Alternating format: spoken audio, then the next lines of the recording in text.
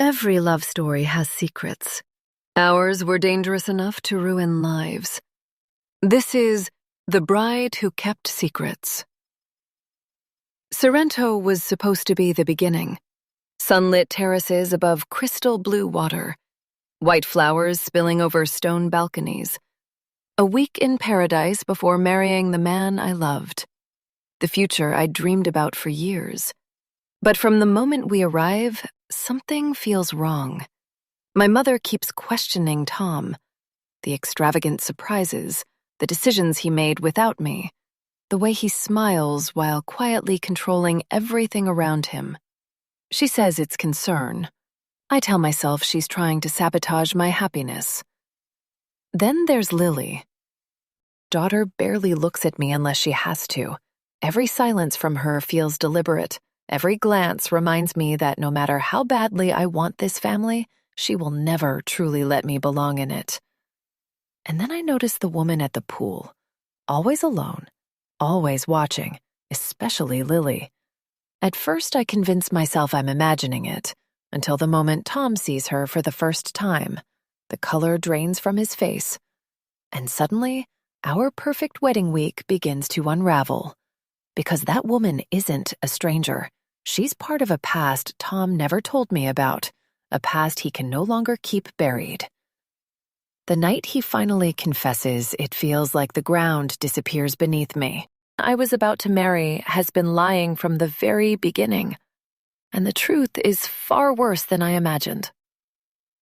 But Tom isn't the only one hiding something. Because I came to Sorrento with secrets of my own, secrets I convinced myself didn't matter anymore, secrets capable of destroying more than just our wedding. By the end of the week, every lie will be exposed, every betrayal laid bare. And as the waves crash against the cliffs below our villa, I'm forced to ask myself one terrifying question. How well do you really know the person you're about to marry? Because sometimes the most dangerous secrets aren't the ones we hide from strangers. They're the ones we hide from the people we love most. Prologue. The day before. Was she really going to tell Tom that their wedding was off, less than 24 hours before the ceremony? Carrie held tightly to the hot chrome rail, closing her eyes against the sharp reflection of the sun on the water. However much she loved him, there was no way she could marry Tom tomorrow after everything she'd discovered in the last few days. It would be wrong to go through with it now. Everything had changed. But reaching the right decision was easier than following it. Could she really do this? On the horizon, a cruise ship passed slowly, moving effortlessly towards its next destination. Closer to the shore, indigo waves tumbled against the rocks. Of the hotel air conditioning, the air on the balcony was stifling. Tomorrow was supposed to be the beginning of a bright new life, their wedding day. But shadows from her past, and Tom's, had proved too powerful to ignore. He would be here within moments. A few words, and it would all be over. Plans drawn, foundations laid, walls constructed brick by careful brick, would all come crashing down. Through the heat of the Italian air, the laughter of holidaymakers bubbled upwards to mock her mood. Only 5 days ago, that had been her, hopeful, happy, and excited to marry the man she loved. If she chose to, she could still go through with it.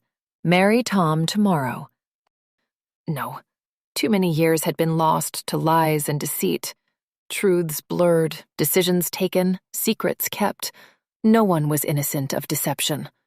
It was up to Carrie now to draw a line, not one created in sand to be washed away by the tide.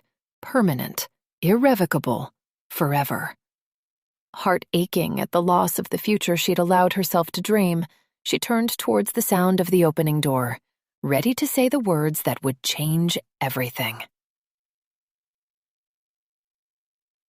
Chapter 1. 5 days before. It would be difficult to say that this wedding venue was beyond Carrie's wildest dreams, when she'd never dared dream of a wedding at all. What do you think? Tom slipped his arm across her back, eyes eager for her reaction, smile as wide as the harbor spread out in front of them. Smooth as glass, the sea below was the deep azure blue seen only on the covers of travel magazines. On the edge of the cliff, she held tightly to the rail at the top of the glass wall and breathed in the lemony air as Tom's thumb stroked the top of her bare shoulder. Would she ever take this feeling for granted? The intoxicating physicality of his close proximity. Like the view, there was only one word for it. It's incredible. At midday, the heat of the sun was made bearable by a soft, salty breeze making its way over the rocks. Veranda, a steep path of rugged steps led down to a small strip of pale sand. In 5 days' time, they would be married on that secluded beach. Carrie's stomach fizzed at the thought. Tom kissed the top of her head.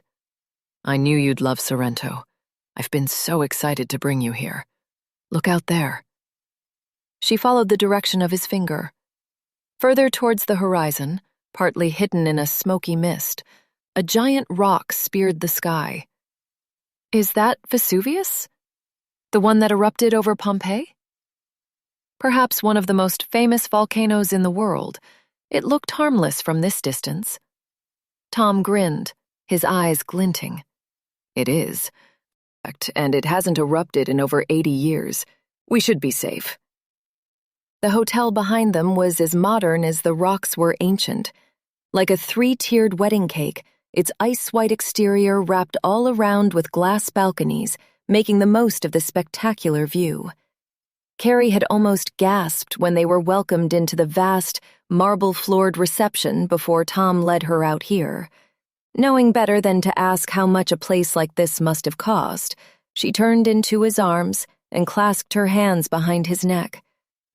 It's amazing. You're amazing. I can't believe you've done all this for me. From the moment Tom had proposed, he'd told her that he wanted to give her a magical wedding. It was his idea to come here, to Sorrento, and he'd organized everything. The venue, the flights, the ceremony. All she'd had to do was choose her dress and the color for the flowers. Before he could kiss her again, they were interrupted by the rhythmic slap of younger footsteps. Dad, where's the swimming pool? On the other side of Tom, Lily screwed up her eyes against the strength of the sun. In her t-shirt, shorts, and sandals, with her long dark hair pulled up away from her neck, she was a typical 12-year-old girl on holiday.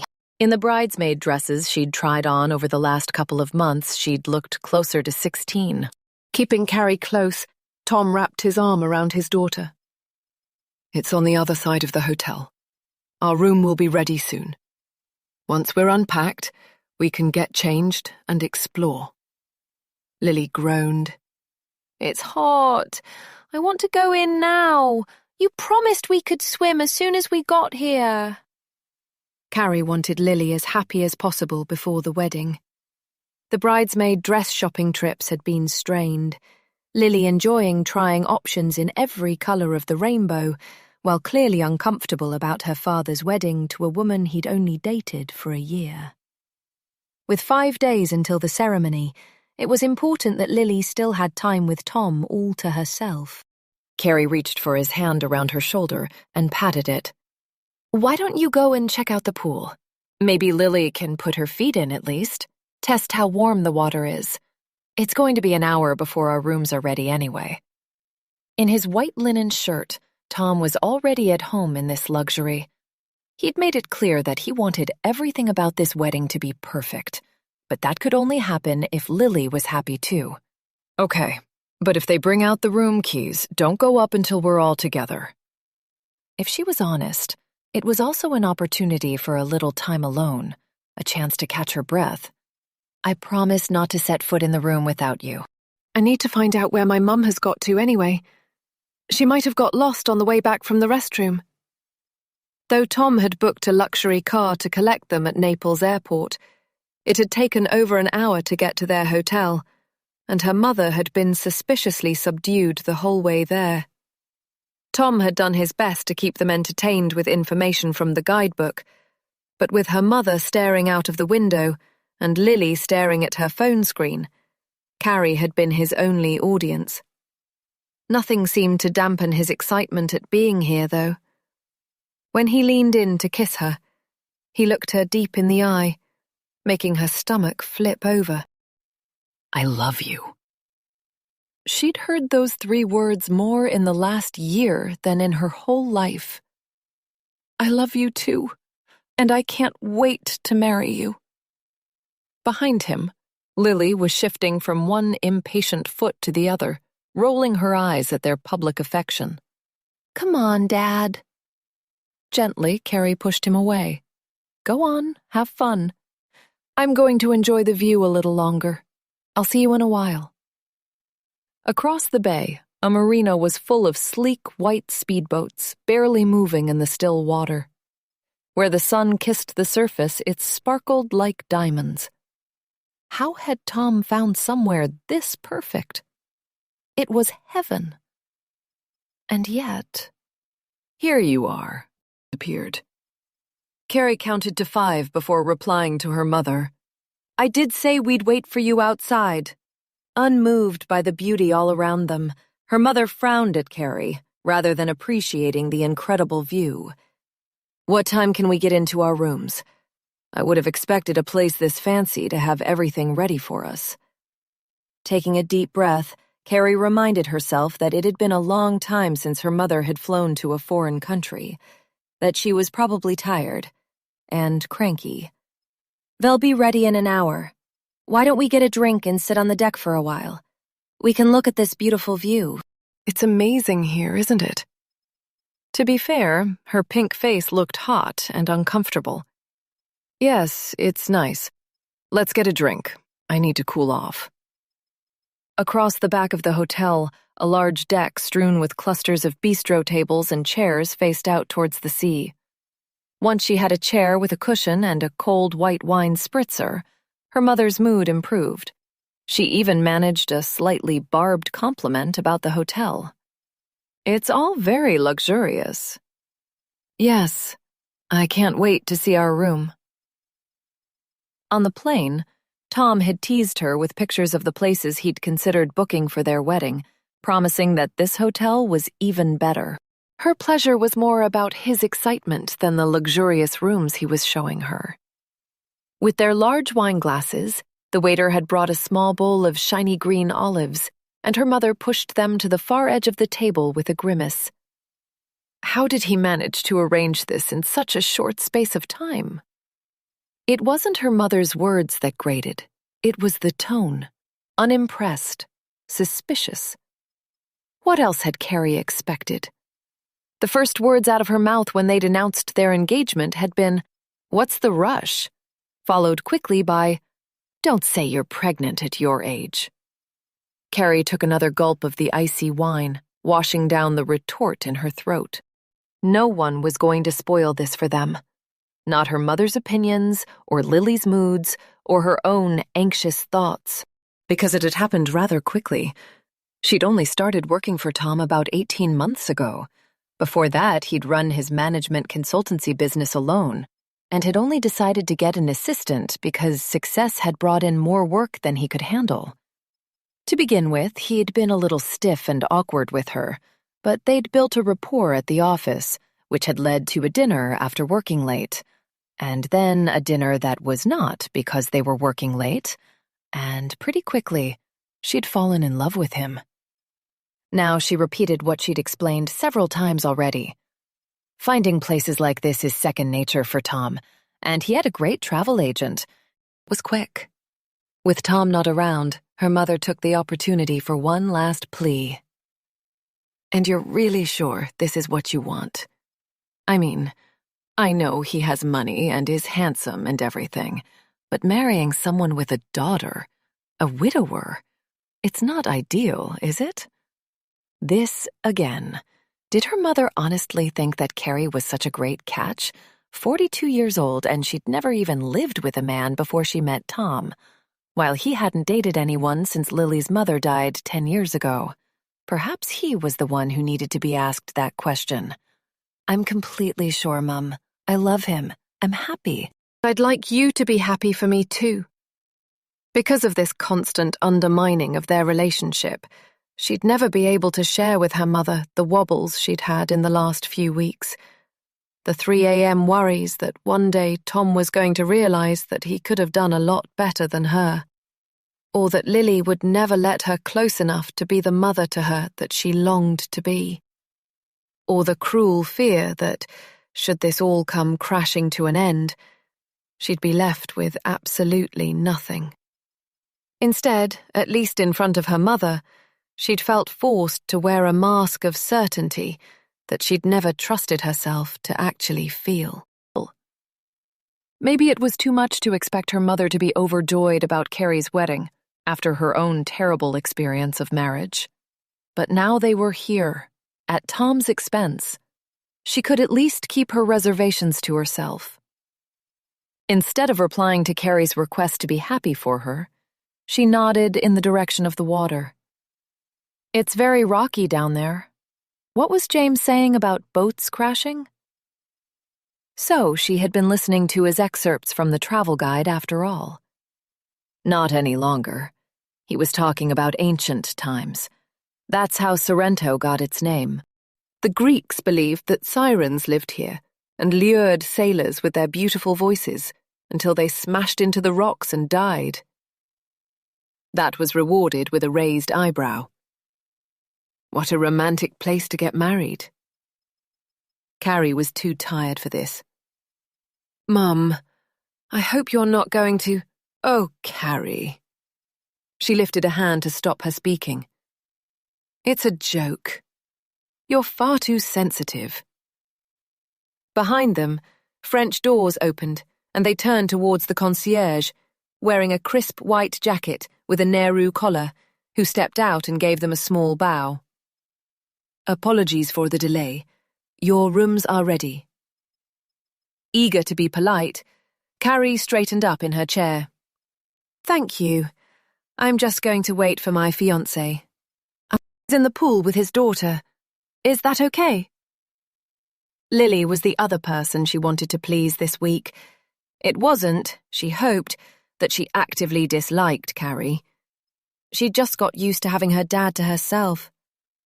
Carrie had tried to say the right things, that she wasn't trying to replace her mother, that she wanted to be her friend. But that hadn't been right either. Lily had never even known her mother. Too young to have any memory of her before she died. That had been her mother's other tactless comment after their engagement. Maybe he just wants a mother for his daughter. The concierge bowed again. Of course. Whenever you are ready, I will be at the front desk waiting to escort you to the bridal suite. Carrie's face warmed. She'd assumed he'd just leave a key. She wasn't used to being somewhere as exclusive and expensive. Before meeting Tom, her trips abroad had generally involved a backpack or a last-minute getaway deal with friends. Her mother folded her arms. Well, I'd like to go to my room. I've had an incredibly long day and I need to lie down. Irritation prickled in Carrie's stomach. Why couldn't she wait until they all went up together? With practice, she slowly breathed out the annoyance and smiled at her instead. That's fine. You can go ahead. Her mother frowned. Will you not come to the room with me? I have bags to carry. Forcing herself to ignore the stern demand of her mother's eyes, Carrie stayed where she was. I'm going to wait here for Tom and Lily. With professional smoothness, the concierge turned to her mother. I will have someone follow with your bags, madam. She could practically see the struggle on her mother's face between wanting to ask again for Carrie to come with her and not making a scene in front of a stranger.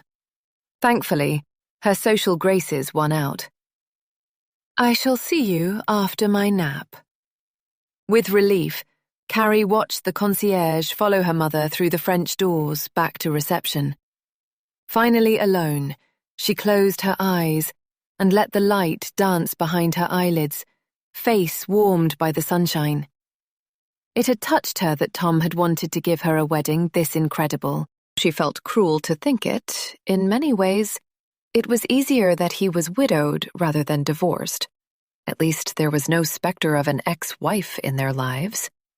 But it was difficult to live up to someone who had been made saintly by their passing. For Lily's sake, Tom had created the myth of a near goddess, and in doing so, perhaps he'd come to believe it too. It didn't help that she'd never met anyone who'd known his first wife. Tom's mother had died the year before they met, and he had no siblings. The only friends of his she'd met had been people he'd got to know since he and Lily had moved to the area where they lived now, when Lily was around 4. Perhaps if there'd been someone she could speak to who'd known Lily's mother, and could vouch for the fact that she was indeed merely human, it wouldn't have made her feel so secondary. A shadow darkened the orange behind her eyelids, and she opened them to Tom's smiling face. "Come on, Sleepy. Let's go to our room." Grateful, she tucked into his strong arm, and they made their way back towards reception with Lily racing ahead. In 5 days' time, she would be Tom's wife and Lily's stepmother, and would have the family she'd dreamed of since her own had been torn apart. Chapter 2. Elegant, luxurious, and roughly the size of her old apartment, the suite that Tom had booked was absolutely incredible. The door opened straight into the bedroom. To the right, a king-size bed covered in a billowing white cloud of duvet invited you to lose yourself in amongst it. At the foot of the bed, 2 thick white fluffy towels were twisted into swans with their beaks entwined. An apt choice. Swans, she remembered from a school poetry lesson, mated for life. To her left, a gray velvet couch angled inwards from the wall, and a glass-topped bistro table held various confectionery gifts from the hotel. Biscuits and chocolates and a magnum of champagne in a silver bucket.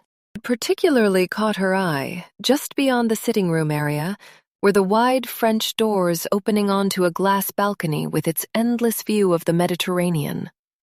"I can't believe this is all for just us." Tom's pleasure at seeing her amazement was palpable. "I take it that you like it?" She was almost scared to touch anything. "Like it? It's amazing, Tom. I had no idea it was going to be like this." He pressed his hand into the small of her back. "Well, let's go inside then." If anything, the room seemed even bigger once she was in the middle of it. The bellboy wheeled in their cases, and Tom palmed some notes into his hand. It was one of the many things he did that came naturally to him, these tiny behaviors of people who were used to wealth. When the bellboy bowed in her direction, she blushed. She felt such a fraud. "Wait until you see the bathroom." In 3 strides, Tom was across the room and opening a door onto an elegant marble suite, a white slipper bath, separate double shower cubicle, and 2 basins. It was the kind of bathroom you'd expect royalty to have. Carrie's toothbrush and face cream were going to get lost in there. Back in the main room, Lily planted herself down onto one of the couches. "Where am I going to sleep?" Carrie had wondered the same thing, but Tom had it all under control. "Well, this is one of the reasons I booked this suite. Follow me." Behind the couch was a door Carrie had mistaken for a cupboard. Opening it with a flourish and a bow, Tom revealed a separate bedroom with swans of its own on each of 2 single beds. "A bedroom for a princess." Lily grinned as she wandered in. "Do I have a bathroom too?" "Of course." He nodded to another door, which led into a small but perfectly formed ensuite. He'd thought of everything. Everyone's ideal arrangement to have their soon-to-be stepdaughter in an adjoining room on the week of their wedding. But they'd discussed the possibility of Lily sharing with Carrie's mother and discounted it immediately. For both their sakes. Not for the first time, she wished that they had other guests coming to the wedding. That there'd be someone to look after Lily, at least, on their actual wedding night. But Tom had wanted it to be just them, and she was glad that Lily would be safely in the adjoining room. The buzz of Tom's phone interrupted the room tour, and he slipped it from his pocket, frowned at the screen, and then smiled apologetically. "Sorry, it's work. I just need to take this." He backed out through the adjoining door, leaving Carrie hovering in Lily's room. "Your room looks great. Do you want me to help you unpack?" Lily shook her head. "No, I can do it. I'm going to get changed into my swimsuit, So she wanted her to leave. How Carrie wished that she knew how to make this relationship work. She was longing to be the kind of stepmother who Lily would want to hang out with, letting her paint her fingernails and gossip about her friends. Tom kept saying that she just needed time, but Carrie was beginning to worry that it would never happen, that she just didn't have the skills to be a mother. "Of course. Well, I'll just be next door." After closing Lily's bedroom door quietly, she surveyed the empty bedroom. Tom had pulled the door of the balcony closed behind him, but it was still open a crack, and through that she could catch the odd word from his call.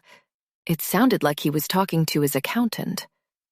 While she waited, she unpacked their things.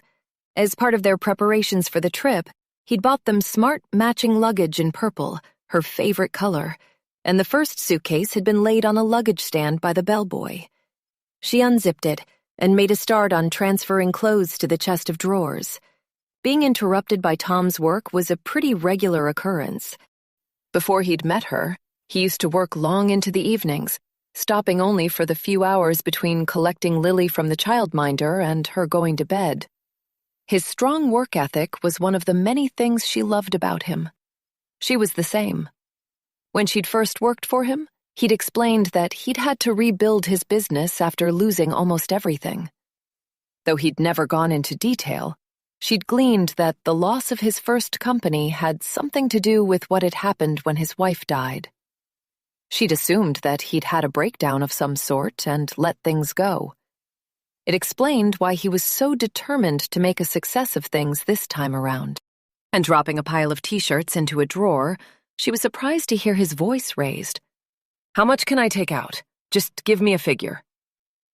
There was something in his tone that made her nervous. He was usually calm in any work crisis. As his assistant, and even more since she'd become his fiancée, she'd been involved in various elements of the business. Lately, though, he'd been borderline secretive with bank statements, and had changed the password on the business account.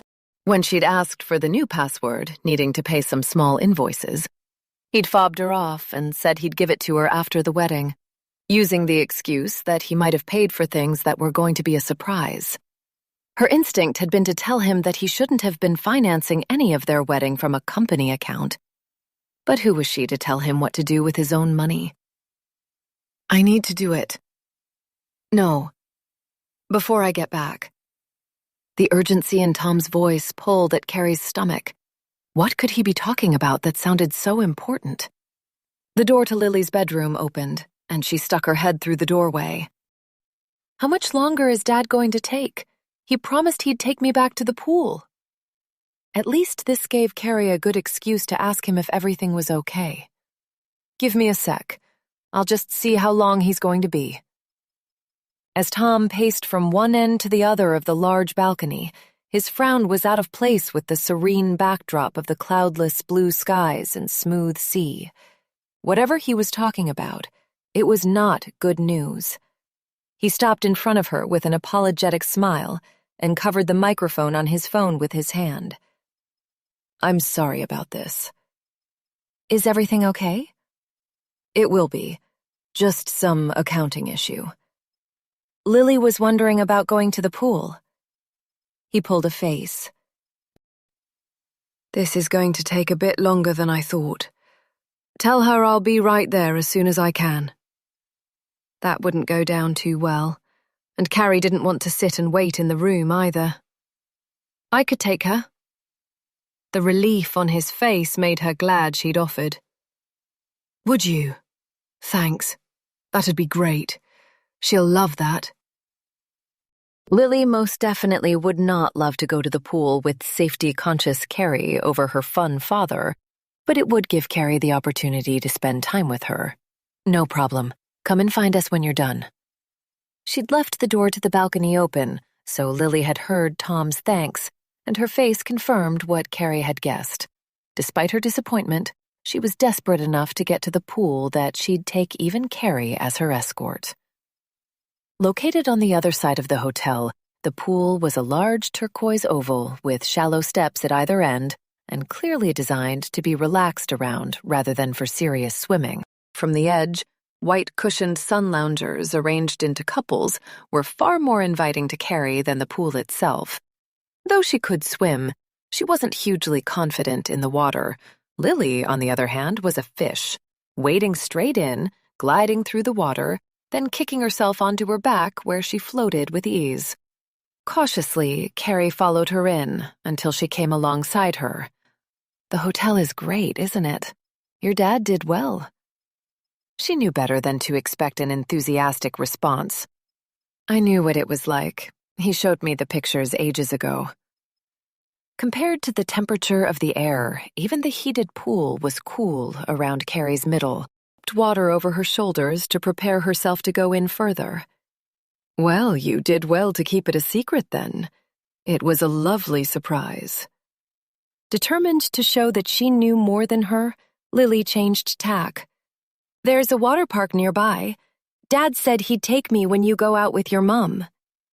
Anything high or fast or covered in water was not Carrie's idea of a good time, so Tom would have been right to suggest he take Lily to a water park alone. But he might have asked at least. A day out with her mum was not really a pleasurable activity for her to do instead. "I'm sure you'll love that. You're much braver than I am." "I know." So often the way Lily spoke to her was borderline rude, but she was an almost teenager whose dad was getting married after years of being single. Obviously, she was going to need time to adjust. Carrie was also going to need to adjust. Having never had a child of her own, she was about to become a stepmother to a fully formed girl. Lily tipped herself back to standing and screwed up her nose. "Aren't you going to swim?" Feigned enthusiasm was becoming a habit. Of course. Messing around in a pool was new territory for Carrie, with no blueprint to follow. The only time she'd played in a swimming pool as a child had been with her father. Once, after her mother had withdrawn her from the swimming lessons she'd pronounced too risky, he'd taken Carrie to their local pool and worked at building her confidence by getting her to jump off the side into his safe arms. She could still remember the way her stomach had flipped as she'd launched herself into the air. From that point on, she hadn't been into a pool until her first holiday with her school friends, the year they'd turned 18. Lily was waiting. If Carrie was going to learn to be a fun stepmother, she was going to have to brave the cold.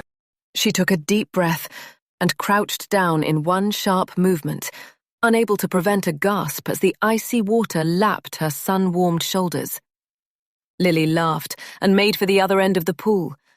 As she watched her go, Carrie's eye caught a blonde woman in large sunglasses also following Lily's progress.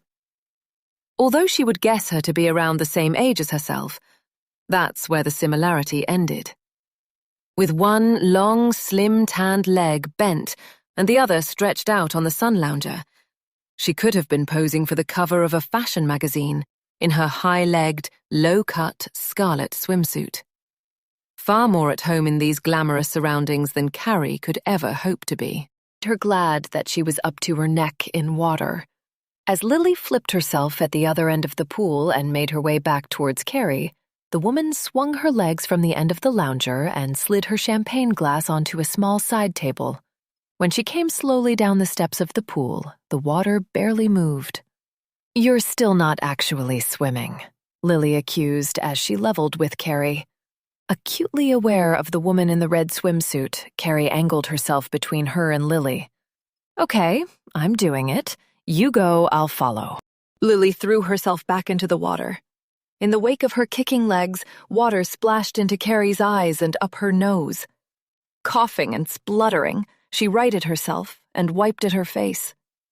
Once her eyes were clear, the woman in the red swimsuit, serene as a swan, was gliding in parallel with Lily, not attempting to disguise the fact that she was watching her. Oblivious, Lily torpedoed through the water, hit the other end, and then swam back towards Carrie. At one point, the woman seemed about to call out, but Lily was too fast. Pleased with herself, Lily rose from the water like a nymph. "We need to get Dad. You're too slow for me." "Yes, good idea." She wished that Tom was there too. The woman's gaze was making her increasingly uncomfortable. It wasn't normal to watch a stranger so openly, particularly a child. Should Carrie say something? But what? Before she could make up her mind, the woman reached the far end and stepped out of the pool, plucked a towel from her sun lounger, and wrapped it around herself. Lily followed Carrie's gaze, which gave the woman the opportunity to catch her eye. She waved with her fingertips. "Enjoy your swim." After she turned and left, Carrie realized that her words had only been directed at Lily. It was as if Carrie didn't exist. Chapter 3. After the woman had gone, Carrie and Lily stayed in the pool for almost an hour, with Carrie on high alert for her return. Despite his promise, Tom didn't make it down to join them. Was it the responsibility of looking out for Lily, and in a swimming pool, that had made Carrie paranoid? From a more rational standpoint, the woman might just have been surprised to see a child in the pool. Irritated, even? All of the other guests she'd seen had been adults. It was term time, after all.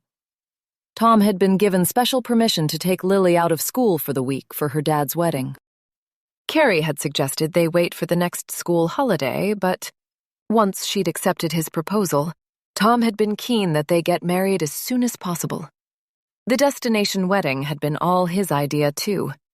She'd have been happy with a registry office and a few friends, dinner out at a nice restaurant afterwards. But he had been insistent that he wanted to give her something special, and it had felt ungrateful to keep saying no. Still, she couldn't shake off the feeling that it wasn't just the appearance of a child in the pool which had caused the woman in the red swimsuit to stare. She hadn't looked irritated. On the contrary, she'd seemed to enjoy watching Lily swimming. Though she couldn't quite explain it, Carrie had found her interest unnerving. When Lily announced she was starving, it was a welcome excuse to leave the pool. "Let's go back and see what your dad's doing. Maybe we can go and get something to eat."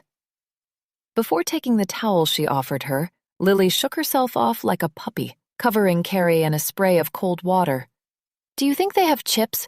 I badly want chips." "I'm pretty sure this hotel will have anything you desire."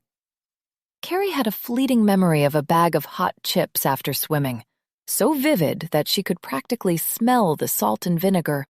Her dad winking at her and swearing her to secrecy because her mum would not approve of her eating directly from the bag. In the last few months, these flashes of her father were emerging more frequently from the mists of her memory. Seeing Tom with Lily must be triggering them.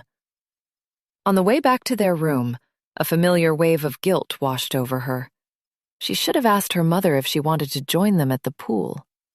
Though she'd planned to take a nap, and would want to unpack and get herself straight, that was a couple of hours ago. By now, she was likely to be waiting to hear from Carrie. She was also conscious of Lily's wet hair dripping onto the carpet in the corridor, and wanted to get her back to the room as quickly as possible. "I'll drop you off, and then I'll go and check on my mum." Lily shrugged. "You don't have to come with me. I'll be fine going back on my own." She probably would be, but that wasn't a call Carrie was ready to make, especially after the weird experience with a woman at the pool. "I want to check in with your dad anyway." Inside the room, Tom was perched on the end of the bed, where one of the towel-crafted swans had fallen onto its side.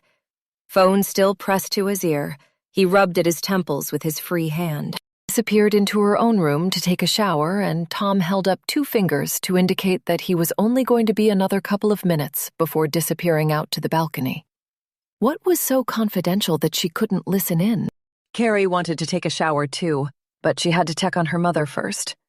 Peeling off her soggy swimsuit in the bathroom, she caught sight of her body in the mirror that took up the whole of the wall behind the basins.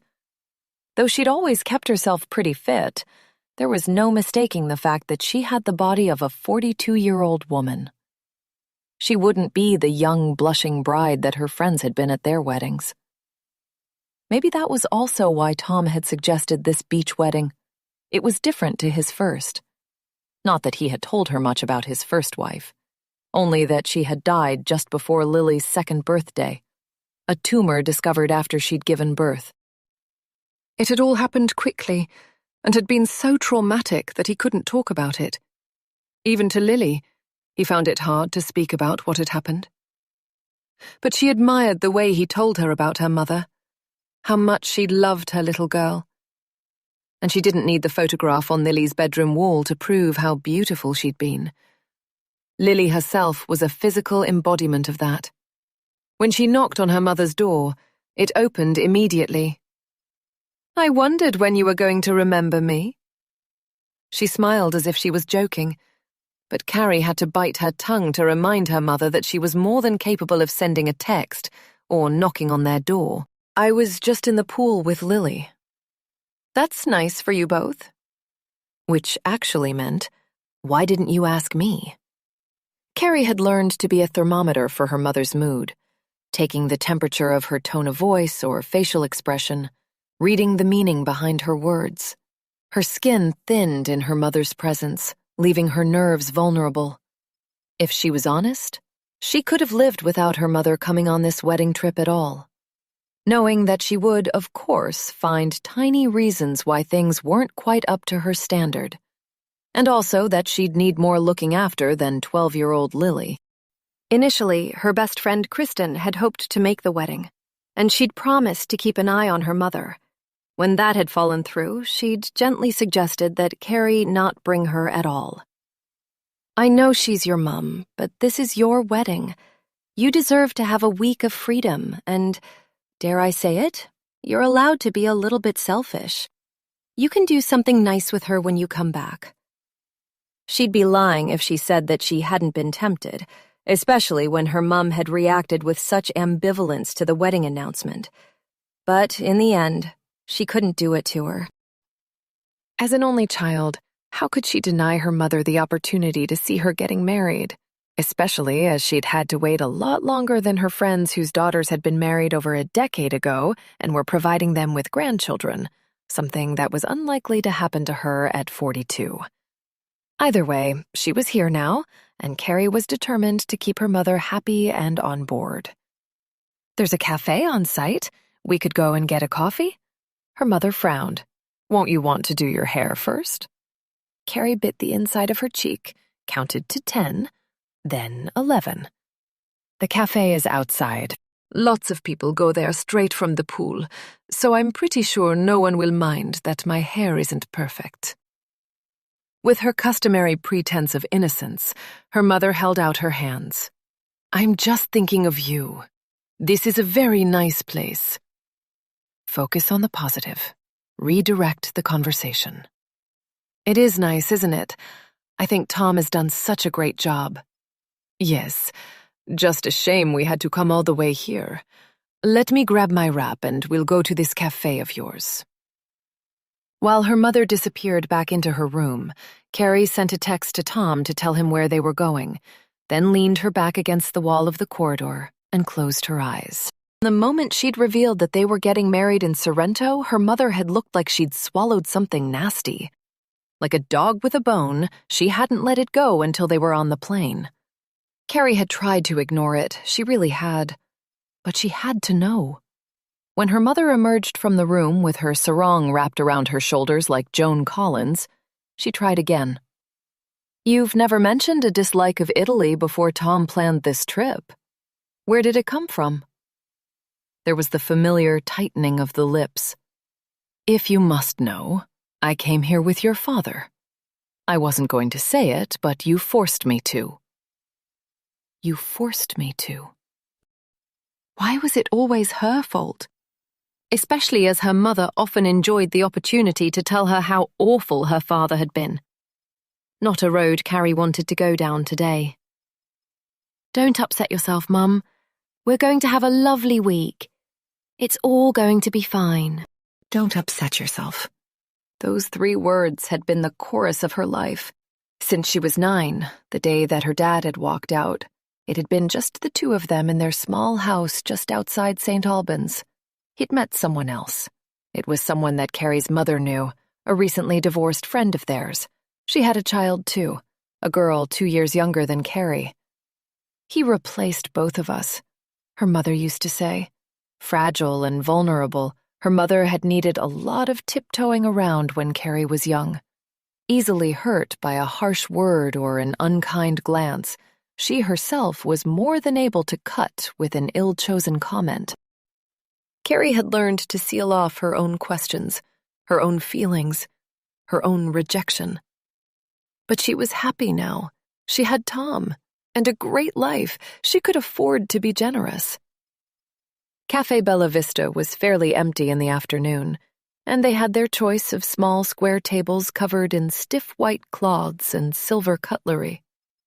Even in the shade of its wide blue cotton canopy, the sun wrapped its warmth around them.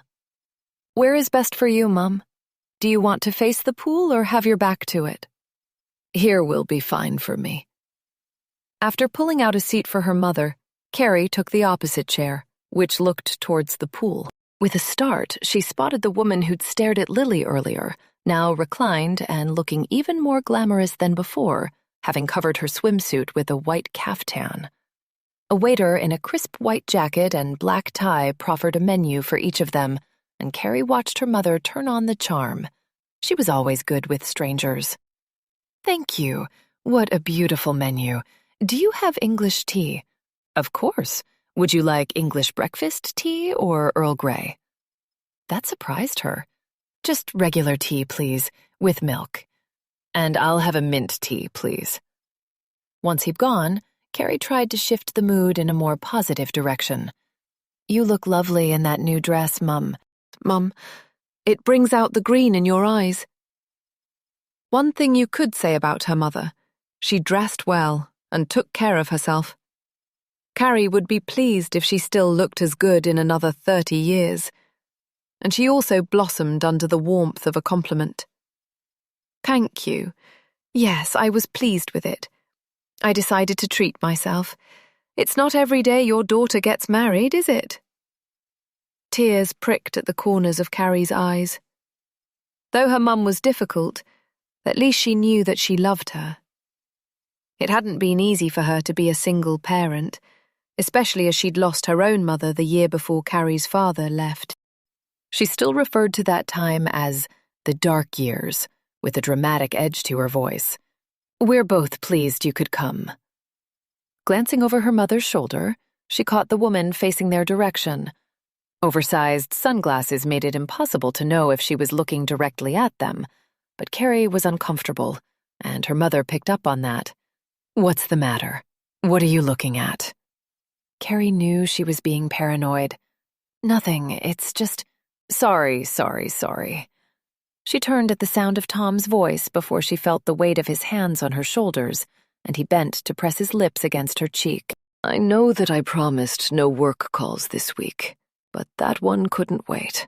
It's all done now. Can I join you? Of course. See if you can take a chair from one of the other tables. Instinctively, Carrie glanced at her mother, checking she wasn't upset that their time alone had been curtailed. It could go either way. Though she hadn't been keen on Tom to begin with, she'd softened since they started planning the wedding, and had even suggested that Lily could stay with her the night of their actual wedding, an offer they'd yet to decide whether to take up. Diplomatically, Tom positioned his chair on the same side as her mother's, avoiding an us and her situation. The waiter brought him a drinks menu at the same time as delivering their teas, but Tom barely glanced at it. Una piccola birra, per favore. Carrie ignored the irritation on her mother's face, knowing she'd regard Tom's use of Italian as showing off, and focused on Tom. "Where's Lily?" Tom leaned back in his chair, far more relaxed than he'd sounded on the balcony earlier.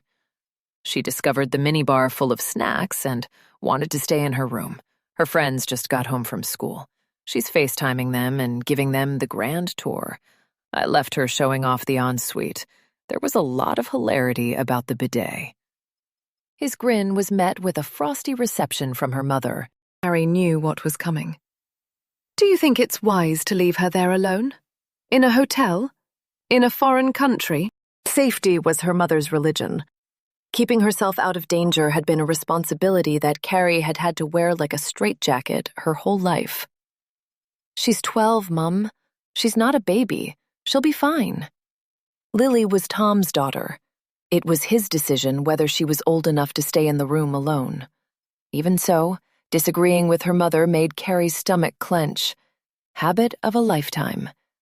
Before Tom could agree, she was distracted again by the woman at the pool. This time, she'd removed her sunglasses, and there was no mistaking it. She was staring directly at the three of them. Tom followed her gaze, turning his head to see what had caught her eye. She could have kicked herself for drawing his attention there, knowing she wouldn't come off well if he made a comparison. If she'd expected him to react to the sight of such a beautiful woman, she was right. But that wasn't the worst of it.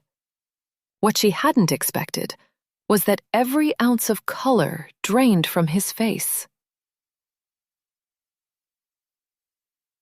Chapter 4. There was no way she was going to bring up his reaction in front of her mother. So Carrie waited until she was back in the room to ask Tom why he had blanched at the sight of the woman at the pool.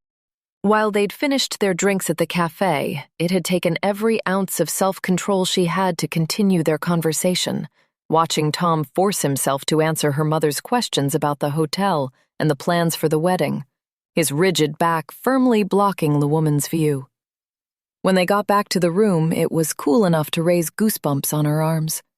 Her hair had dried in the sun, but it hung in clumps down the back of her neck, and her swimsuit was still damp beneath her dress. All of these things were the least of her discomfort. So, who is she then? Fiddling with the air conditioning control on the wall, Tom faced away from her. "They always have these things on a setting that is way too fierce. It turns the room into an icebox." Despite the goosebumps, the cool air was welcome on her flushed cheeks. "I'm fine. Who was that woman?" He continued to jab at the digital display as if it had done him a personal injustice. What woman? Before, she'd been curious. Now she was concerned. Why was he being obtuse? "The woman at the pool, in the white dress over a red swimsuit. You know her, don't you?" He turned towards her with a frown.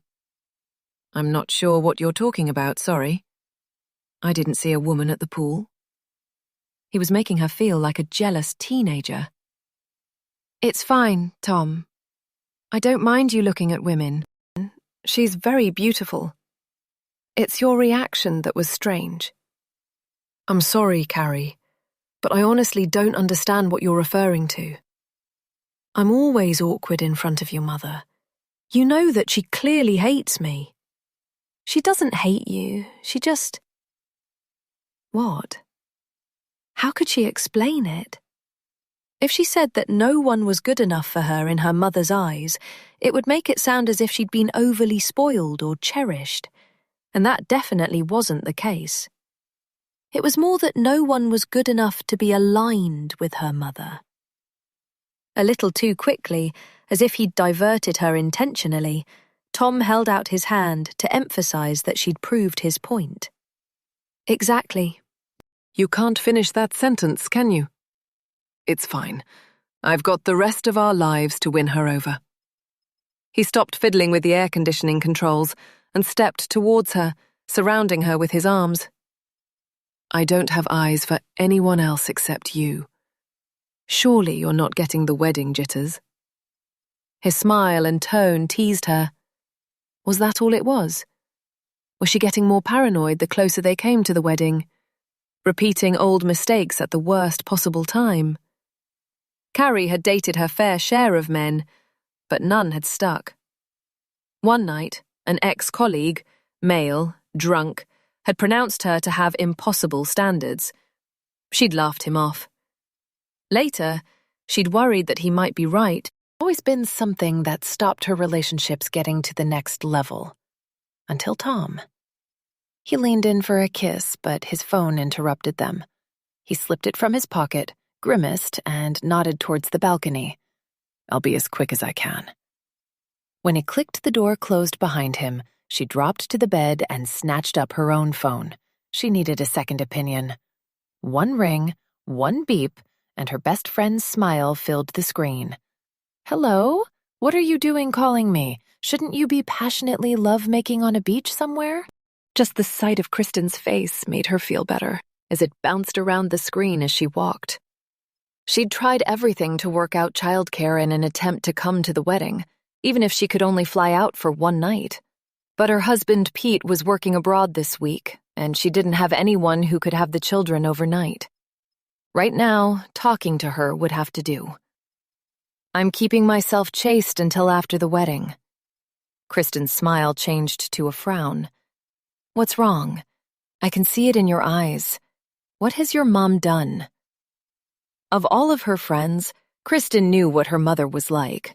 Many times when they were out together, and her mother would call, interrupting their dinner with something vitally important, like a problem with the remote control on her TV. "Why don't you let it go to voicemail? Just sometimes," Kristen used to say. But Carrie couldn't. The fear that the one time she didn't answer the phone would be the time her mother actually needed her. Oh, she's her usual prickly self.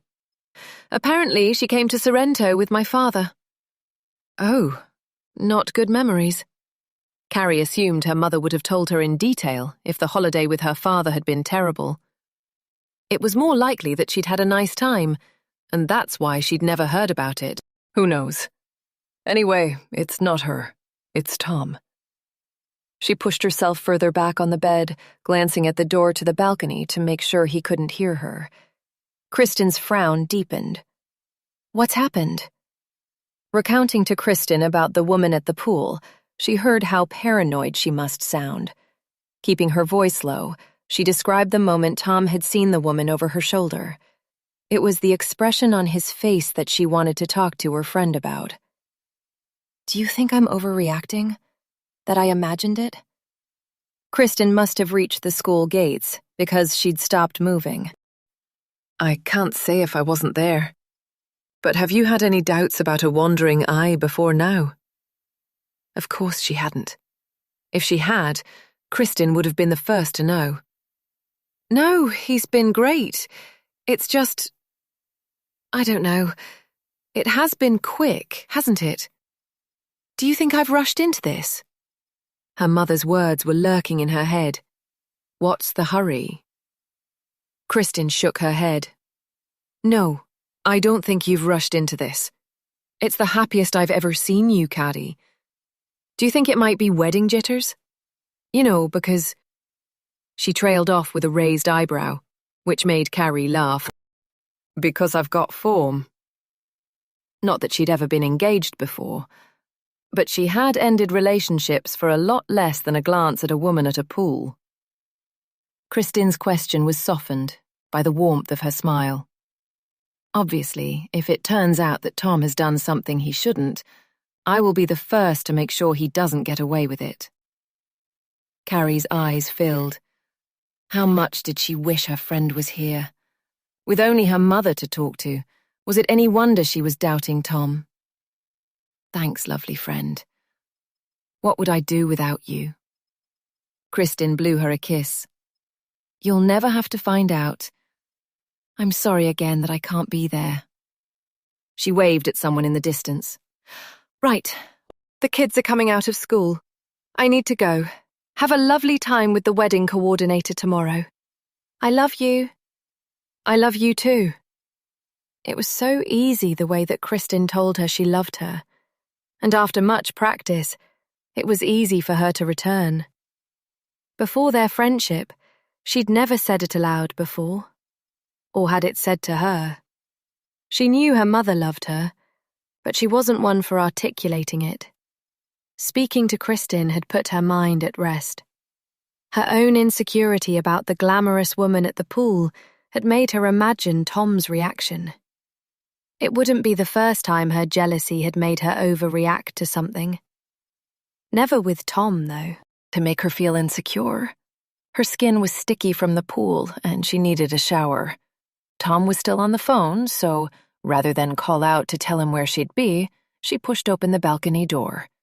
He had his back to her, elbows on the chrome rim of the glass balcony. With a clear view of the sea through the glass, he looked precarious despite being completely safe. Before she could speak, he swore quietly, under his breath, then sighed deeply. Just give her the amount she wants, but we have to make it clear that this is a one-time thing. I can't afford to do this again. Gently, she pulled the door closed. Who was he paying money to? And why was he clearly keeping it a secret? Chapter 5. 4 days before. Last night, after a quiet dinner in the hotel restaurant, Carrie had struggled to sleep. Cruel as ever, her imagination tortured her about Tom's reaction to the sight of the woman at the pool. Even if Kristen was right and her anxiety was due to last-minute wedding jitters, she definitely hadn't imagined his phone conversation on the balcony yesterday. Just give her the amount she wants. Who had he been talking about? Was it connected? When she'd asked him if everything was okay, Tom had kissed her and said it was just work stuff and nothing to worry about. Interrupted by a call from the hotel wedding coordinator, reminding them about their appointment to finalize the details for the big day. By the time they'd had dinner, it had felt paranoid to bring it up again. At some point, she must have fallen asleep because she woke with a start just after sunrise. The panic that had forced her awake dissipated when she realized, with a rush of relief, that the horror she'd emerged from, of Tom leaving her, had only been a nightmare. Then the worries from the night before crept back in, making her chest heavy with an unnamed fear. While Tom slept on, she slipped out of bed and tiptoed across to the wardrobe, opening the furthest door where she'd hung her wedding dress yesterday. Slowly, so as not to make a sound, she pulled down the zip on the heavy plastic navy garment bag, needing a tangible reassurance that all of this was really happening. Simple and elegant, in ivory silk, with a Victorian lace bodice, the wedding dress was the most beautiful thing that Carrie had ever owned. The day she'd first tried it on had been one of the most joyful of her life. Kristen had been with her and her mother in the designer wedding shop that Tom had insisted was not too expensive. She'd already tried on 3 or 4 different dresses, allowing herself to be guided by the assistant with no clear idea of what kind of dress she wanted. She'd only specified the online advice about beach weddings to not go for something too floaty that might be taken by the sea breeze. Even her mother had enjoyed the day. The assistant, probably experienced with difficult mothers, had made a big fuss of her, giving her the most comfortable chair and ensuring her glass of Prosecco was refilled at every opportunity. Kristen had been the one to pick out this dress.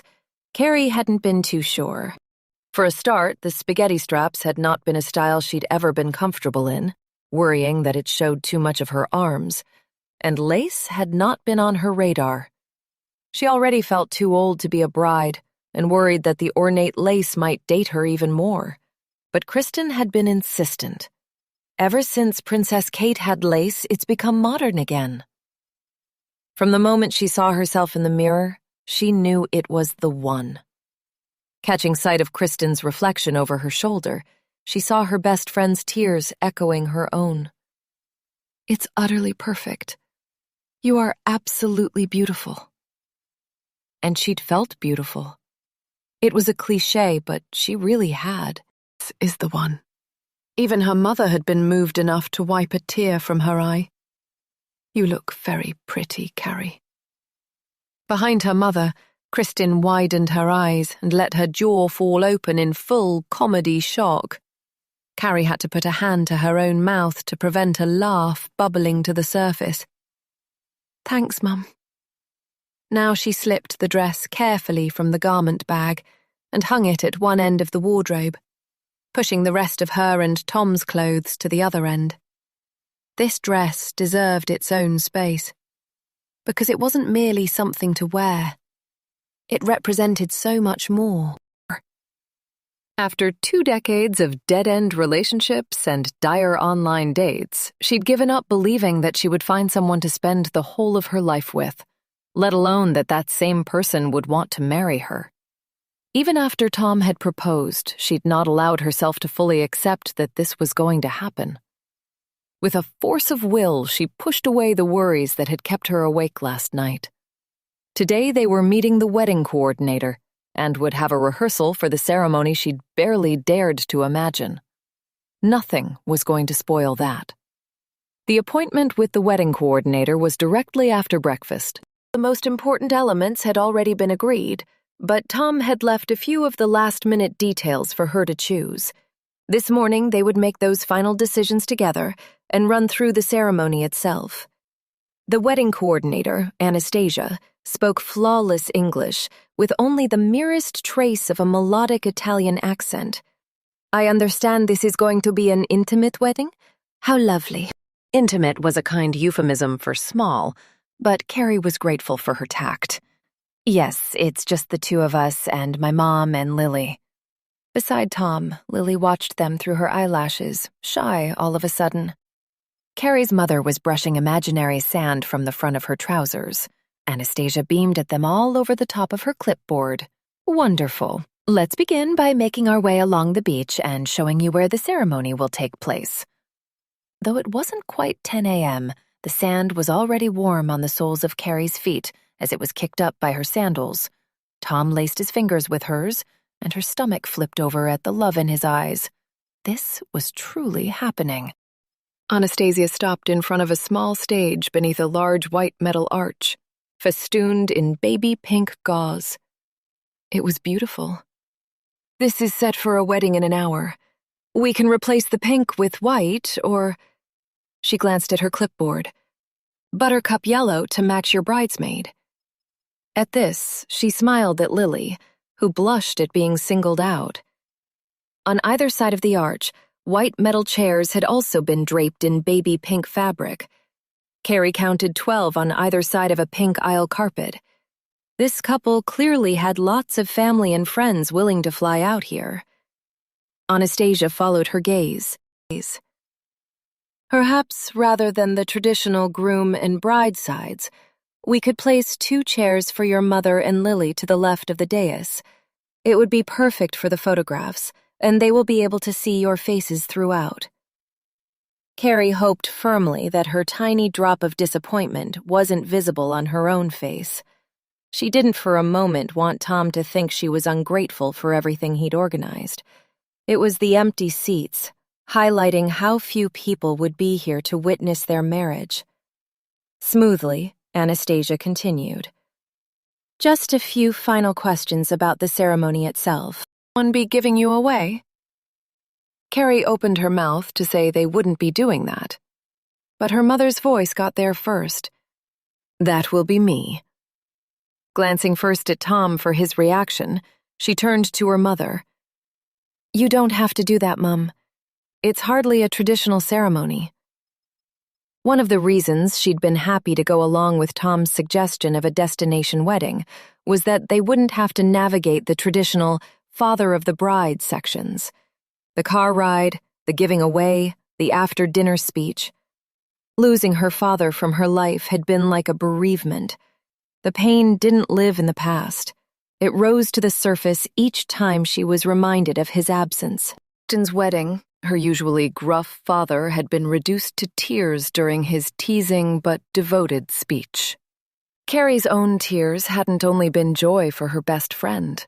Not for a moment had she anticipated that her mother would want to step into the role traditionally taken by the father of the bride. But the determination in her mother's face and voice surprised her. "I want to." Carrie gave Anastasia a small nod of agreement, and Anastasia made a note on her clipboard. Great. Now can the 3 ladies come with me over here? And you? She turned to Tom. Can wait here for a moment. Tom winked at Carrie, then shifted position to watch her go. Turning back, she wagged a finger at him. You have to stay facing the front. You mustn't see me when I arrive. It's bad luck. She had no idea where she'd heard that, and she wasn't superstitious, but they were too close now to tempt fate. Anastasia showed them where to stand and suggested that Carrie take her mother's arm. Then she walked backwards towards Tom, beckoning them to follow. Remember, walk slowly. Many brides rush this part because of their nerves, but you want to enjoy the walk. Take your time. She tensed herself for her mother to make a comment about them not having waited very long to get married, but when none came, she slipped her hand past the sharp elbow that her mother offered her and into the crook of her arm. Not since she was a little girl had she held on to her mother like this. Even then, she couldn't remember many times when they'd been this close.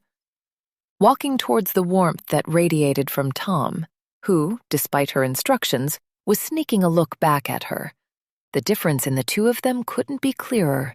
After running through the ceremony, Anastasia took them to a nearby bar where she flicked through an album of photographs of the flower displays they could choose from, wrote down Carrie's decision about the color scheme, all white and simple, and then showed them the menu choices for the dinner they would enjoy in a private dining room back at the hotel. As promised, Carrie took photographs of everything to send to Kristen. Maybe because Anastasia was so attentive and keen to involve her, even Lily seemed a little excited about the wedding ceremony. Could I have some flowers too? Anastasia turned to a separate page of the album and slid it across the table to Lily. Of course, I'm sorry. I forgot to show you the bouquets. Usually we match those to the flowers you've chosen for the displays, but we can change them? Carrie was grateful that Lily was showing an interest. You can choose whichever one you want, Lily. While Lily pored over the pictures, Carrie turned to her mother. Would you like flowers, Mum? A buttonhole, maybe? She shook her head. No, it'll make a hole in my dress, and that cost me a lot of money. After she exchanged a knowing look with Tom, they both watched Lily scroll through her phone to show Anastasia her dress. Anastasia, who Carrie had decided she might be in love with, was making all the right noises about how stunning Lily looked in yellow satin. When Tom tried to peek over her shoulder, Lily whipped the phone screen away from him. You can't see, Dad. It's supposed to be a surprise. Tell him, Carrie.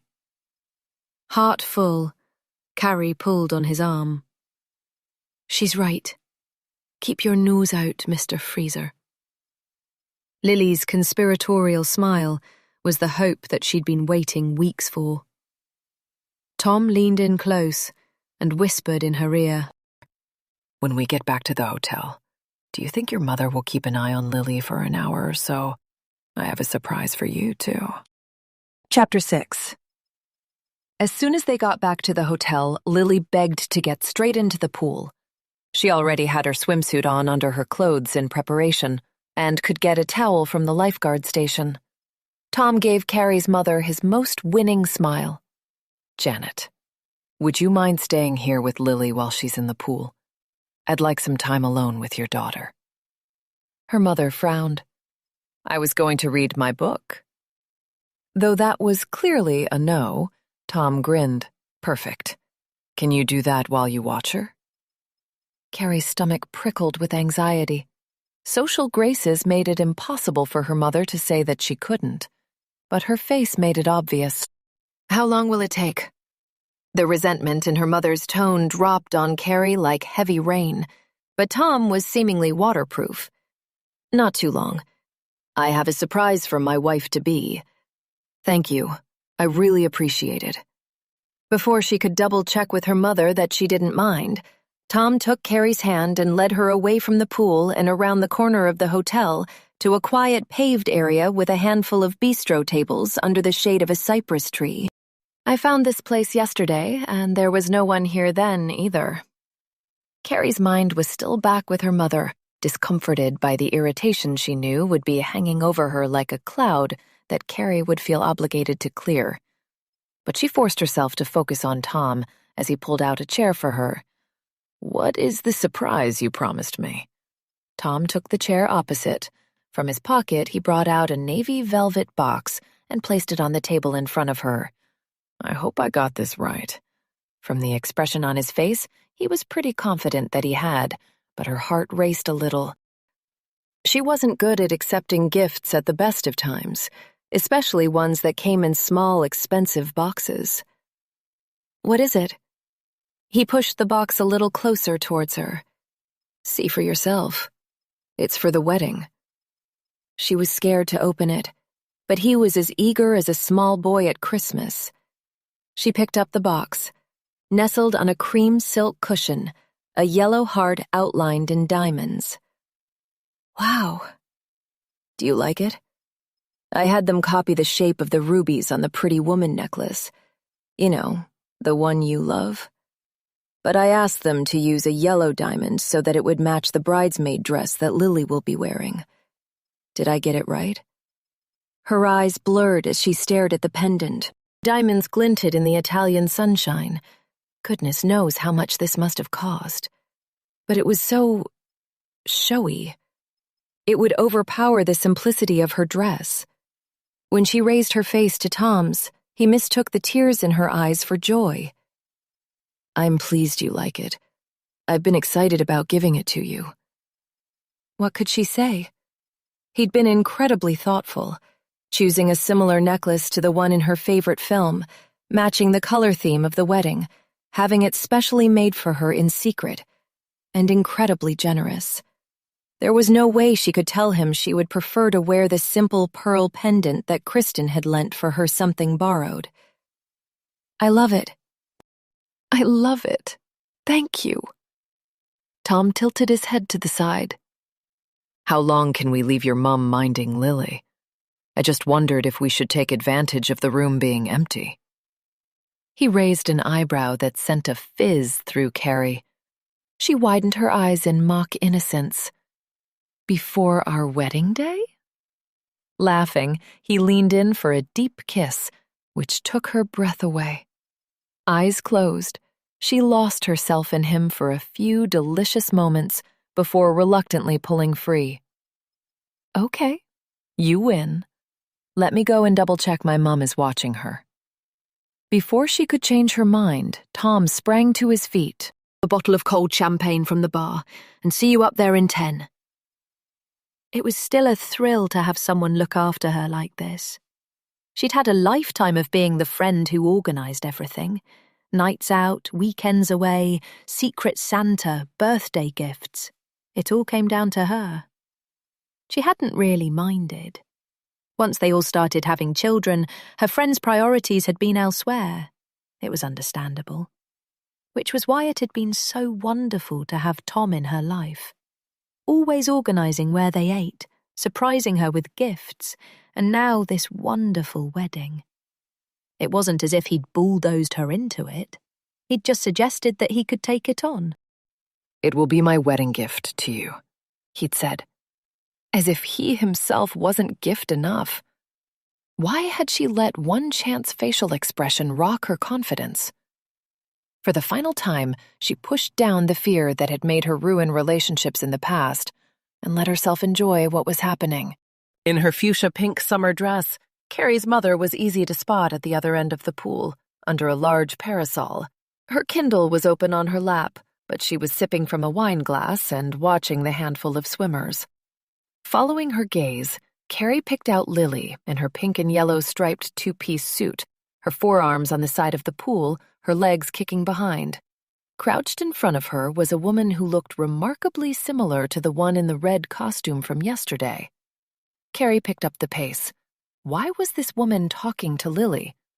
From this distance, she couldn't be 100% certain it was the same woman.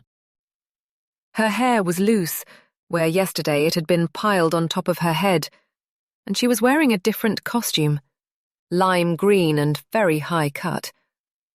But she was pretty sure it was her. As she got closer, the woman straightened into standing and left the side of the pool with a little wave. After returning the wave, Lily pushed back from the side and floated across the middle of the pool. By the time she reached the opposite side, Carrie was waiting for her, crouching as the woman had. She didn't want to jump on her straight away and put Lily on the defensive, so she kept her voice calm and light. "Are you having a nice swim?" Lily's fingers gripped the side of the pool, her short nails painted yellow from the manicure she'd persuaded Carrie that she needed before the wedding. "Yes, it's lovely and warm in here. Are you going to come in?"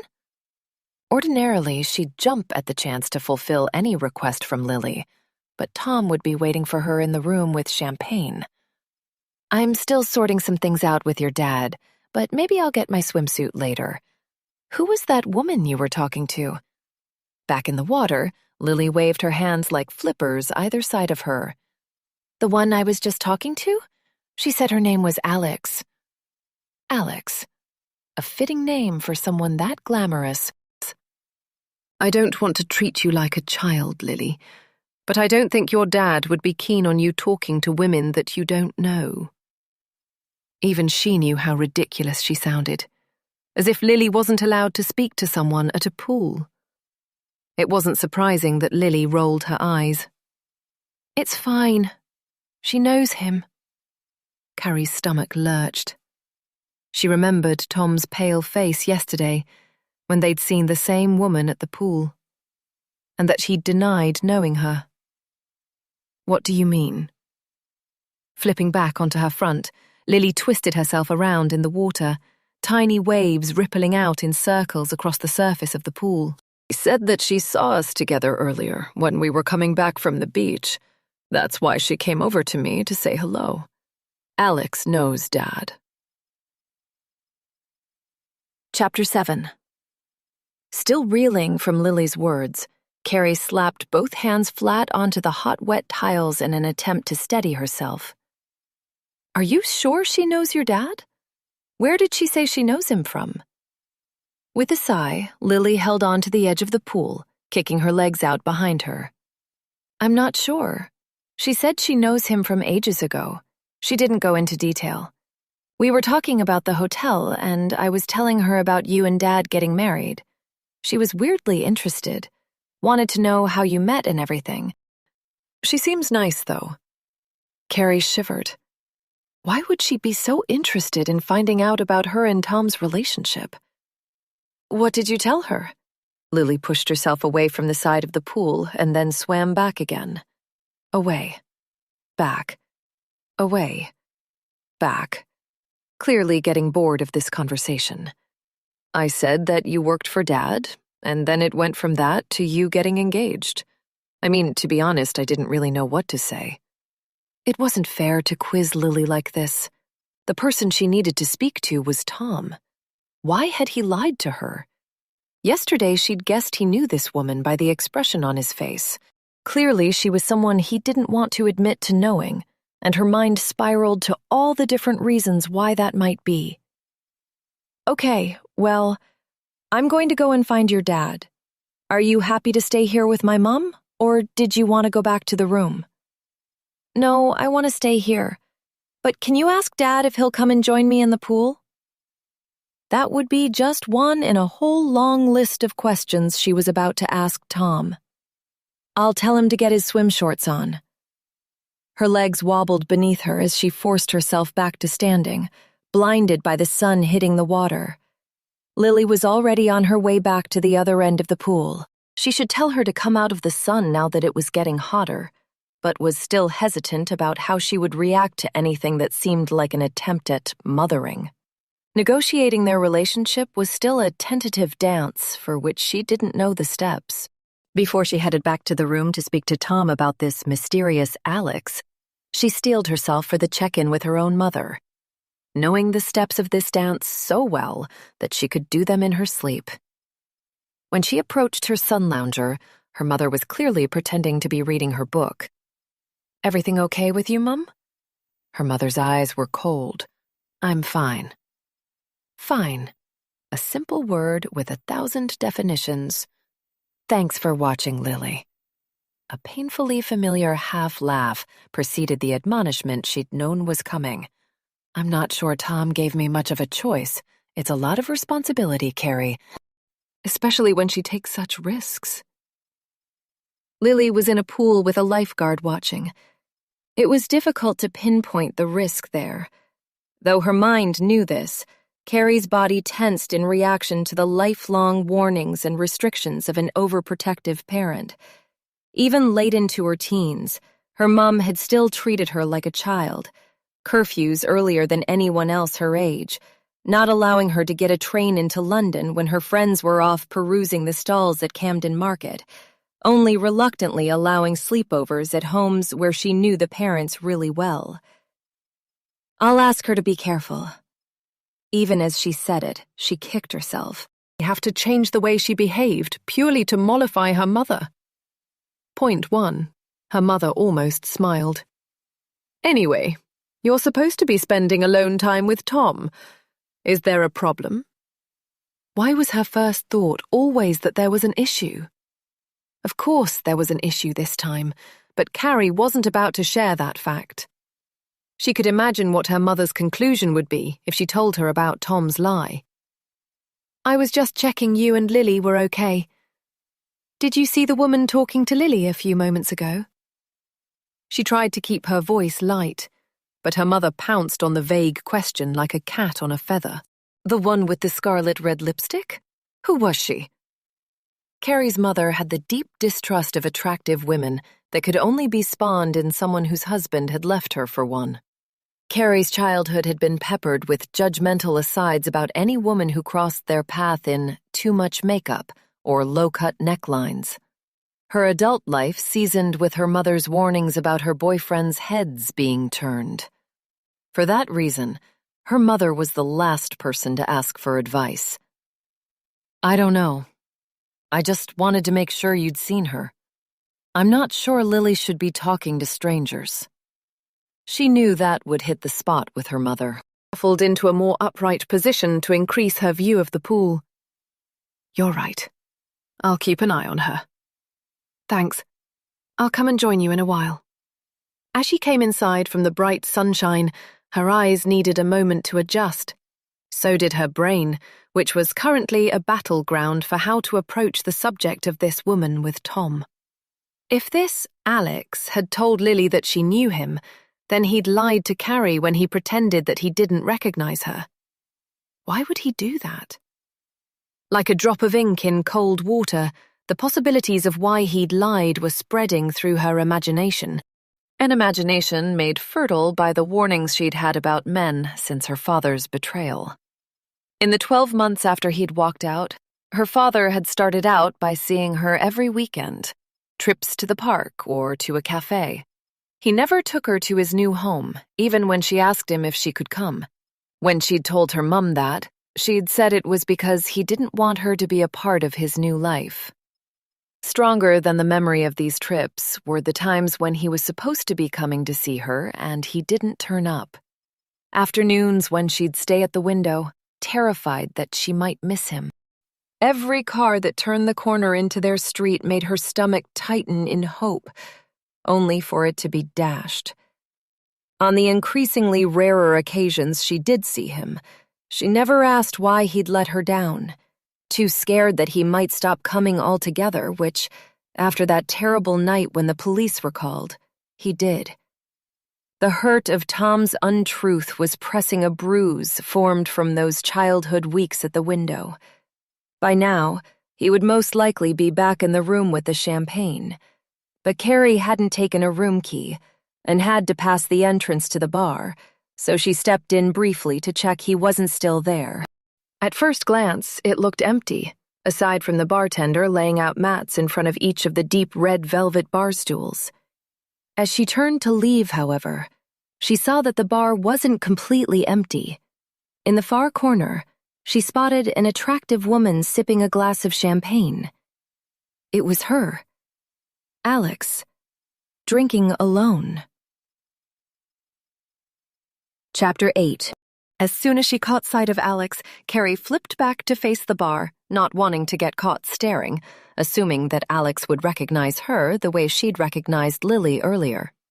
The bartender slid a coaster and a small bowl of crisps in front of her. His dark brown eyes invited flirtation in a way that probably generated generous tips from the wealthy female guests. "What can I get you to drink?" Now she was going to seem like a crazy person, just standing here. "Actually, I was looking for my partner, but what? What was she going to do? Should she go over there? Seize the moment and find out who Alex was once and for all?"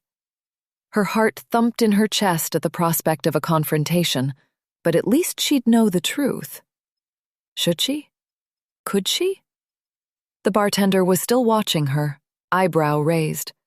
It was only 2:00 and she wouldn't normally drink this early in the day, but there was nothing normal about this scenario.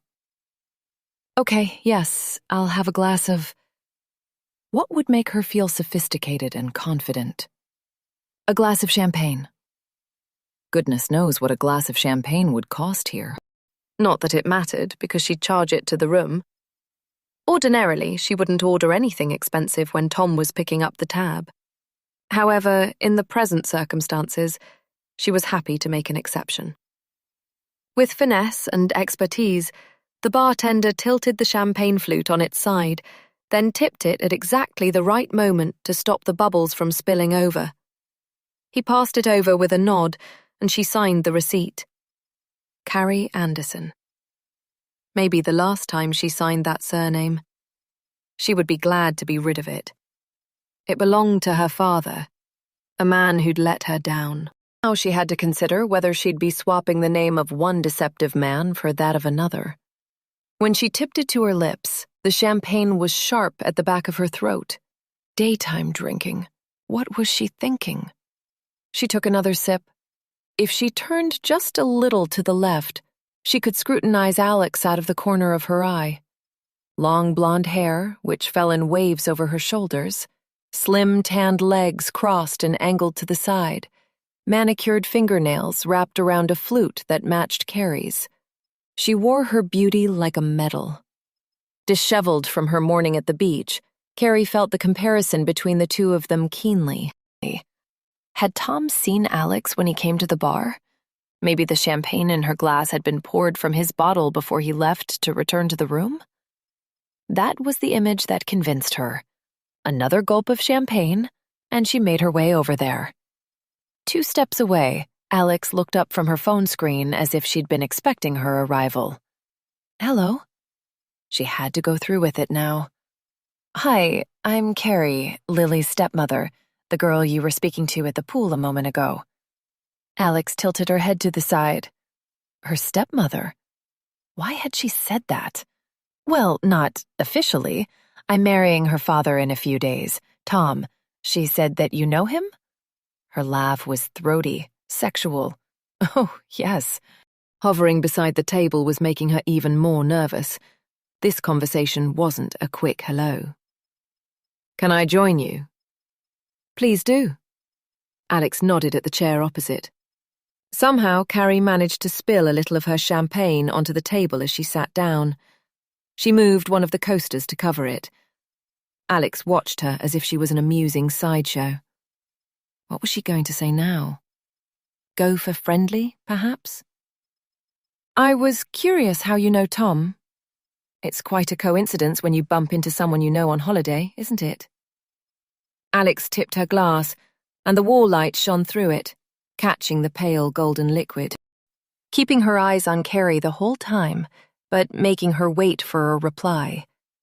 Carrie dug her fingernails into her palms to prevent herself from asking again. Eventually, she spoke. "I know Tom from a long, long time ago. It's been a while since I last saw him.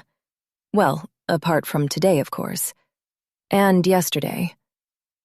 So she'd seen him too? Had they made eye contact yesterday when they'd been at the poolside cafe? It was difficult not to sound like a possessive girlfriend. "Have you spoken to him today? I'm sure he'd love to reunite with an old friend. I can call him." She laughed again. "No, yet." There was something about the yet that made Carrie's stomach prickle with anxiety. If she was hoping to get details from Alex, she was obviously going to have to work a lot harder. How did you say you know each other?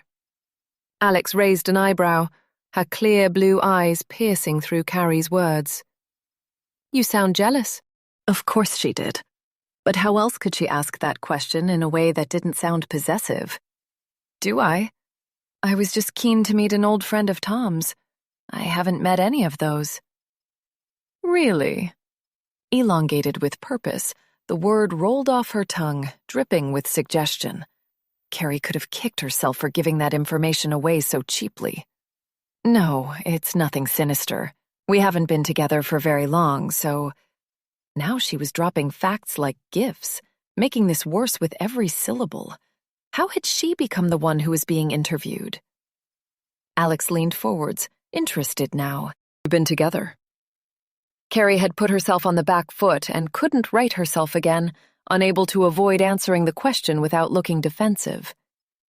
We've known each other for 18 months. They'd only been a couple for 11 of those, engaged for 3, but she wasn't going to tell her that. Alex used a pointed red fingernail to reposition a strand of her hair. And he hasn't introduced you to any of his friends in that time? Not Andrew? Or Craig? The hairs on the back of Carrie's neck rose. How did Alex know Tom's friends? Though she'd heard those names, and some of the stories that went with them, she'd never met the men they belonged to. We don't live near to his friends. We haven't got around to it yet. Over Carrie's shoulder, Alex made eye contact with the waiter and moved her glass just a tiny amount to indicate she'd like another. How Carrie envied the effortless confidence of a woman who knew she was beautiful. So, Tom moved away. Was that after his wife died? Yes. Carrie cut her off, determined to wrestle control of this conversation back to what she wanted to find out. Did you know his wife? Alex drained the last of her champagne, her eyes giving nothing away. She'd placed the glass on the table, the waiter appeared with a fresh one, swapping one for the other with a practiced smoothness. Alex gave him a sparkling smile that would guarantee she always got this kind of service. The bubbles in the fresh glass caught the light like tiny diamonds, reminding Carrie of the necklace that Tom had presented her with. Alex was the kind of woman who could carry off a pendant like that. Expertly, she held the top of the glass stem and turned her attention back to Carrie. I did know her. A long time ago. She was Lily's mother? Carrie held her piercing gaze. Yes. Lily was only a baby when she died. Her eyes probed further. And Tom hasn't married in between that time and now. Why was she so interested in Tom's romantic life? At least here, Carrie had the upper hand. No, he hadn't met anyone he wanted to marry. Until me, obviously. They'd only spoken briefly about their previous romantic history. On Carrie's side, there'd been no one who merited a retelling. Most of her relationships had been short-lived, foundering on their lack of commitment and her determination not to let them near enough to hurt her. Other than his late wife, Tom had dated only a handful of times, and, he'd been insistent, no one who had been important enough to invite home to meet his daughter.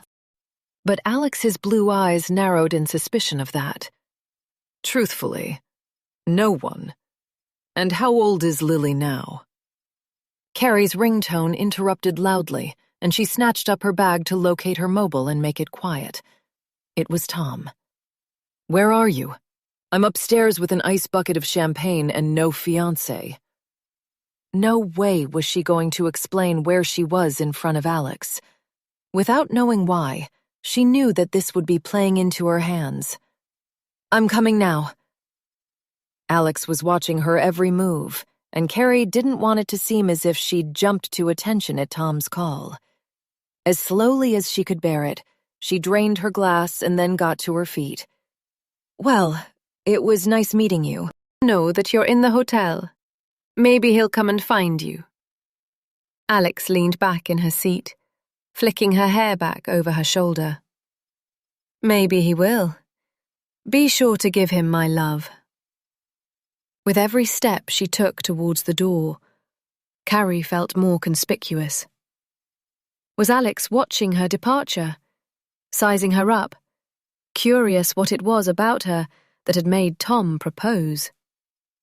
Because if Alex was the kind of woman he'd associated with, Carrie was beginning to wonder that herself.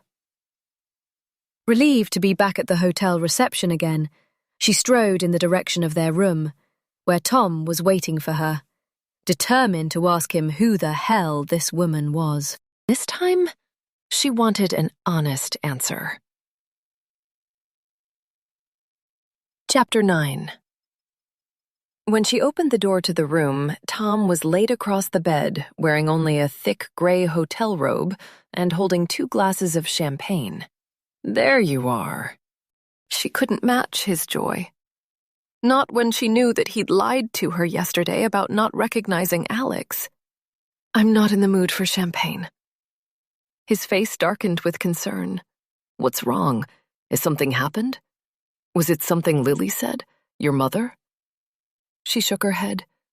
No, it was Alex. There was a beat before he replied, enough that it was clear that he knew who she meant. Alex. Tom had been different to every other man she'd ever dated. For a start, they'd been work friends first. Then she'd seen how he was as a father to Lily, how he juggled work commitments to be around for whatever she needed, turned down business trips that would mean spending time away from his daughter. Then, once they were dating, he'd never, ever given Carrie cause to doubt him. He didn't play games, always followed through on plans, never promised anything he couldn't deliver. She'd felt safe with a man for the first time in her life, which was why this deception was hitting so hard. Yes, Alex, the woman from the pool yesterday. Don't pretend you don't know her, Tom. I've just spoken with her at the bar.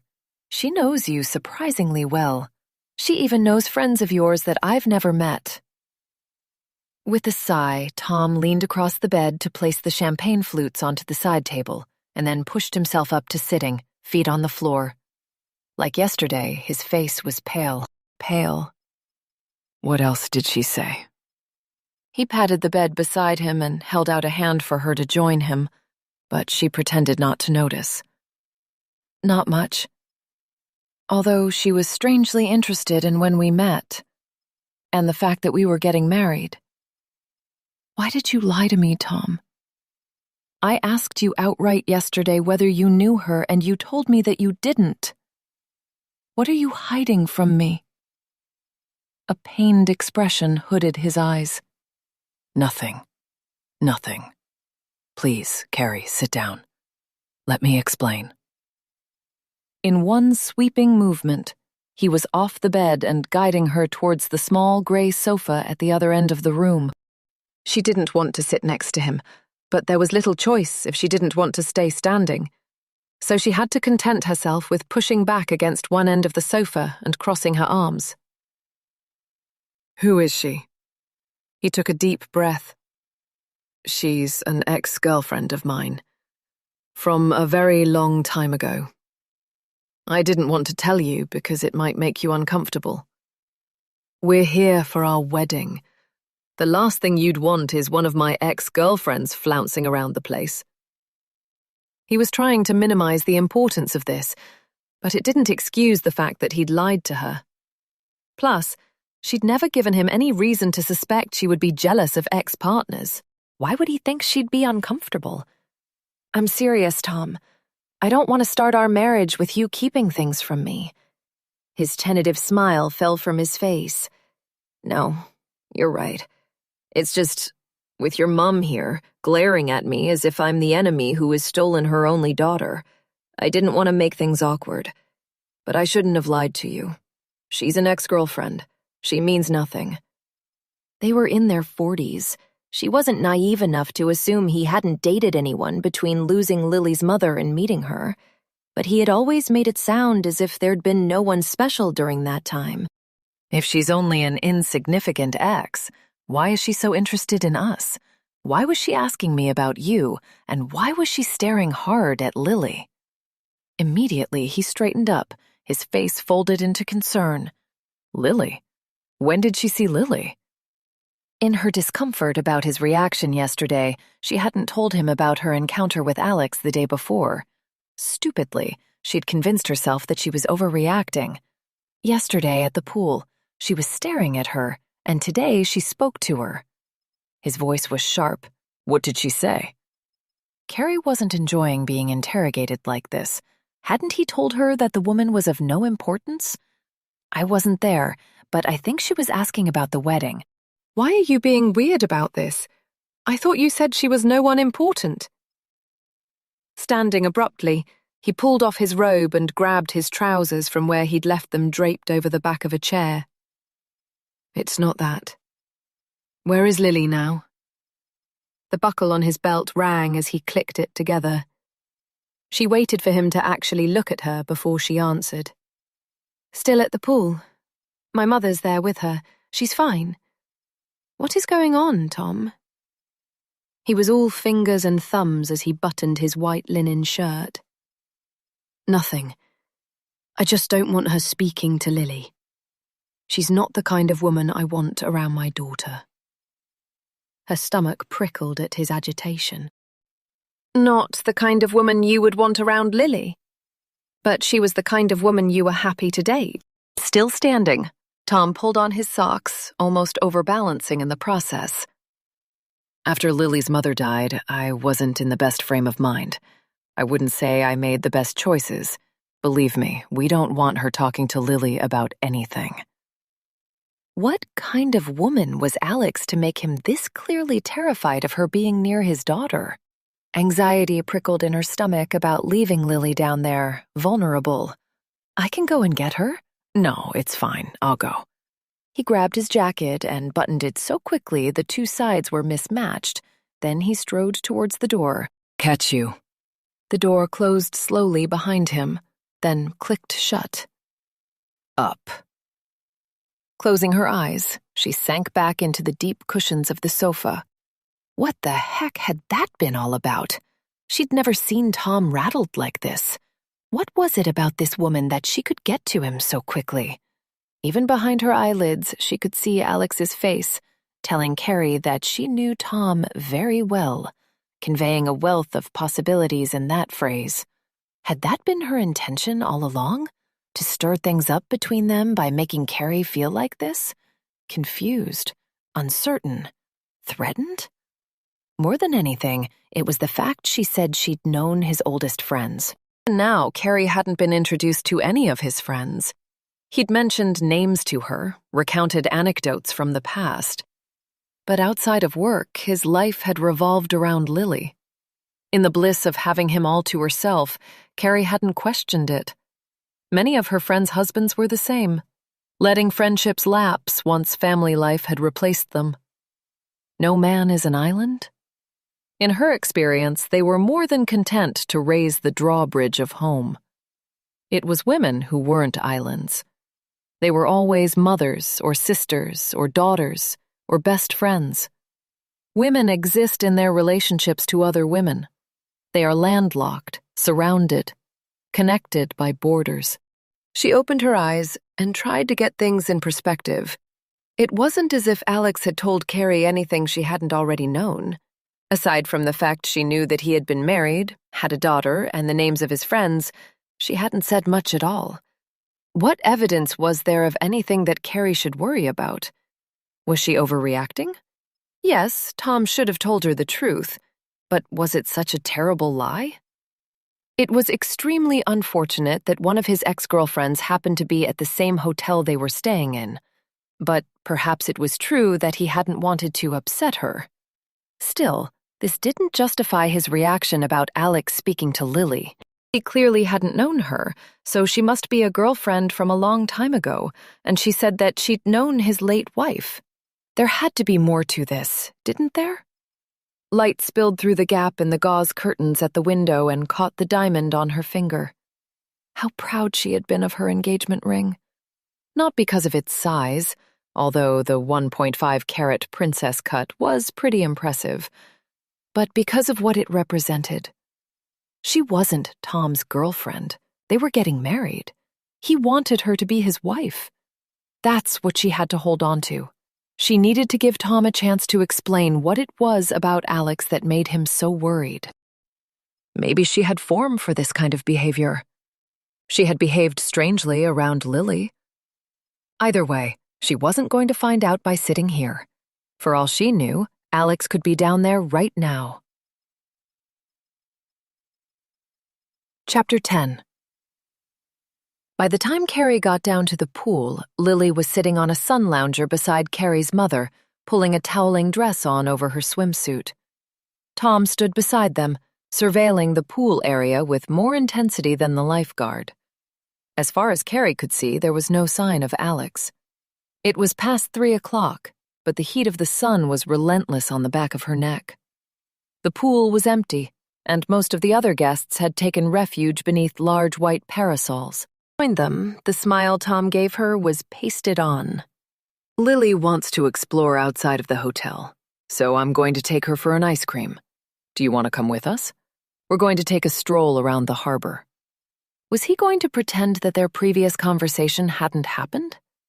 They still hadn't resolved the issue of him lying to her, and she wasn't ready to pretend that everything was okay. And anyway, Lily would appreciate some time with her dad to herself. Maybe a little distance would do them all good. I'm going to stay and relax here. We can get some lunch in a while, can't we, Mum? Her mother looked up in surprise. Yes, that would be very nice. Tom shuffled uncertainly, but clearly wanted to leave. Was he worried that this Alex woman might appear out of nowhere? What was it about her that was generating such concern about her getting near Lily?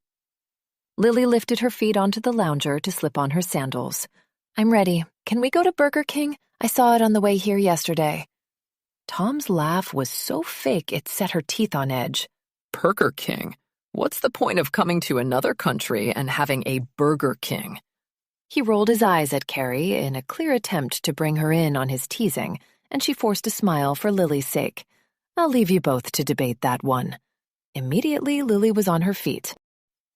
She and Tom were still so fresh in their relationship that normally she would have kissed him goodbye, even if he was merely leaving the room. Instead, she turned and took her mother by the elbow, helping her off the sun lounger and then directing her towards the hotel restaurant. As soon as they were out of earshot, her mother shook her arm loose. Are you going to tell me what's going on, Carrie? The last thing she needed was her mother's opinion. To avoid more questions, she kept her voice light. Nothing's going on. I thought it would be nice to have lunch, just the two of us. Her mother coughed a dry laugh. You want to have lunch in the hotel with me, instead of a stroll around the harbor with your husband-to-be? Come on, out with it. Carrie didn't have the energy to pretend. Let's find a seat and I'll catch you up.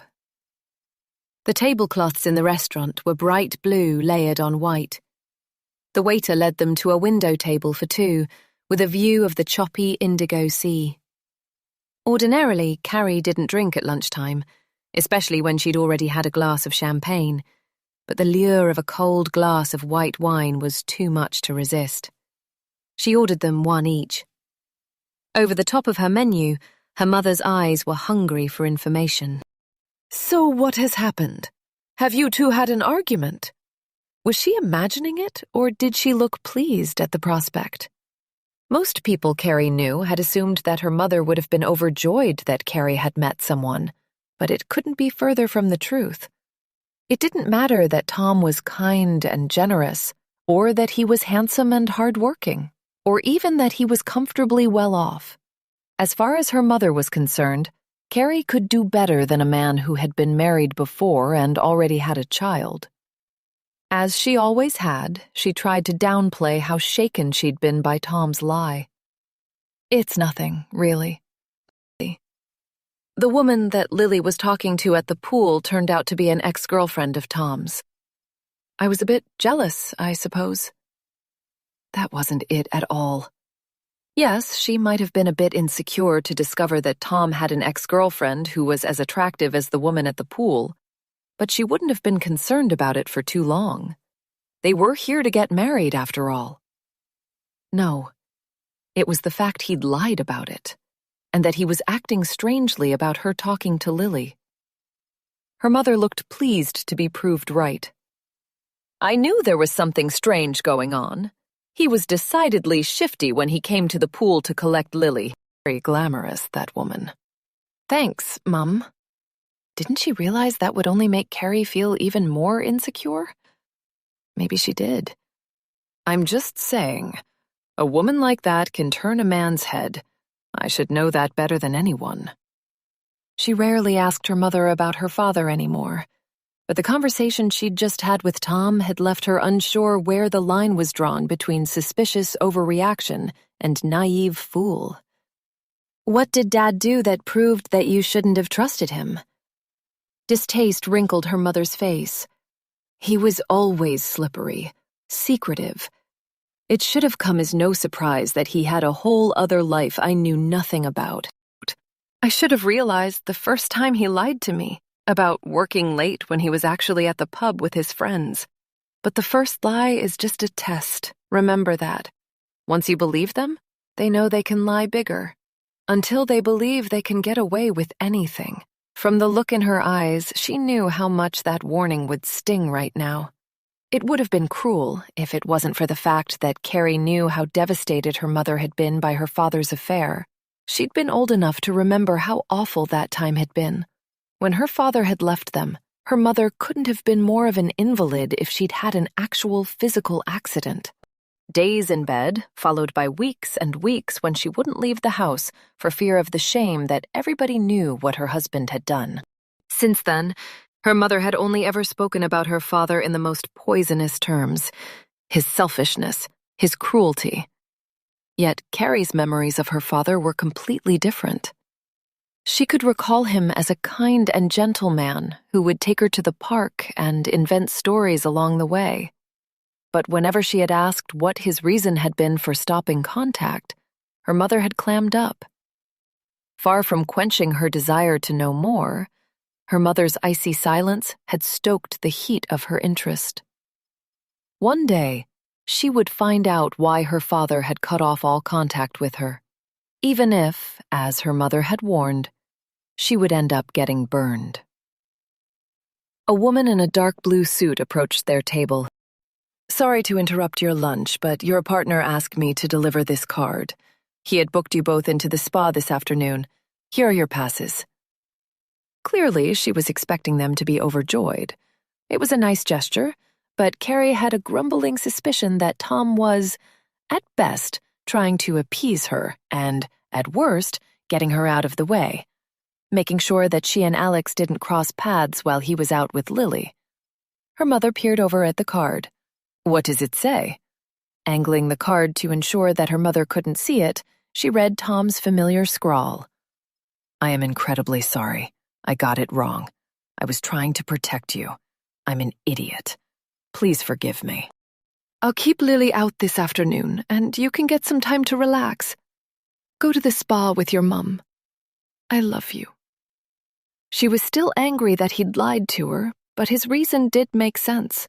This wasn't the kind of small lie that would lead to more, was it? He says he's booked us into the spa this afternoon. Do you fancy getting pampered? With a flip of a switch, her mother's mood changed. Well, I could be persuaded, I'm sure. Let's do that then. After lunch, we'll go and take a look and see if we can have a massage. Maybe this could work in her favor. If her mother was relaxed and happy, she might be able to get more information about her father. Because, since deciding to get married, she had been thinking about him more and more. And, something she would never be able to tell her mother, was that, on her hen weekend, she and Kristen might have actually found him. Chapter 11. Carrie's hen night had been brilliant. 8 of her closest friends, all of whom were married with children of their own, had managed to arrange to spend the night away from their families to celebrate with her in a large rental cottage in Suffolk. It had brought tears to her eyes to see how happy they were for her. "I knew you'd find the right man one day," her eternally romantic friend Lizzie had hiccuped, patting her hand. Her newly divorced friend Elle had pointed a serious breadstick at her. "He'd better be good enough for you, or he'll have me to deal with." She'd had her fair share of relationships, some longer than others, but until Tom, there had never been anyone she could imagine spending the rest of her life with.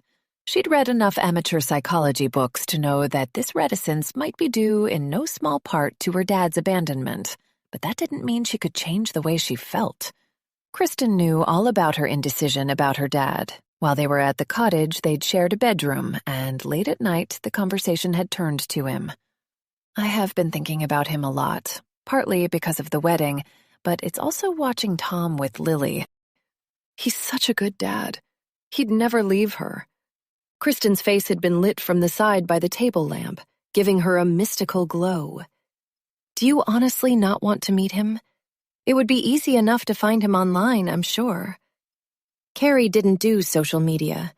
She'd had a Facebook account once, but it was during a period of her life when she was trying to accept that she was never going to meet someone and settle down, and she had found the relentless photos of weddings and new babies too painful. Now she relied on Kristen for any news that she might have missed. "I don't know. It's been a long time.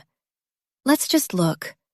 Kristen had seemed so invested that she let herself go along with it. Taken her less than 20 minutes on the Facebook app on her phone to find someone that could have been her dad. But the account was locked down, and the profile picture was a man fishing, taken from behind. How can I possibly be sure that's him? I don't know what he would look like from the front after all these years, let alone the back. I could send him a message, ask if it's him.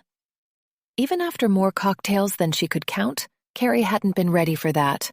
"No, you'd have to say why you wanted to know, and I'm not ready."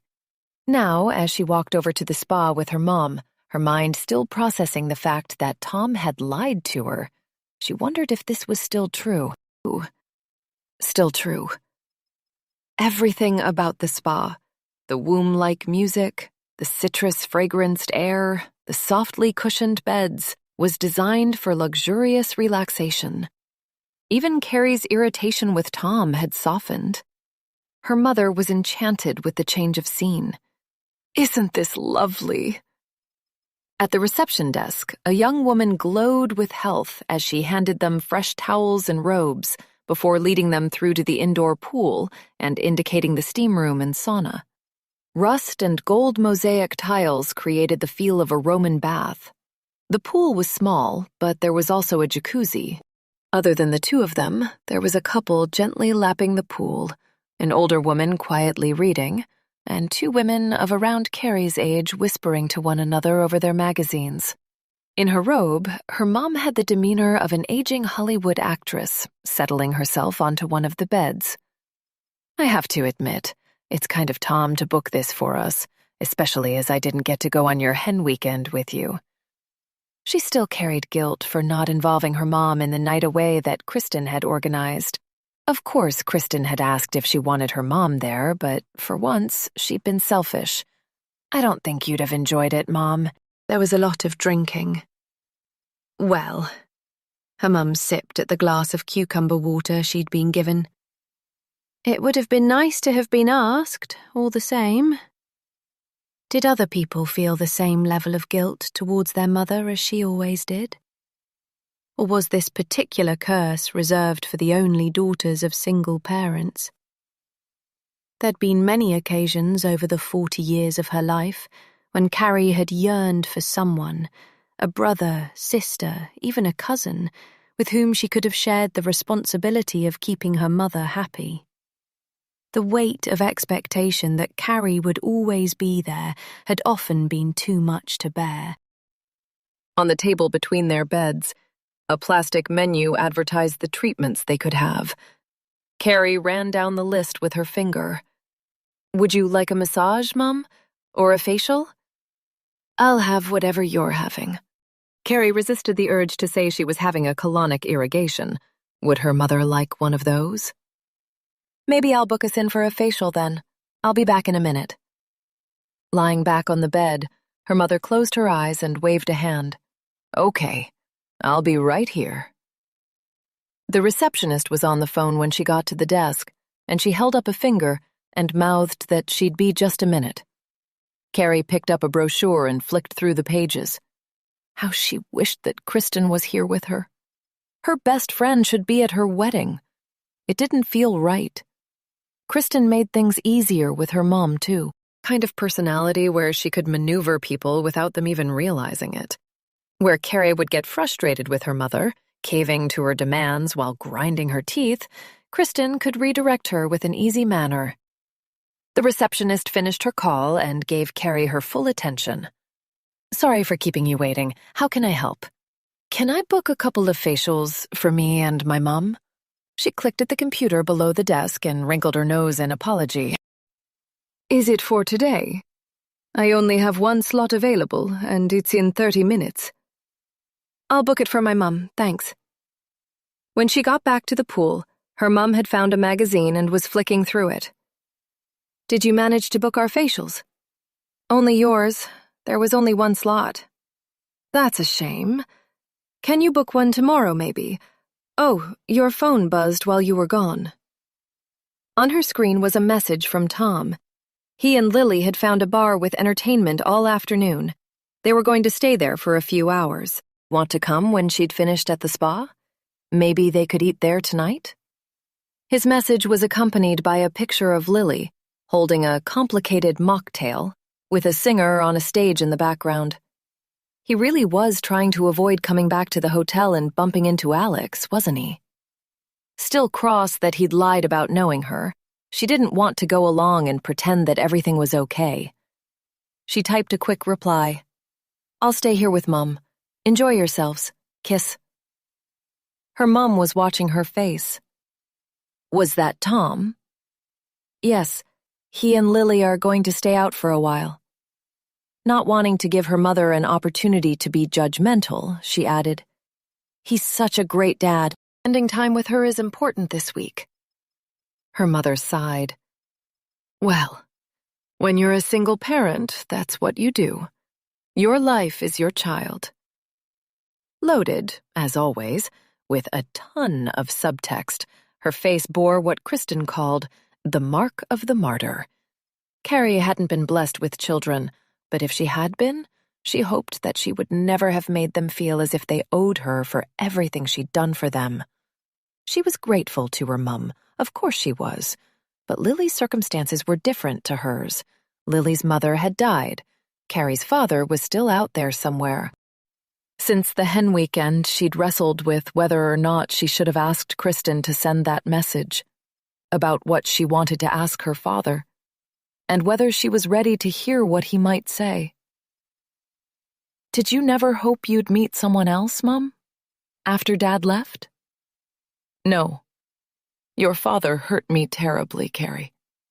It was impossible to trust anyone after that. It would have been much easier on Carrie if she had met someone. Knowing that her mum was not alone would have given her a freedom that she'd never felt.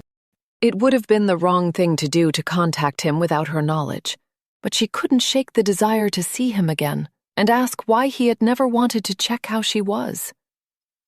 Do you imagine what he's doing now? Have you ever been tempted to try and find out where he is? No.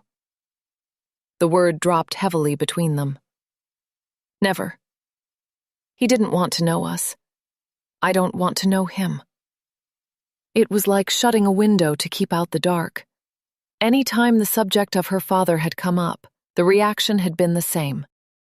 If Carrie pushed, as she had done at times, asking questions about whether or not he had ever tried to make contact, it would quickly turn to tears and her mother reproaching her for making her upset. Why would you say that to me, when I've been the one who has cared for you all these years? This was why, despite how difficult her mother could be, she knew how much she owed her. She'd explained that to Kristen when she'd talked about her father. It would be such a betrayal. I couldn't do that to her. You've got to do what's right for you, too. And if it will give you peace to see him, to get some answers, then your mom should understand that. She was scared, too. Worried that meeting her father again might open a wound that had been, at least partially, healed. Maybe once she was married, she might have the strength to take that chance. In the context of her parents' failed marriage, Tom's dishonesty today about an ex-girlfriend seemed inconsequential. She knew her fear of being betrayed again made her sensitive to any kind of deception. But Tom was a good man. He loved her. If she trusted him at all, and she did, she had to accept that he'd denied knowing Alex because he didn't want her to feel bad. When she saw him later, she'd tell him that she understood that he'd been trying to protect her. But she'd also make him promise that from this point on he would tell her everything and never lie to her again, starting with why he'd been so terrified about this woman speaking to Lily. Chapter 12. After the spa, Carrie walked her mother back to her room. Knowing that Tom and Lily were having dinner out, they'd eaten together in the small cafe inside the spa. Half an hour ago, she'd had a text from Tom to let her know they were back and he'd meet her in their room. However, when she got back there, it was empty. Firstly, she thought that he might be in with Lily, so she knocked softly on the connecting door. Lily was in the middle of smearing a thick cream on her face. Until she'd moved in with Tom, Carrie hadn't a clue how advanced 12-year-old girls were with their beauty regime. Lily's primers and toners and fixers put her scrub of face wash and slick of moisturizer to shame. Lily was also dressed for bed in the pink satin pajamas Carrie had bought as a pre-wedding holiday gift. She'd stood in Next for 10 minutes, deliberating whether to get herself a matching pair before deciding against it. It seemed too desperate. "Have you seen your dad?" Lily stopped the circles she was making on her cheeks with her fingertips. "He said he was going back downstairs to find you. Have you two had a row? He was acting weird." The last thing she wanted to do was drag Lily into this. She's an adult, but she was a way off understanding the complexity of an adult relationship. "No, nothing like that. Did he say anything else about the woman you spoke to at the pool?" She wasn't proud of herself for trying to get information from Lily, but she also wanted to know what she was walking into. Tom had made the relationship with Alex sound like nothing, but what if they'd been serious? And then there was his terrified reaction to her speaking to Lily.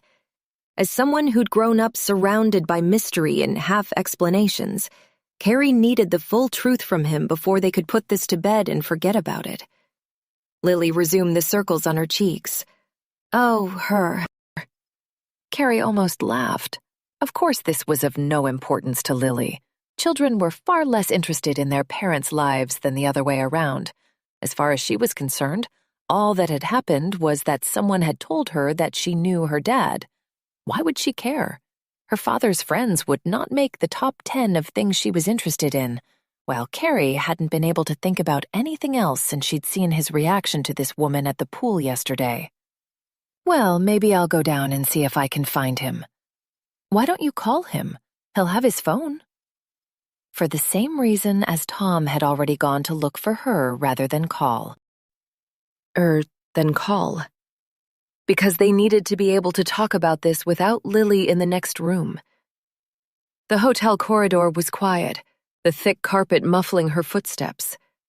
Maybe she was overreacting to this. This was the way her mother would react. But ever since the wedding had been booked, she'd been waiting for something to go wrong. Tom's proposal had been the most romantic thing that had ever happened to her. Moving in with him had been enough. She'd never dreamed that marriage was on the cards. Whenever Kristen had teased her about it, she'd shake her head. "He's done that already. I'm happy. I don't need a wedding." But there'd been a part of her that hadn't completely relinquished that dream. The thought of standing in front of their family and friends and declaring that they would love one another, support one another, be there for one another, for the rest of their lives. Not that she'd even mentioned it to Tom. Why scare away the best thing that had ever happened to her? That was why, when he'd taken her to Bath for a night away, She hadn't guessed for a second what he'd had planned. When he'd slipped the ring across the table of the beautiful restaurant he'd booked for them, she'd actually stopped breathing. I love you, Carrie. All the way back to their hotel, she hadn't been able to stop gazing at the diamond on her finger. Her hand had looked different. She'd felt different. So this is happening for real? I can tell people? He'd laughed at her, pulled her close for a kiss. Yes and yes. Who do you want to call? Your mum? No, that announcement would have to take place in person. Be carefully couched. It was Kristen she'd called. Kristen, who'd screeched down the phone and who had WhatsApped her 3 different possible destinations for hen weekends by the time she'd woken up the next day. Even the lift in this hotel was silent. The doors slid back with a soporific swoosh, and she stepped out into the entrance hall. The lights had been lowered at this late hour, but there was someone on the reception desk, and the inside bar was still open. A glance confirmed that he wasn't in there, so she made her way outside towards the pool. Carrie knew from the information binder in the room that the pool bar closed at 11 p.m. The outside area was almost silent, the pool as smooth as an ice rink. Even in the darkness, the air was heavy and warm, the sound of insects the only accompaniment. Then the air was punctuated by a raised voice she recognized. Cafe chairs, she saw them. Tom and Alex.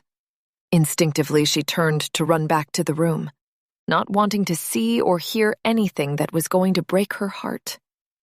But she took hold of herself. If she was going to build a life with Tom, she had to trust him. More than that, she had to show him that she trusted him. There was no need to be jealous. She could walk up to them right now and say hello. Prove to him, Alex, and herself, that she was confident and secure enough to be unaffected by the appearance of an old flame. Whether it was the darkness, her rubber-soled shoes, or the fact that they were having such an intense conversation, neither Tom nor Alex were aware of her approach. When she placed her hands on Tom's shoulders, he jumped in surprise, then turned to her with an expression of naked guilt. "Carrie, I didn't hear you coming."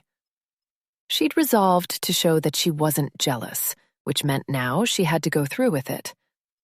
"Lily said you were looking for me, so I thought I'd come and find you and save you the trouble."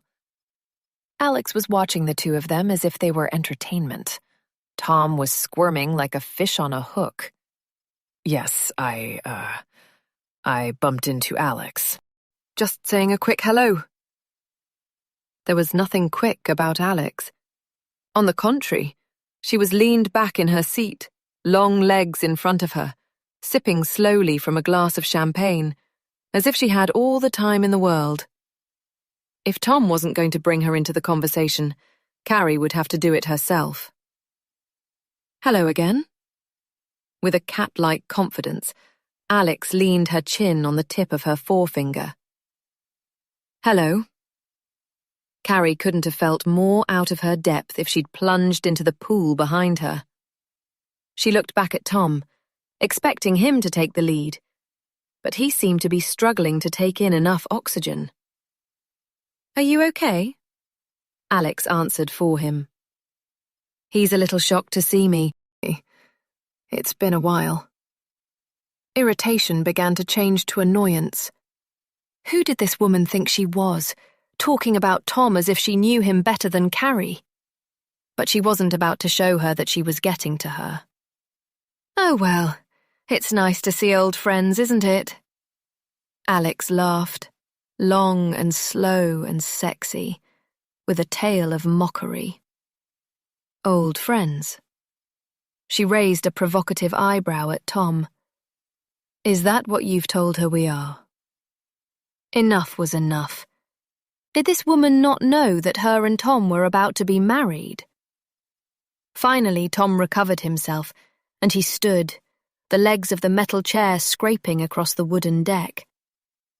"Well, it was nice to see you, Alex. We need to get back to Lily." He reached out for Carrie's hand, and she let him take it.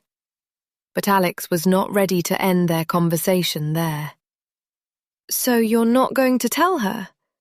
You think you can just disappear back to your room, have your pretty little wedding and fly home with your new bride none the wiser? Each sentence ratcheted up the fear in Carrie's chest. What was going on here? Who was this woman, and why did she know all of their business? Tom, what's going on? Let's go upstairs. We can talk there. Again, that laugh. Carrie was going to hear it in her dreams tonight, along with Alex's smooth but deadly voice. Oh no, you're not getting away with it that easily. I know you. Easily. I know you. You'll twist things around so that you come out smelling of roses. Tell her now. Alex, please. Enjoying playing with the two of them, Alex took another long sip of her wine. Then she turned to Carrie. Let me introduce myself again. My name is Alex now, but I used to go by Lexi when Tom and I lived together about 12 years ago. She watched Carrie closely, as if she was enjoying the dawning realization in her eyes. Then she drained her glass. That's right. I'm Lily's mother. Chapter 13. The silence around the table was deafening. Carrie couldn't hear herself think. Tom was still holding her hand.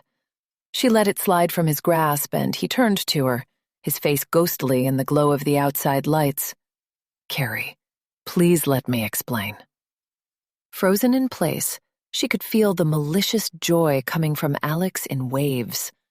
This was a woman who'd waited a long time for her moment and was relishing every drop of it. All Carrie could do was stare at Tom, his face so familiar and yet so alien. She must have misunderstood. But Lily's mother died? You said she was dead. Tom reached out to touch her. When she stiffened, he let his arms drop to his sides in defeat. I know. Genuinely had good reason. Please, let me explain. Let's get out of here. We need to talk about this. Alone. Leaning back in her chair, Alex held up her hands, feigning offense. Don't mind me. Does no one want to hear my side of events? Tom's voice was pure venom. You've done enough. A breeze rippled across the pool, cold on the back of Carrie's neck. Still, she couldn't move. It was as if the words swirling around her brain were too much for her body to contend with. All she could do was repeat her shock. You told Lily her mother was dead. As if bored with the show, Alex plucked her small silk clutch from the table and yawned as she stood to leave. We can talk again tomorrow, Tom. Not taking his eyes from Carrie, he didn't even respond. Once the sound of Alex's heels on the decked floor could no longer be heard, he spoke to Carrie gently in the way you'd coax a frightened animal. Carrie, let's go back to the room and we can talk there. Please, I can explain everything. As if in a nightmare, she followed. Back along the silent corridor to their room, neither of them spoke, the distance between them cold and full of fear. Now the sting of the initial shock had dulled. The heat of anger and disbelief threatened to consume her. She picked up the pace, forcing him to do the same. At the door, Tom fumbled with the room key, needing 3 attempts at pressing the card to the lock to make the green light appear. He held the door open for her, and she marched inside, not even glancing in his direction. The minute it clicked shut behind them, she turned on him. I can't believe you've lied to me all this time. I can't believe you've lied to Lily. He reached out for her arms, but she shook him off. Ashen-faced, his eyes pleaded with her. Please, just take a minute.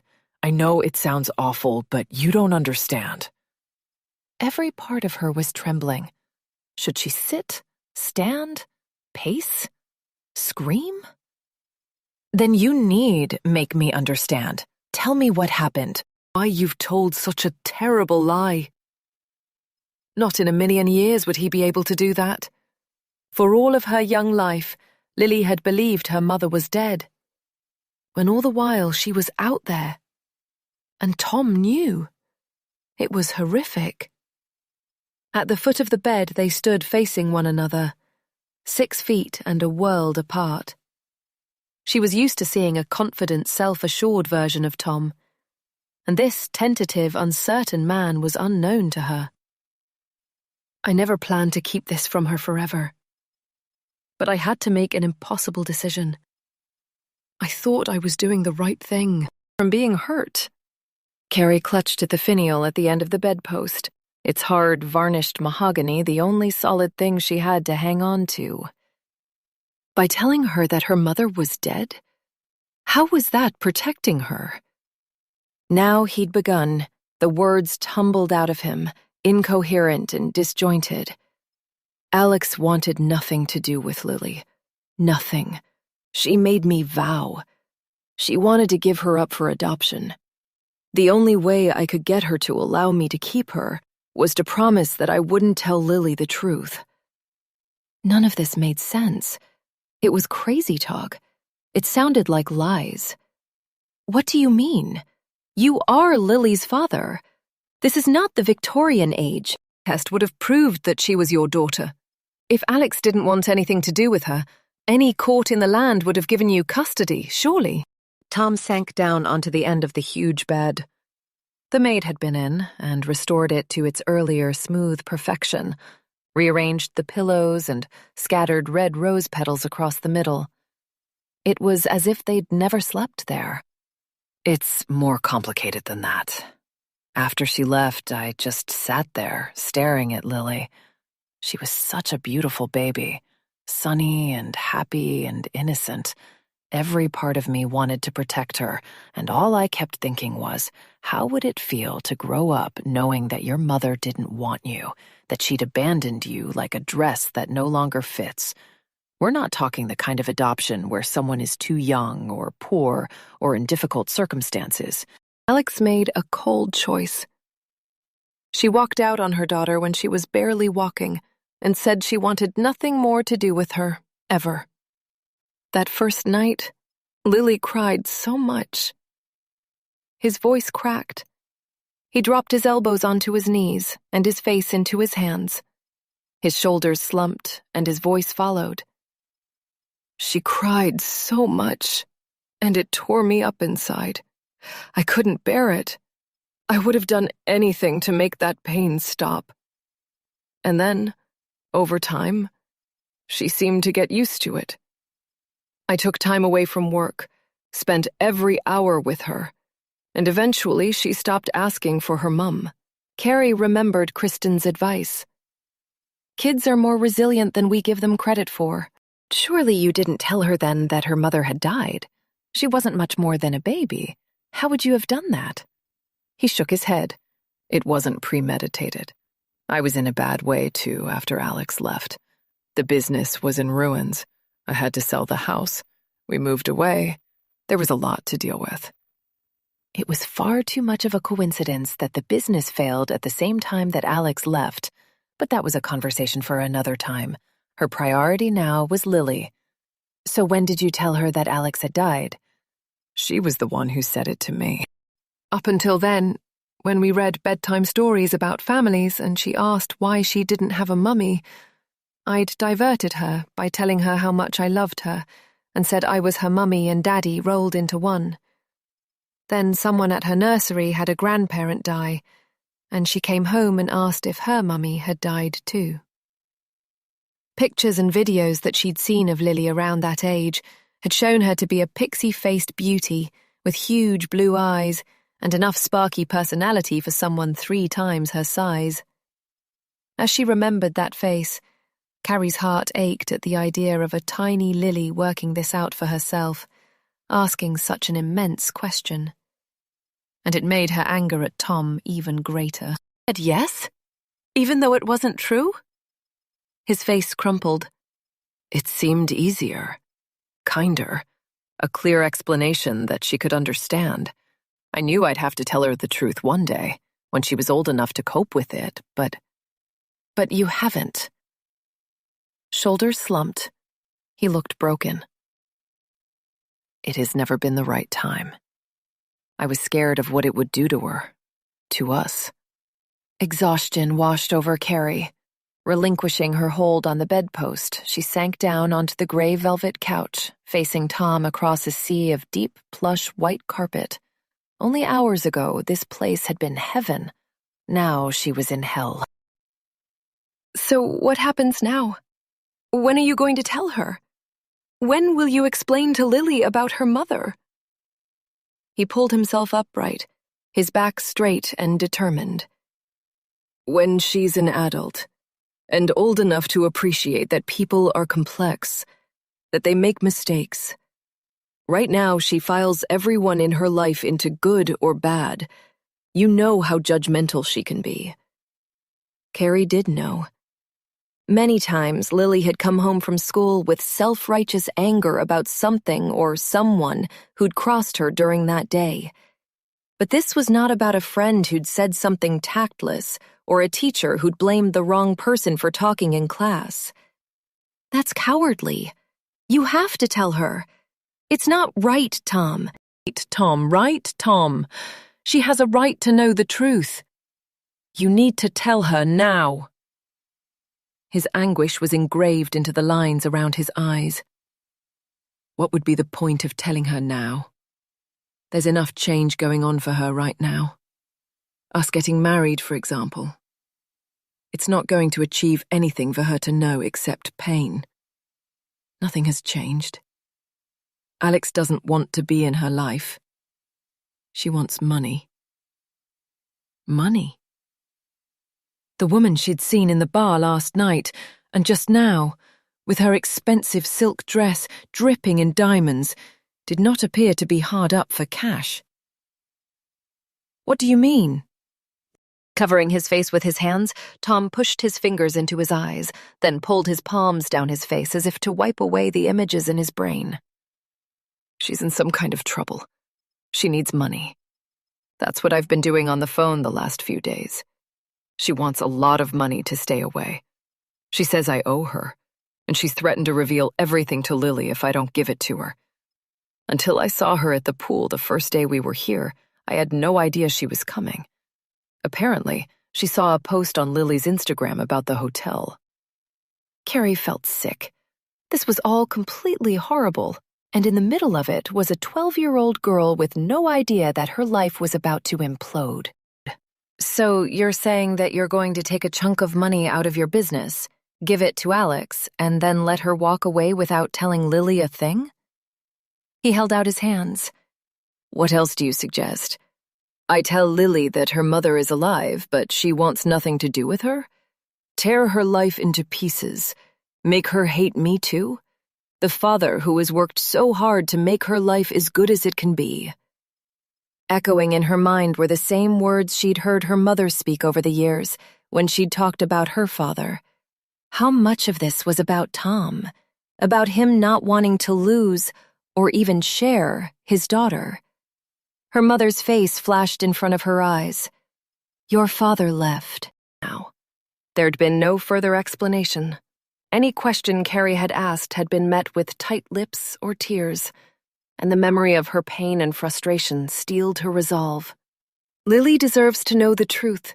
You owe that to her. Tom threw out his arms. Do you want to be the one to tell her? What do I say, Carrie? This is your mother. She's been alive all this time, but she wants nothing to do with you? She's still a child. How can she possibly cope with hearing that? I have to protect her. I'm her dad. That's my job. You have to understand. Everything I do is about making sure that my daughter is safe and cared for and loved.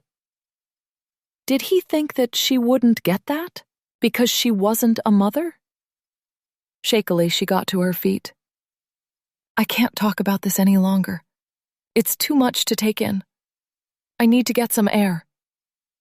This time, Tom didn't try to stop her, staying silent as she made her way to the door. She managed to get through it and close it behind her before the tears came and she had to lean against the wall to get a hold of herself. How they went about telling Lily was such a huge question that she had nothing to offer right now. She didn't need to be a mother to know deep in her being that it was the right thing to do. Just as she knew that from the way Alex had been hungrily watching Lily around the pool, this was not a woman who wanted nothing to do with her daughter. Chapter 14.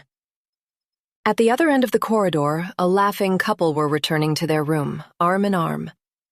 Carrie wiped her face with her hands. She needed to get away from Tom for a while. She didn't want to go to her mother's room, or to either of the hotel bars. Where could she go to be alone? Outside the front of the hotel, the damp, fragrant heat of the evening was suffocating after the cool, air-conditioned reception.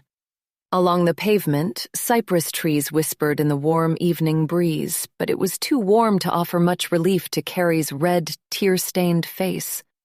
Taking a left, she walked towards the harbor as she scrolled to the favorite numbers on her phone. There was only one person she wanted to speak to. "Sorry, I know it's late. Can you talk?" On the other end of the line, Kristin yawned. "Well, you interrupted the night of the century. Pete's downstairs scrolling through Doom documentaries on his phone before his flight tomorrow, and I've snuck up to bed with my Kindle. I mean, it's not a glamorous wedding in Sorrento, but what she'd give to be able to drive over and speak to her best friend right now. Sit at her dining table with a mug of coffee and spill everything out for them to rake over and make sense of. There might not even be a wedding." At the other end, she heard a scramble of bedsheets. Then Kristin's tone changed. "What's going on? Are you okay?" Just those 3 words were enough to start the tears again. "It's awful. Terrible. I don't even know where to begin." In micro bursts of shaky phrases, she filled Kristin in on the woman at the pool and who she'd turned out to be. Aside from a huge gasp when she revealed that Lily's mother was alive and looking extremely well, Kristin said nothing until she'd finished. "Oh, Carrie, I'm so sorry. How are you doing?" Processing her own feelings about Tom's deception hadn't even begun. Still suspended in that moment of anticipation between accidentally cutting yourself and waiting for the pain to come. "I don't even know. All I can think about is Lily. My heart is breaking for her. That poor little girl." Echoing her own reaction, Kristin sounded like someone had slammed into her and taken her breath. "I can't believe it of Tom. He seemed so nice and dependable. Oh, Carrie, I can't even imagine how you're feeling right now." Like the ground beneath her feet had been shaken. "It's as if I don't even know him. I'm supposed to be marrying him, and all this time he's had this huge, awful secret. Maybe I did rush into this.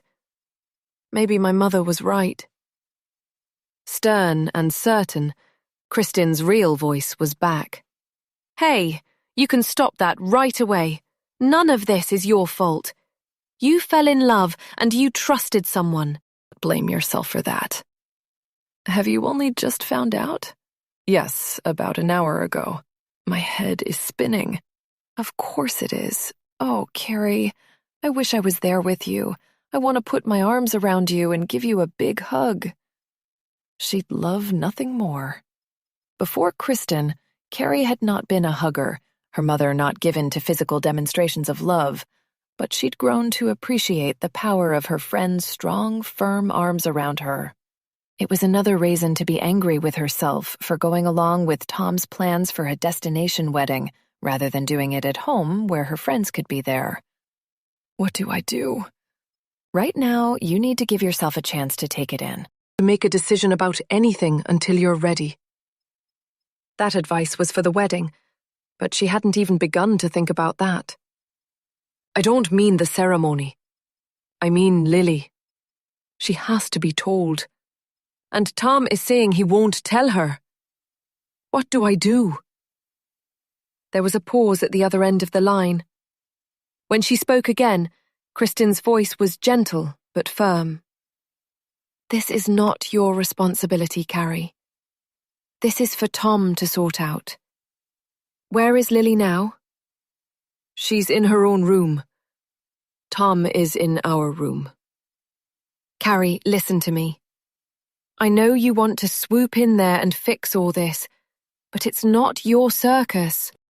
It's not your circus. Give Tom time to work out what he's going to tell her. Then you can be there to comfort her if she needs it. You cannot be the one to tell her. Of course she wasn't going to blunder in and tell Lily everything, but she was worried about Tom's belief that Lily was too young to know.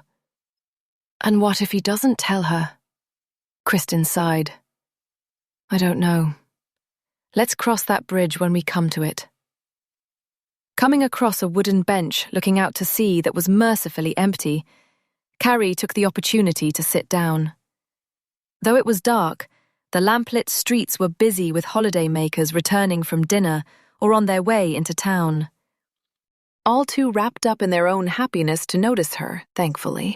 The sea was almost purple at this time of night, and the dark waves crashed onto the beach. Earlier today, I was thinking about my dad. The conversation we had when we were away in Suffolk. I mean, it's not the same because no one told me he died. But I don't have the truth either. And it messes with my brain sometimes. And I'm an adult. Lily is just a young girl. There was a pause on the other end of the line. One of the things that Carrie loved about Kristin was that she didn't give you a pat answer to things. She'd take her time, really consider everything before she replied. Well, you know that I can send a message to the Facebook account we found. I mean, that might not be what you want to think about right this moment, but just say the word and I'll do it. When they'd had this conversation at her hen weekend, she'd said the same thing she always said. Can you imagine my mum if I did that? I can't do that to her. But seeing this from Lily's perspective had shifted something in her. Although the fear hadn't changed. He could have come and found me whenever he wanted. If he'd wanted to be part of my life, he would have been. I get that. And I'm not telling you to do it. But you won't ever get answers to your questions unless you do. It was true. She'd told Tom that Lily deserved the truth. Didn't she deserve the same thing? Okay then, do it. Send him a message. Ask him if he's my dad. This was huge. The breeze coming from the sea picked up, and she shivered, wrapped her free arm around herself, and leaned forwards onto her knees. There was another pause before Kristin spoke. Are you sure? No, she wasn't sure about anything right now. But she wanted truth from somewhere. Yes, no, I don't know. As always, Kristin knew the right thing to do. Don't decide now. Let it settle. As soon as you're ready, I can send the message. Kristin's calm wisdom and support made her feel marginally lighter. Thank you. Back to the hotel. I'm so sorry about all of this, Carrie, but I'm here for you. Call me anytime you need to. I love you. I love you too. Thank you. Once she ended the call, she stayed bent over, staring out into the darkness. Far from home, in a country she didn't know, there was nowhere she could escape to. There was nothing else for it but to go back to the room she shared with Tom. Her only other alternative would be to share a bed with her mother, and she'd prefer to stick pins in her eyes. She hadn't gone far and was back at the hotel in minutes. When she turned the corner from the reception into their corridor, she spotted Tom standing outside their room, waiting for her. Walking towards him, she fought to keep her breathing level, pushing down the competing desires to run into his arms or rain her fists down on his chest. What are you doing standing out here? He looked completely lost. I don't know. I couldn't sit still, but I didn't want to leave in case Lily woke up. I've been pacing. She loved that handsome face so much, especially when it looked as sorry as it did right now. But she remembered her mother's words earlier about her dad, how she should have trusted herself when he started to lie to her. About this anymore tonight. It's too much. Too big to take in. He nodded. I know you believe I'm wrong, Carrie, but I have always tried to do what's best for Lily. That's all I've ever wanted to do. I'm all she's ever had. I had to make a terrible decision, and I'll never know for sure if it was the right thing to do. She knew better than anyone what it was like to be the only person that could keep someone happy.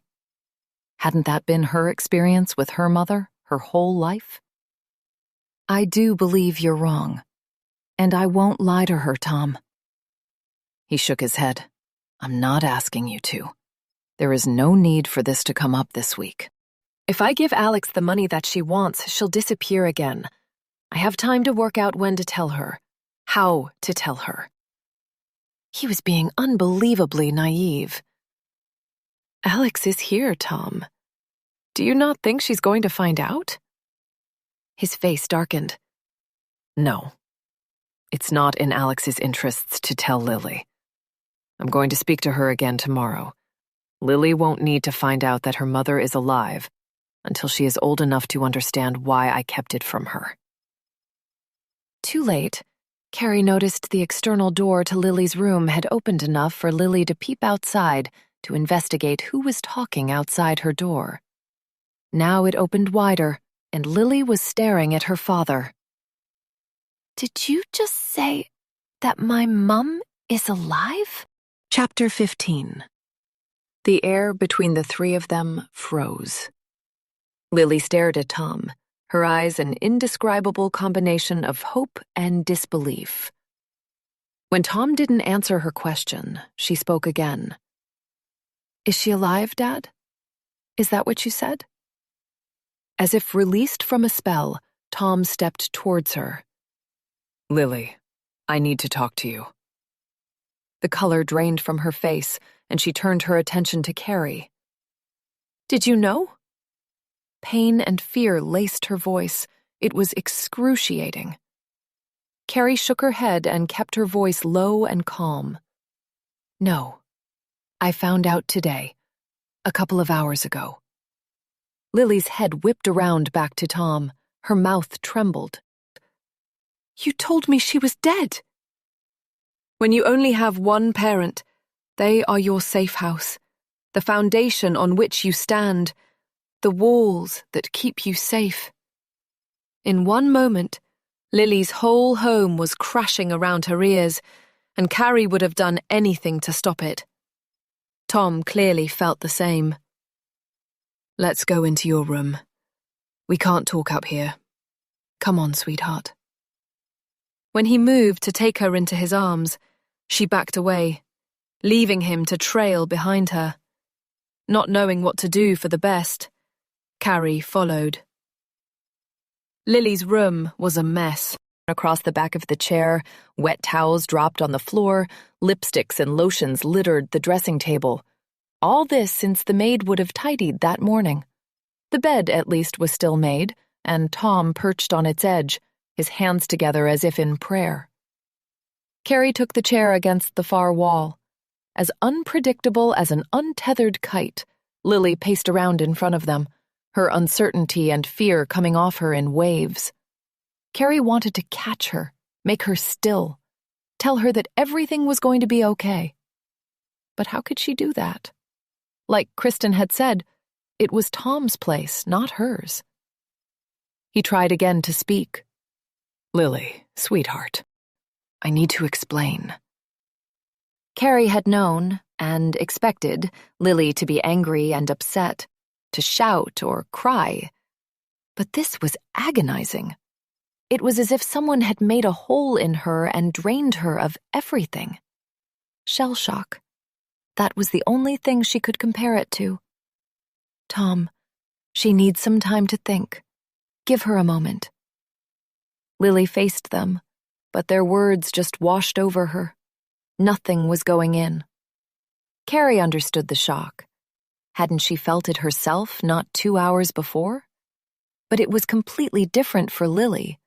Tom had been her anchor, her mainstay, her first foot in the world. He caught her when she fell, soothed her when she was in pain, and now he was asking her to reassess everything her life had been made of.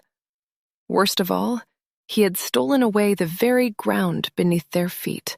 Tom brought his hand to his mouth as if he needed to physically stop the words from coming. Broken and powerless, he could only watch in agony as Lily paced in front of him, as if unsure where to put her body in this space. After what seemed like hours, she looked at him. "How could you lie to me, Dad? How could you tell me that my mum was dead all these years? All those times I asked you about her. How did you keep lying? Why did you keep lying?" Carrie felt like an intruder. An intruder. It was wrong to be here in the room with them. She was a voyeur, a spare part, a tourist in their pain. But telling them she was leaving would only serve to interrupt their moment. Instead, she shrank back against the wall and tried to keep invisibly still as she watched Tom feel around for the right words. "I just wanted to keep you safe. I didn't want you to be hurt." Lily almost spat her response. "Safe?" Now the anger came. "How can you lie about keeping me safe? You're still lying to me. You're trying to make it out like you did the right thing, but you didn't, and you know it. You're a liar. You've lied to me. You've kept my mum from me." "Mum from me? Why? Why?" Her voice got louder and louder, and Tom reeled as if her words were bullets. It was excruciating. "I can only explain if you let me. I can't give you a fast answer, Lily. It's really complicated." "Complicated?" Her voice was now practically a scream. "Complicated?" Carrie couldn't bear it any longer. "Lily, why don't you?" Lily whipped around and took a step towards Carrie. If she hadn't been so tiny, it would have been threatening. "How are you not shouting at him, too? He lied to you. He told you his wife was dead when all the time he had chased her away. Is that what happened?" The last was thrown back at Tom, and he shook his head slowly. "No, that is not what happened. Your mother, decided to leave." "Why? What happened? Women don't just leave for no reason, do they?" Now she was speaking to Carrie again, as if their gender was helping them to join forces against the enemy. Carrie knew that Tom's behavior had been inexcusable, but she didn't see him as Lily's enemy either. She knew how much he loved that little girl with every fiber of his being, and her own love for him made her want to believe that he'd really thought that what he did was right. "Does she want to see me? Is that why you were talking about it? Has she been in contact?" There was a long silence.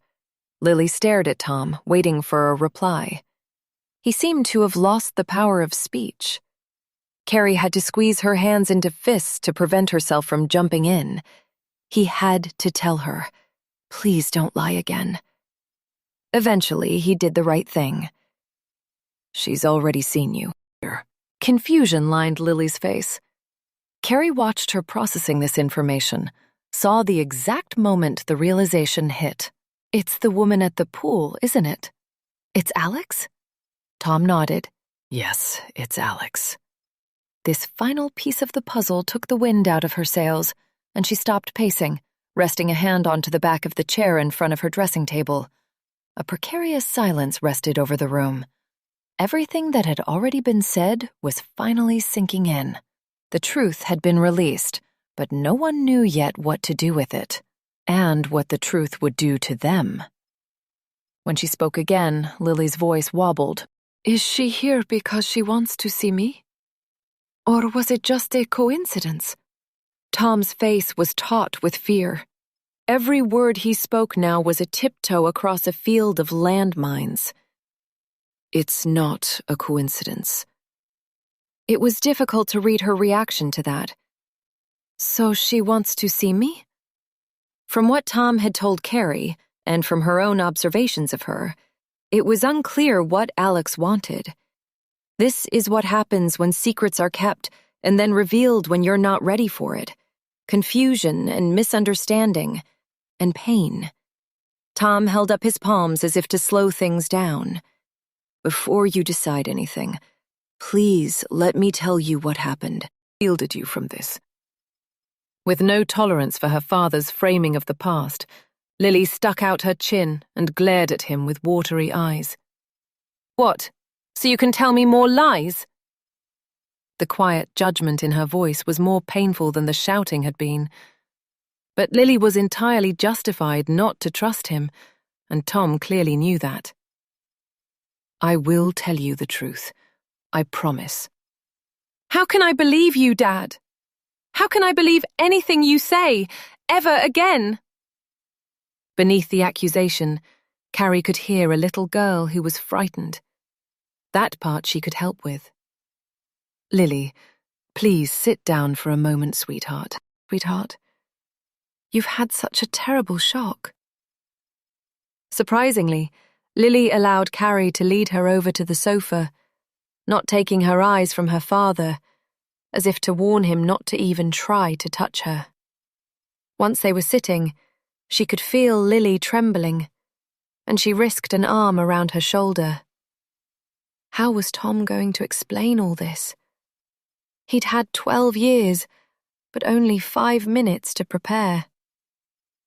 The thing is, your mum wasn't ready to have a baby. I was a little bit older than her, and I was ready, but she wasn't.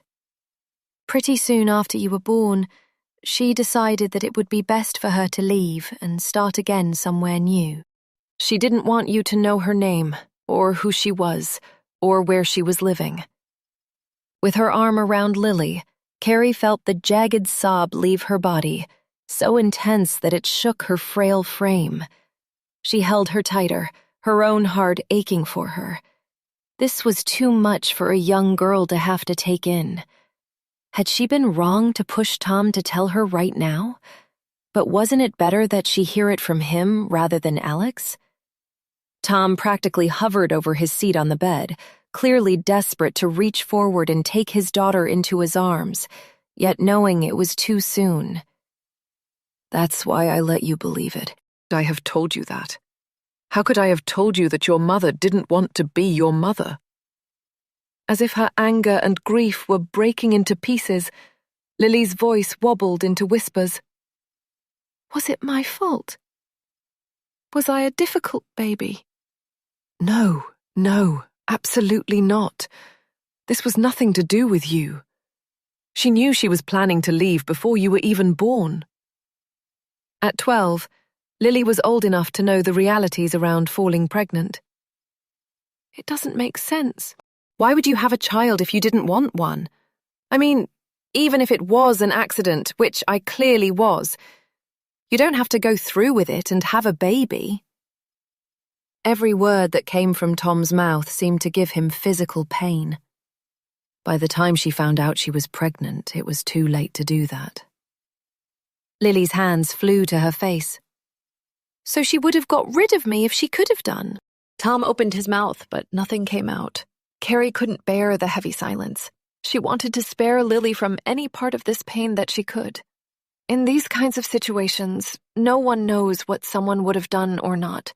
Even they themselves can't know for sure. Lily seemed to take that on board. I want to see her, and I'm scared to see her. I want to ask her why she never came back, but I don't want to know either. Does that make sense? It makes perfect sense, Carrie agreed. You don't have to decide anything right now. Why don't you sleep on it and see how you feel in the morning? Tom looked relieved. Carrie's right. You don't have to rush into anything. And talk some more about this in the morning. Then, if you want to meet her, I'll arrange it. Lily's eyes were heavy, and she nodded. Did she say that she has always thought about me? It was the hope in her voice that was dangerous. This wasn't a movie or a fairy tale. Whatever Lily anticipated, there was no way of knowing how Alex would react. Defeated, Tom held out his hands in supplication. How could she not? You are wonderful, and I love you so much, Lily. I know you probably don't believe this right now, but I honestly believed I was doing the right thing. But Lily wasn't ready to hear it. I'm going to go to bed. I'm really tired. Carrie hugged her goodnight, but when Tom stepped towards her, she shook her head. She wasn't ready to forgive him. They used the adjoining door to return to their room. Tom slumped in the chair. This is worse than I thought. Is she ever going to forgive me? His words brought her own father to her mind again. Every time he let her down, failed to turn up, her mother would say the same thing. This is unforgivable. Which parent would Lily hold responsible? The one who left, or the one who stayed and lied? You have to give her some time. She's been knocked sideways with it all. On top of everything else, she's exhausted. Tom rubbed his hands over his face. I can't believe that Alex is here. That I have to let her speak to Lily. She wanted to tell him that he'd done this to himself. That he'd been an absolute idiot to think that Lily wasn't going to find out someday. But she didn't have the energy to start it up again. I'm exhausted, Tom. Let's talk about this tomorrow. He stared at his hands. You'll have to tell your mother in the morning, too. You know that she'll tell you to leave me. She could well imagine that that would be exactly what her mother would say. She needs to know. Whatever Lily decides she wants, she'll be talking about it tomorrow. He raised his head. You won't listen, though. You won't leave me. She wasn't ready to answer that question, so she was grateful for the knock on the adjoining door. In a heartbeat, Tom was out of his seat and across the room to open it. Hey, sweetheart. Are you okay? Her face was red and blotchy and sticky with tears. I can't sleep. I don't want to be in here on my own. Lily's room was a twin with a spare single bed. I can come in and stay with you. Carrie won't mind. But she shook her head. No. She looked past him at Carrie. Can you come and stay with me? In the other bed? I don't want to be alone in there. Tom turned to Carrie with devastation in his eyes, smiled at Lily. Of course. Let me brush my teeth and I'll be in. Without even looking at Tom, Lily clicked the door shut behind her. His whole body sagged. She's not going to forgive me, is she? Oh, God. What have I done? Carrie had no words to comfort him. Maybe he deserved to feel this. Meanwhile, she was relieved that Lily's request meant that she wouldn't be forced to lay awake beside him, deciding whether she could forgive him his lies either. Chapter 16. Either Carrie's presence was particularly calming, or the emotion of the last hour had been more exhausting than she realized, because Lily was asleep within 10 minutes of Carrie slipping into the cool sheets of the other single bed. Carrie, on the other hand, was in that peculiar hell of being incredibly tired, yet unable to sleep, emotionally drained, yet consumed by anxiety. One question circling her brain. How could Tom lie for this long? It felt strange to be in a single bed and to be sharing a room with Lily. In fact, she hadn't shared a bedroom with anyone until she was a teenager. As an only child, she'd had her own room, and her mom hadn't allowed her to stay over at anyone else's house until she was old enough to argue about it and win. Asleep, Lily seemed younger, more like the little girl in the pictures Tom had hung beside the hallway stairs at home. She'd always been a beautiful child. Tom hadn't introduced her to Lily until he was certain that she wanted to be in his life permanently. Though he'd dated other women over the years, he'd never introduced any of them to his daughter. I don't want her to get attached to someone who will leave, he'd explained to her. Back then, she'd assumed it was because of the loss of her mother. Now, this was colored slightly differently. It had been difficult to begin with. Lily was already hitting pre-teen years like a hormonal steam train. She'd been wary of Carrie, unused to sharing her dad with anyone. But Carrie had been patient, not pushed herself forwards, and had told Tom many times that he still needed time with his daughter where she wasn't around. Lily shouldn't have to feel like she always had to share him. Over time, Lily relaxed, and they started to get somewhere. Lily had even listened to Carrie's suggestions about some friendship issues she'd been having. When she'd told her over dinner the next day that she'd taken her advice, Carrie had felt like doing a lap of honor around the dining table. The engagement had been a little bit of a setback. Tom had done everything right, had told Lily about it before he asked Carrie, had even taken her ring shopping with him, and she'd seemed okay about it. But there'd been questions. About whether they would have to move house, about whether Carrie was expecting her to call her mum, about whether or not they were planning to have more children. Before she fell asleep tonight, Lily had asked Carrie to leave a lamp on in case she woke in the night. Its muted light cast shadows across Lily's face. Her eyelids fluttered as she dreamed. Carrie hoped they were good ones. The answer to the first question had been an easy one. Tom had a large, detached 4-bedroom house. There was no need to move anywhere else. As for the second, when Lily had asked Carrie what she should call her once she was married to her dad, she'd said that she could call her whatever she liked. There was a part of her that hoped, if she worked really hard, Lily might begin to think of her as her mum. She would soon be a teenager, yes, but there were still many growing up years to come, and Carrie wanted very much to help her through those. First crush. First heartbreak. Though Carrie hadn't spoken to her own mother about any of those things, she'd always hoped that, one day, she'd be the kind of mother who did. Which brought her on to the third question. Children. Carrie had never been in a relationship where the prospect of having children was even a possibility. Most of her relationships had only lasted a handful of months. The two that had lasted longer than that, 1 year and 2 years respectively, had been with men who had no interest in even living together, let alone marriage and children. When she turned 40, she'd tried to turn off that part of her brain that yearned for a family of her own. And then she met Tom, a man with a daughter without a mother. And she dared to hope that, finally, she might get the chance to have a family after all. The next morning, it took Carrie a moment to remember where she was. When she looked across at Lily, she was lying awake, staring at the ceiling. "Good morning. How are you feeling?" Lily wrinkled her nose. "I don't know. I've got butterflies.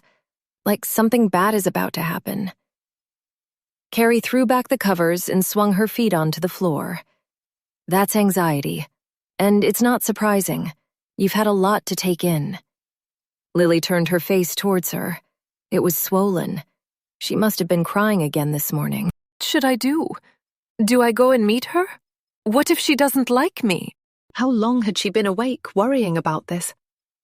She'd be mad if she didn't like you, and you don't need to make a decision yet. Why don't you talk to your dad? Her face crumpled. "I'm so mad at him." "You and me both," Carrie wanted to say, but her own emotions weren't helpful here. "That's okay, too. You can be mad, but talk to him." Lily chewed on her lip, clearly trying to stop the tears from coming again. "Okay, I'll talk to him." That was something. Carrie decided to quit while she was ahead. "I'm going to get dressed and go and find my mum. Shall I tell your dad that you'll come through and talk to him once you're ready?" She nodded. "Yes, please." "I'm going to get in the shower." Next door, Tom looked as if he hadn't slept a wink either. He searched her face for clues. How is she? She's confused, but she said she'll speak to you. She'll come through after she's had a shower. I'm going to throw on some clothes and give the two of you some space. He ran his fingers through his hair and let out a sigh of relief. You can stay. I'm not going to say anything that you haven't already heard. As well as giving them privacy, Carrie wasn't ready to hear it all again. No, I need to see Mom anyway. And I think you and Lily need some time to work this out. They both knew it was going to take more than one conversation, but he nodded. Thank you. Once I know what's happening, maybe we can... He trailed off at the expression on her face. They were a world away from their next step. Work things out with Lily. We can wait. Her mother took a while to answer Carrie's knock on her hotel room door. When she opened it, she had a brush in her hand, and the back half of her hair was damp. "You're early for breakfast?" In this new, surreal universe, Carrie hadn't thought to even check the time. "I was hoping we could have a conversation before we go down." Her mother was instantly on the alert. "What's happened?" Carrie had to fight herself not to cry. Can I come in? Her mother's room was half the size of hers, but with its white gauze curtains pulled back, its large balcony faced the harbor. Instead of a sofa, there was a deep, soft grey armchair, and Carrie sank into it, counted down from 3, and began. As she recounted to her mother what she'd discovered in the last couple of hours of yesterday, Janet's face widened in shock, then closed down into dark disapproval. Well, that explains why he was in such a hurry to get married then. I knew there was something not quite right. This was why she'd been dreading telling her. How different was this response to Kristen's? The first thing Kristen had asked her was, "Are you okay?" From her mother, there were no 3 words, not even 1 word, to ask how she was feeling. "I don't think the speed of the engagement has much of a bearing on it, Mother." Her mum hated it when she called her mother, so she reserved it for the times when she was most irritated. "Well, you clearly can't marry him now. What are we going to do? Can we book flights to leave today?" Was Carrie being paranoid, or was her mother actually pleased with this situation? "I'm struggling to stand up right now, Mum. Dashing off to get a flight might be a bit more than I can cope with." Through tight lips, her mother sipped at the glass of water from her dressing table, her eyes hard and seeming to bore through Carrie. "I do hope you're not planning to forgive him for this." Instinct made her defensive. "I haven't decided what I'm going to do yet. And to be honest, it's not as if he's done this to me. It's Lily who should be most considered." She folded her arms, a gesture Carrie had seen many times over the course of her childhood. "But he's lied to you. He's proving himself to be a liar, and a comprehensive one at that. He's kept this secret for 12 years. And you were going to become his wife." The going to become took Carrie's breath, but she couldn't argue with that. A lie of omission was still a lie. "I know." But her mother was already on a well-worn conversational track. "When someone shows you who they are, you have to believe them. I've told you that 100 times. I would have saved myself a whole lot of pain if I'd taken more notice of your father's behavior before I shackled myself to him." Before she had Carrie, she meant. Although her mother had never come out and said that she wished she'd not had a child, she'd told her enough times how difficult she had found Carrie's childhood for her to assume that this was the case. It was impossible not to compare her father with Alex. "I wonder whether he'll turn up again one day like this." An expression of horror swept her mother's face. "Your father? I sincerely doubt it. He abandoned us, Carrie. He was a liar, too. And if you have any sense in your head, you won't make the same mistakes that I did. It was ironic that Tom's transgression was almost the opposite of her father's. He had abandoned his daughter, and Tom had lied to his to keep her close. Her mind was so overwhelmed by this that she wasn't sure which was worse. She'd been aware before how much she and Lily had in common with only having one parent, but couldn't have known just how much. Her legs itched to get out of here, and she pushed herself out of the armchair. "Do you want to finish doing your hair, and we can go down to breakfast?" With her throat tight and her stomach in turmoil, she wasn't sure she'd be able to eat anything, but she was in desperate need of hot coffee. The mercifully loud hairdryer made further conversation impossible, so she watched in silence as her mother used the hairdryer and a round brush with practiced perfection. Everything about her mother's routines was precise and pristine. Never had she left the house without her face fully made up, her clothes pressed and flawless. Carrie had been raised the same way, not to let anyone see you looking less than your best. She glanced at herself in the mirror. No makeup. Hardly the appearance of a woman who was due to get married in 3 days' time. In the light of what was going on, maybe she wasn't. She sank back into the chair, her legs wobbly at the magnitude of the decision she was going to have to make. The only thing she'd brought with her was her room key and her phone. When it buzzed in her lap, she assumed it was Tom, but it was Kristen. "How are you feeling?" Hot tears pricked the back of her eyes at her friend's kindness. As she typed a reply, she thought again about Kristen's offer to message the man she'd found on Facebook and ask whether he was her dad. When she'd considered finding him, she'd always come to the same conclusion. Why would she put herself up for more rejection? Now, though, she felt differently about everything. She deleted the message she'd written to Kristen and started again. "I'm okay. Just trying to work out how I feel, to be honest. I'll call you later. But in the meantime, I've made a decision. Can you send a message to ask that man if he's my dad?" Chapter 17. 3 days before. It was still early, and the restaurant where breakfast was served was half full of older couples. Though the food was buffet style, the waitress brought a stainless steel pot of coffee to the table, and Carrie poured a cup for her and her mom. Not caring how hot it was, Carrie brought the white china cup to her mouth, burning her lip. Pointedly, her mother blew on the surface of her own drink to cool it, then nodded towards the wooden trays of pastries along the wall facing them. "Shall we go and get something to eat?" Carrie was still too upset to eat, her stomach a tangle of knots that made it impossible to even try. "You go ahead. I'm fine with coffee for now." Of course, this wasn't going to fly with her mother. "You must eat something." Thup.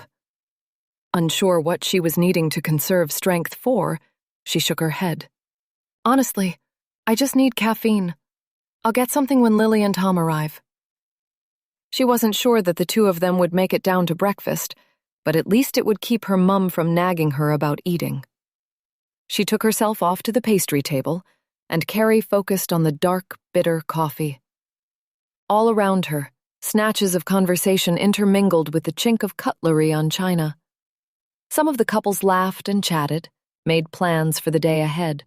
Others ate silently, whether through being comfortable with or completely bored with one another, Carrie would never know. What was the secret of a long and happy marriage? What peaks and troughs had these people been through? What had they had to forgive along the way? Before her mother slid back into her seat, she placed a small plate with a croissant, butter, and jam in front of Carrie. "I know you said you didn't want anything, but I brought you this just in case." To anyone else, it would have seemed kind, but to Carrie, it was another example of how her mother didn't listen to her and what she wanted. But what was the point of making something of it? Instead, she swallowed down her frustration with another scalding gulp of coffee and said nothing. For the next half an hour, Swathes of silence were punctuated by her mother's complaints about the jam and attempts to get Carrie to eat or talk. Carrie attempted to counter both by breaking off tiny pieces of the glossy, flaky pastry, which turned to sawdust in her dry mouth. They were about to leave when Tom appeared at the entrance to the restaurant. She watched him scanning the room, searching for her, for a few moments before giving in and waving to show them where they sat. With his hand on her shoulder, Tom pointed out their table to Lily. Then she disappeared in the direction of the pancake station while he came to join Carrie and her mother. Slipping into the chair next to Carrie, he nodded to her mother. "Good morning, Janet. Did you sleep well?" Tight-lipped and severe, she had the expression of a judge about to bang her gavel and pronounce judgment. "Very well, thank you." Clearly, Tom wasn't about to push his luck by asking anything else.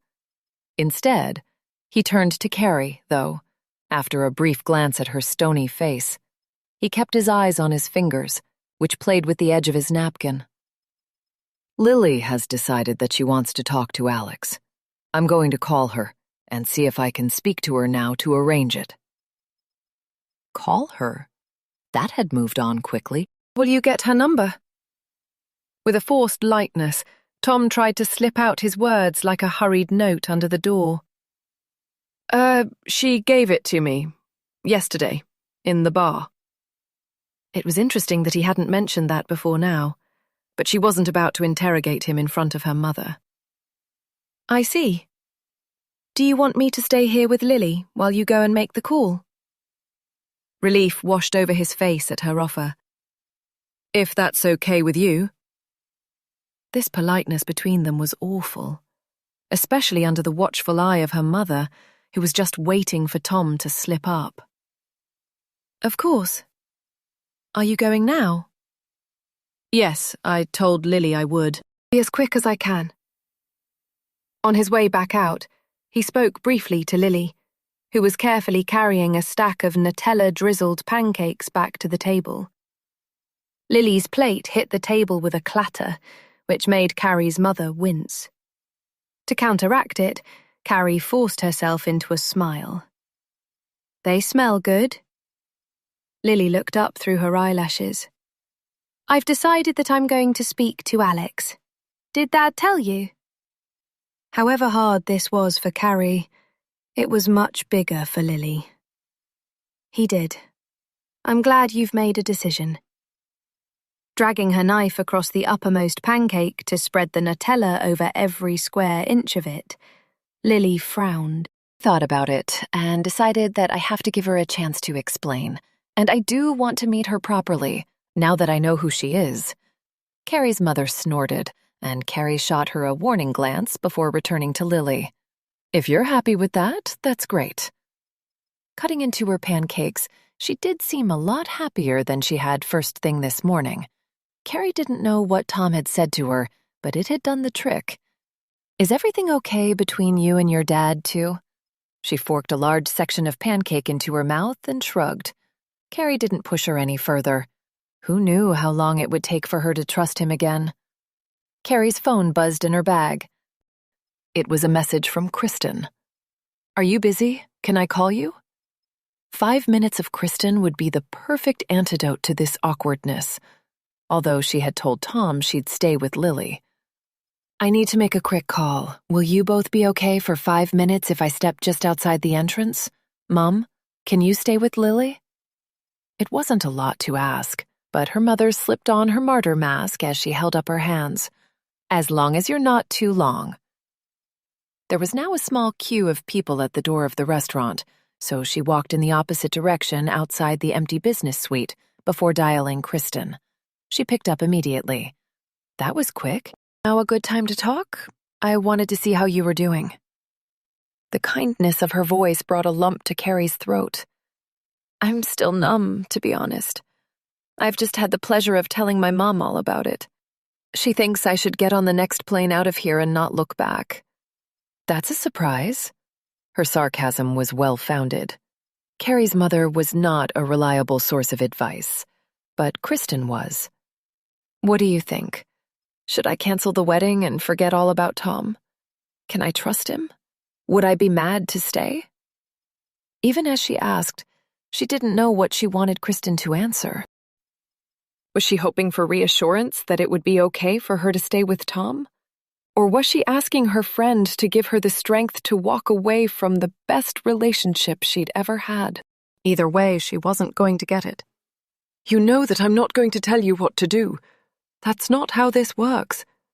I'm your best friend. You decide what you want, and I support you all the way. I don't know which way is up right now.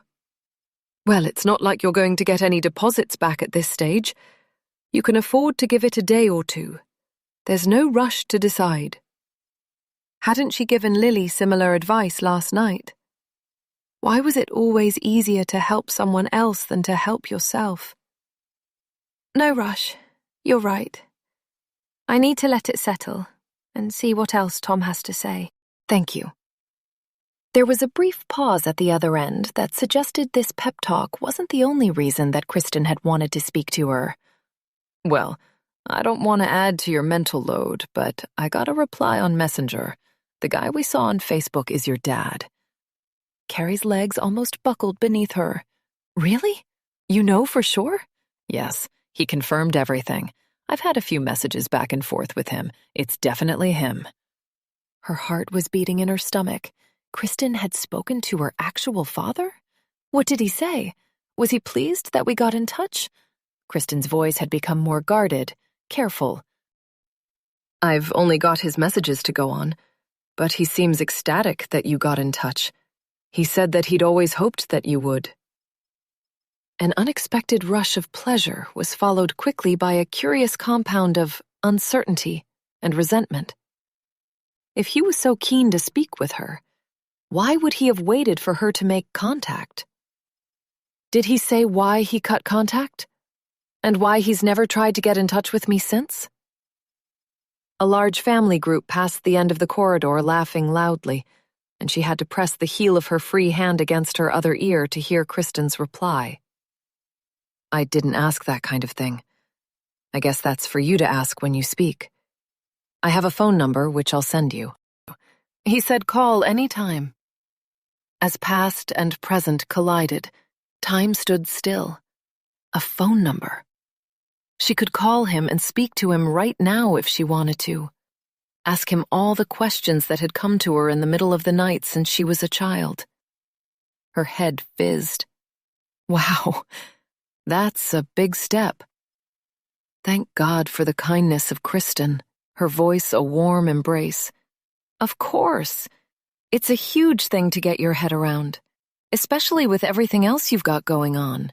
You can leave it for now. Or, if it would make it easier, you could message him. Baby steps? A message felt more manageable, but what would she say? She pressed a hand against her stomach to calm the butterflies. I'll think about it, but thank you. I do appreciate you doing this for me. I need to get back to Lily and my mum. Thanks, Chris. Really. Thanks for being a great friend. Always. At the entrance to the restaurant, she met Tom. Flushed and agitated, he looked startled to see her there alone. Where's Lily? She's still inside with my mum. I just came out to take a call from Kristen. How did it go? For reasons that she wasn't ready to examine, she didn't tell him that she was contacting her father. In the circumstances, he had enough to deal with. It was difficult. She practically made me beg. That was a surprise. From the way Alex had engaged with Lily at the pool, Carrie had assumed she'd be delighted that Lily was willing to meet. More than that, she should have been the one begging to see Lily. Doesn't she know how lucky she is? She should be grateful that Lily wants to see her at all. He didn't meet her eye. Yeah, well, she's agreed to meet with her in about an hour. That's good. Lily will be pleased. Is she going to come to our room, or are we going to her? She suggested we go out, to a cafe. That didn't sound like a great idea to Carrie. Being out in public might be difficult for Lily. What if Lily gets upset? Wouldn't it be better to be somewhere private? I suggested that. An older couple emerged from the restaurant and nodded a good morning to them both. Carrie waited until they were out of earshot before expressing her disbelief. She doesn't feel comfortable with being somewhere private? What does she think we're going to do? Gang up on her? Tom rubbed at both sides of his face. He hadn't shaved today, and his fingers rasped on the stubble on his cheeks. That's the other thing. She wants it to be just me and Lily. She was pretty insistent that she doesn't want you there. Heat rose in Carrie's face. She was an idiot. Of course she wasn't included in this. Why had she assumed she was? They'd got so close in the build-up to the wedding that she'd fooled herself into regarding the three of them as a unit. Sorry, I didn't think. No, don't you apologize. It's me who's sorry. For all of this. But Lily wants to speak to Alex, and this was the only way she'd do it. I couldn't say no. The heat in her face was spreading to her neck, her body. Carrie wanted to get out of this conversation. Of course. No problem. You should go and tell Lily. I just need a minute to send something to Kristen. He shuffled near to her as if he was going to kiss her. To avoid his lips, she waved her phone to indicate the need to send the message, a lie to buy her some space, and walked past him towards the back entrance to the hotel. Tears of humiliation and hurt stinging the backs of her eyes. Chapter 18. Once she'd composed herself, splashing cold water over her face in the nearest bathroom, Carrie returned to the breakfast table. It was past 10 a.m., and the restaurant had filled up in the time it had taken her to speak to Kristen and then Tom. The faces of the three people at the table were very different. Her mother's judgmental silence in direct contrast to Lily, who was a bag of chattering nerves as she asked question after question between mouthfuls of cornflakes. And she wants to see me? You didn't have to force her into it? Carrie was still amazed how quickly Lily seemed to have got her head round all of this. How enthusiastic she was about speaking to the mother who had never been in her life. Looking in from the outside, it seemed as if there wasn't a trace of bitterness or accusation. She was just throwing herself into this. It was as if she was meeting a celebrity. Carrie wasn't proud of it, but she felt a pinch of jealousy. Alex was stepping into Lily's heart having made no effort whatsoever. Worse than that, she'd actively ignored her for the last 12 years. Even worse than that, she was Lily's actual biological mother. Yes, she wants to see you. Tom, on the other hand, was behaving like a man being served his last meal. After every answer he gave Lily, his eyes searched Carrie out as if inquiring whether she was coping with this. She left his glance unanswered. All she could manage was to focus on Lily and ensure that she was okay. Her own feelings and decisions would have to wait. Lily shifted around in her seat. Do you think I look like her? I mean, I know I've seen her, but when I spoke to her, I wasn't properly paying attention. I thought she was just some woman. Just some woman. For a 12-year-old, anyone over the age of 25 would fit that category. Too old to be of any interest, Carrie included. Tom frowned. Yes, I think you do. For the first time, Carrie fully understood the consequence of this. As Lily had grown older over the years, Tom must have seen Alex in her face, her body, her mannerisms. How had that been for him? There were no family photographs of the three of them at the house, but Lily had one of her mother by the side of her bed. Alex's sleek, short bob completely different to her long blonde waves of today. 12 years on, it wasn't only the name she went by that had changed. Unable to sit still any longer, Lily pushed herself up out of her seat. I'm going to get a yogurt. Her appetite hadn't been altered by the excitement of today. Carrie, on the other hand, could barely eat, her stomach in such a turmoil. With Lily over at the food bar, Tom placed his hand over Carrie's. Are you sure you're okay with us meeting Alex without you? I just think it might be a bit. She pulled her hand out from under his and used it to wave away his explanations. Not at all. I understand. This is about Lily. It would be weird for me to be there. Again, his eyes were searching, trying to read her thoughts from her expression. And I need to be there, obviously, as well, because... Honestly, Tom, it's fine. She hadn't meant to sound sharp, but she couldn't bear this conversation any longer. After a few beats of icy silence, her mother spoke. I'm going to go back to my room and get my things together. Grateful for the change of subject, Tom smiled at her. It feels like today might be a hot one. If he was hoping for small talk, he was disappointed. Instead, he received only a curt nod. Carrie might be trying to reserve judgment on what was happening next, but as far as her mother was concerned, Tom had been blacklisted. What should we do today, Carrie, while Tom and Lily are occupied? Carrie wanted to hide under the covers in her bedroom, or get as far away from this hotel as possible. Perhaps we could go and do some shopping. There are some nice clothes shops down on the marina. That would be lovely. Maybe I can buy you something nice. Tears pricked the back of Carrie's eyes at her mother's unexpected kindness.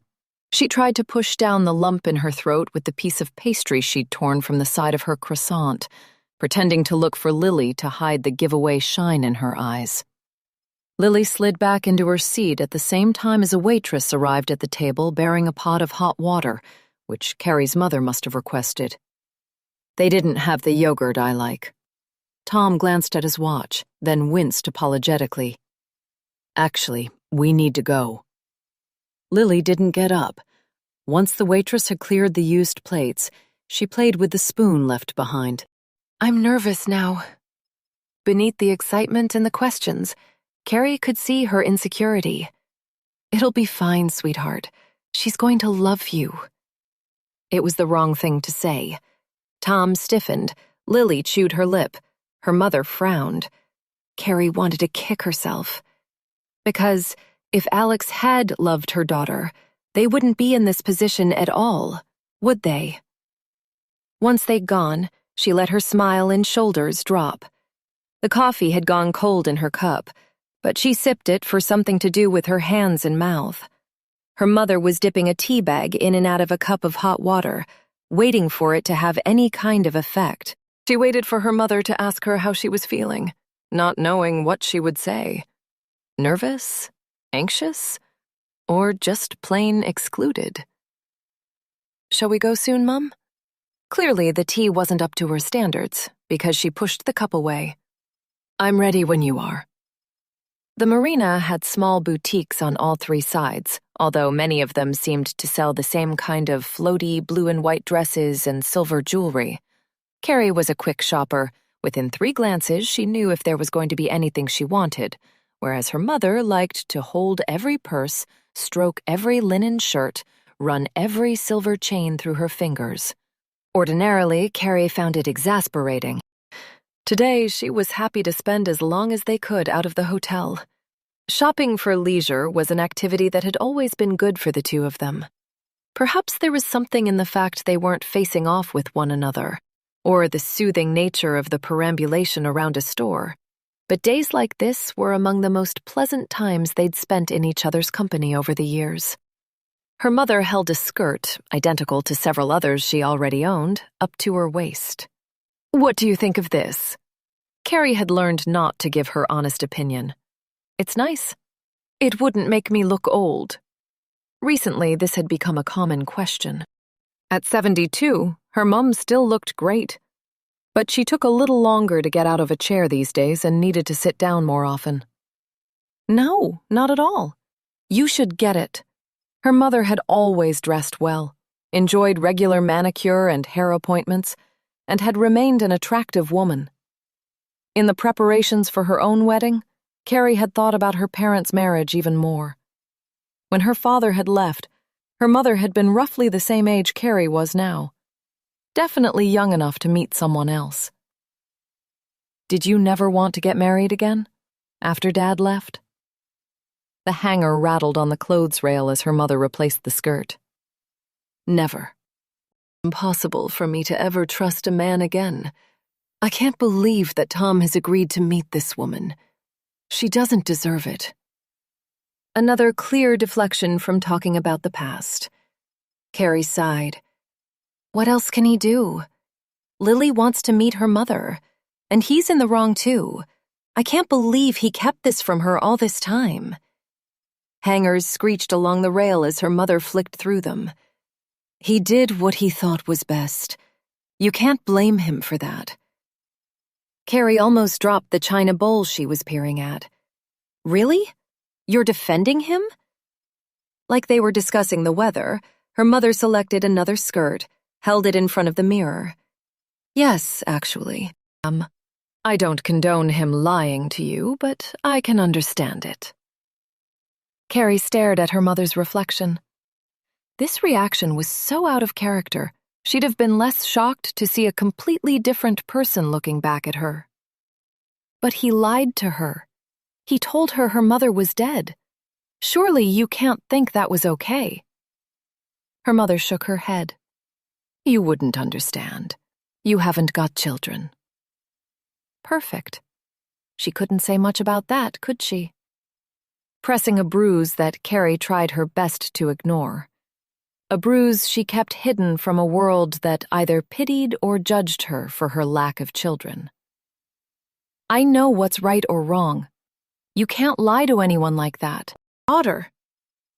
All she could hear was the metallic scrape of the hangers on the clothes rail. No answer.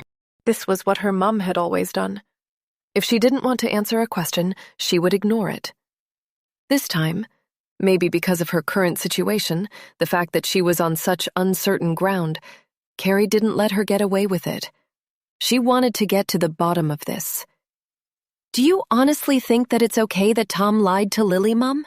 I mean, would you lie to me? Have you ever lied to me? The pause before she answered was even longer than she'd expected. You can't expect me to remember every single thing I've ever said to you, Carrie. I'm sure there have been white lies along the way, yes.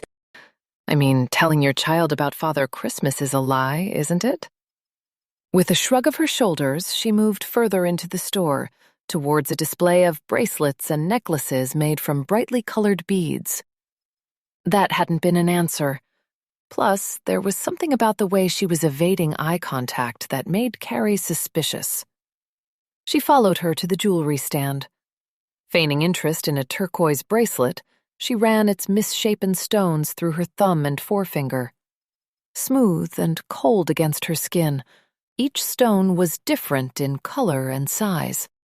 The owner of the shop, a middle-aged woman wearing a white peasant dress and long purple dreamcatcher earrings, mistook her studied attention for interest and came alongside her. This is a beautiful turquoise bracelet. Turquoise is for wisdom, tranquility, and protection, and it brings wholeness and peace. Her mother raised an eyebrow. That sounds exactly what you need. Unfortunately, this only encouraged the woman. And these, she pointed to the other side of the bracelet, are freshwater pearls, purity and balance. Would you like to try it on? Without waiting for a reply, she slipped the bracelet onto Carrie's wrist and stood back to watch her admire it. What else could she do? It's very pretty. No two the same. Every one is unique. Shall I wrap it for you? Beneath the gentle smile, she was an astute businesswoman. Resistance was futile.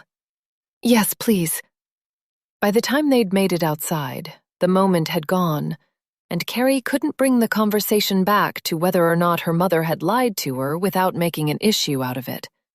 But her mother's reaction to what was going on with Tom and Alex had helped to make up her mind. There was definitely something that her mother wasn't telling her about her father's absence from her life. And, equally, She wasn't going to get it out of her. If she wanted the full truth about her father, she was going to have to use that number that Kristen had sent. As soon as they got back to the hotel, she would send a message and arrange an opportunity to speak to him and demand the whole truth. Chapter 19.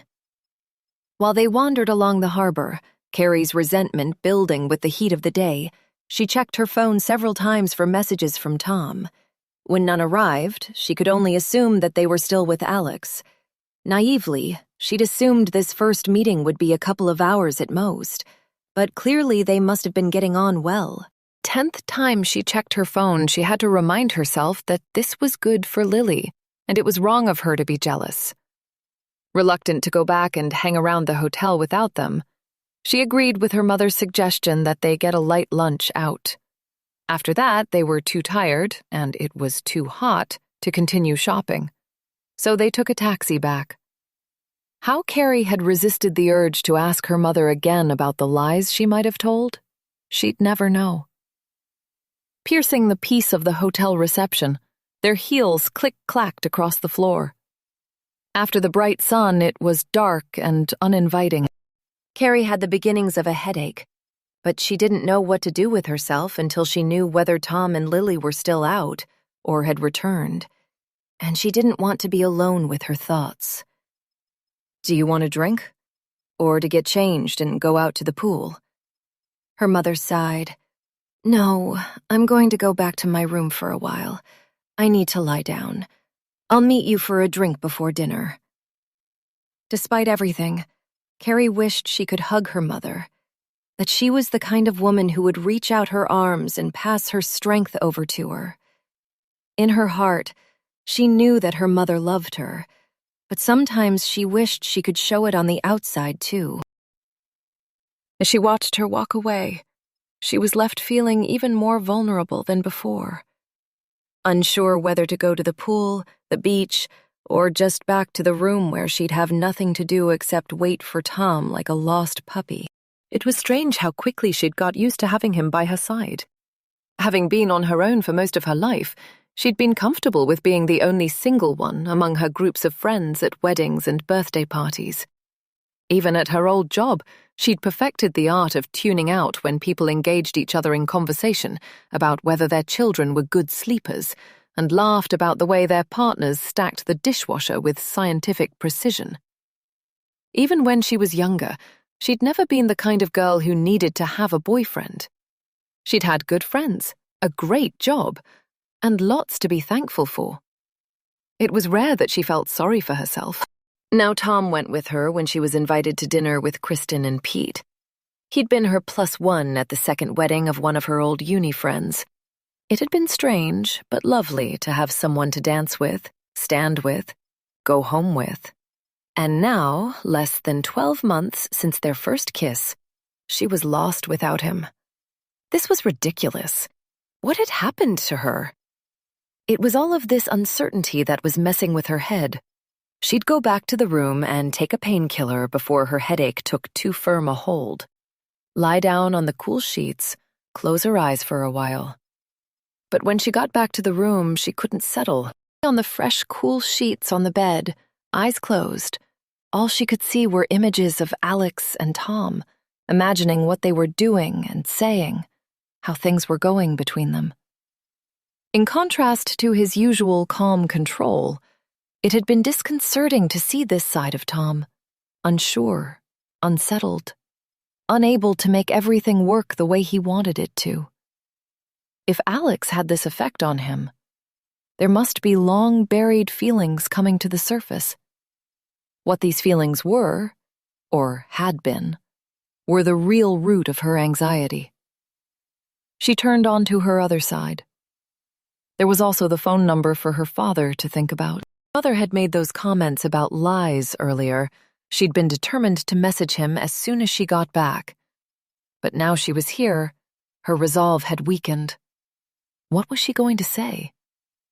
Giving up on the possibility of a nap, she scooped her phone from the side table, still no message from Tom, and began to draft a message in her notes app. "Hi. My friend Kristen gave me your number because... No, that sounded like she was applying for a job or a date. Hello, I'm Carrie, your daughter. I wanted to talk to you and... That was no good either. It was positively threatening. She tried a few more iterations, then threw her phone onto the bed with a growl. Why was this so difficult? She was making it harder than it needed to be. He knew that Kristen was going to pass on his number. He would be expecting her to contact him. She only needed to keep it brief. She picked up the phone and tried again. Hi, it's Carrie. It would be good to talk. When's best for you? Before she could change her mind, she copied and pasted it into a message and sent it to the number Kristen had given her. Almost immediately, guilt descended like a storm cloud. Today, with her mother, she'd been suspicious of the way she'd reacted to Tom's lie. Her assertion that it was okay to lie to protect someone had rung alarm bells that Carrie couldn't ignore. But her mother had been the one who'd raised her for most of her life. She deserved her loyalty more than the father who'd abandoned her. Her mom wasn't the easiest of people to get along with sometimes, but she'd been there for Carrie, looked after her, cared for her, raised her. And now Carrie was contacting the person her mother hated most in the world on the off chance that he might have a morsel of information that her mother had kept from her. How was that for ungrateful? Banging the back of her head against the deep pillows, she closed her eyes and groaned at her own indecision. It was too late to take it back now. Whether for good or ill, she'd initiated this contact. It was something for another day. It was pointless upsetting her now when, for all she knew, her father would have little to tell her except to reinforce the fact that he hadn't cared. What was happening to her? She couldn't just lie here waiting for Tom to come back. Here she was in a beautiful country, and she was wasting hours sulking. Even if she took her book out to the pool for a while, some fresh air, maybe a cold glass of lemonade might make her feel better. At least when Tom and Lily returned, she wouldn't look quite as pathetic. After firing off a quick text to Kristen to tell her that she'd messaged her father, she fished around in the drawers beneath the wardrobe to find her newer swimming costume. She'd been the one to unpack when they arrived. Tom had been on a call, so she was surprised that her costume wasn't there. Thinking she might have put it in Tom's drawer instead, she opened that and lifted out his shirts carefully. It wasn't there either, but there was a velvet box containing their wedding rings. She flipped open the lid. There they both were. Matching platinum bands, his as thick as hers was delicate. Tom had booked them an appointment at a designer jeweler in Brighton. They'd spent the afternoon trying on rings and drinking complimentary champagne. He had done everything to make this wedding special for them both. He loved her. He wasn't her father, hadn't been the one to run out on anybody. It had taken both of them a long time to find someone they trusted enough to spend the rest of their lives with. What they had between them was real and solid and forever. She wasn't excusing what he'd done, but if Lily could, surely she should give him the time and space to explain it to her. She could help him and Lily to navigate this, build the family that she'd dared to hope they could be. It would be different than she'd expected, but that didn't mean she couldn't make it work. Alex could be part of Lily's life. It didn't have to change anything between her and Tom. She was going to be his wife. Her swimming costume was in the drawer with her underwear. Feeling lighter and determined, she pulled it on, topped it with a blue and white cover-up, and slipped her feet into a pair of white sandals. Book under her arm, she left the room. Later, she would blame her newly buoyant mood for making her reaction to the scene she encountered worse. Pride before a fall. She'd practically strutted down the corridor, through reception and out through the large glass doors to the pool. Finding most of the sunbeds were taken, she raised a hand to her brow to block out the fierce sun and scanned the length of the patio area in the hope that she'd find one for her and her novel. Then she spotted them. Over in the far corner, past the pool and close to the voluptuous clusters of cerise oleander. Tom, Lily, and Alex. The three of them relaxed around a small round table, glasses of something delicious in their hands, their faces animated and flushed, but happy. They looked really happy. Alex was waving her arms around, telling a story she'd guess. Far from blaming her mother or demanding why she'd left, Lily's face was a picture of pure worship. Even from this distance, Carrie could see that there was no trace of blame or judgment. The pain was as real as if someone had reached into her chest and grabbed hold of her heart. A scene of careful reconciliation. This was not a difficult and painful process of finding their way back to each other. Her assumption that they'd been out all day because they needed to get to the truth of what had happened, had needed to help Lily to understand the complexities of the situation, was so far from what she was looking at that the reality hit like a slap. They were enjoying one another. They were having fun. They looked like a family. Carrie had only one perfect memory that included both her parents. She kept it wrapped safely away as if, by uncovering it too often, examining it too closely, she might spoil it. It had been her birthday, possibly her 6th or 7th. They were at a cafe. She had a huge ice cream piled into a sundae glass, chocolate sauce, wafers, sprinkles, everything. The waitress had brought 3 spoons, and both her parents were teasing her, pretending to take her ice cream. They were laughing, joking, happy. When she pictured the family she would have wanted for herself, that was the image she remembered. It was what she'd secretly hoped she would have with Tom and Lily. It looked remarkably similar to what she was seeing right now. With his back to her, she couldn't see Tom's face, but Alex's attention was fully focused on him, set on him. Judging by Lily's reaction, she hid her face in her hands. He must have been telling a story about her.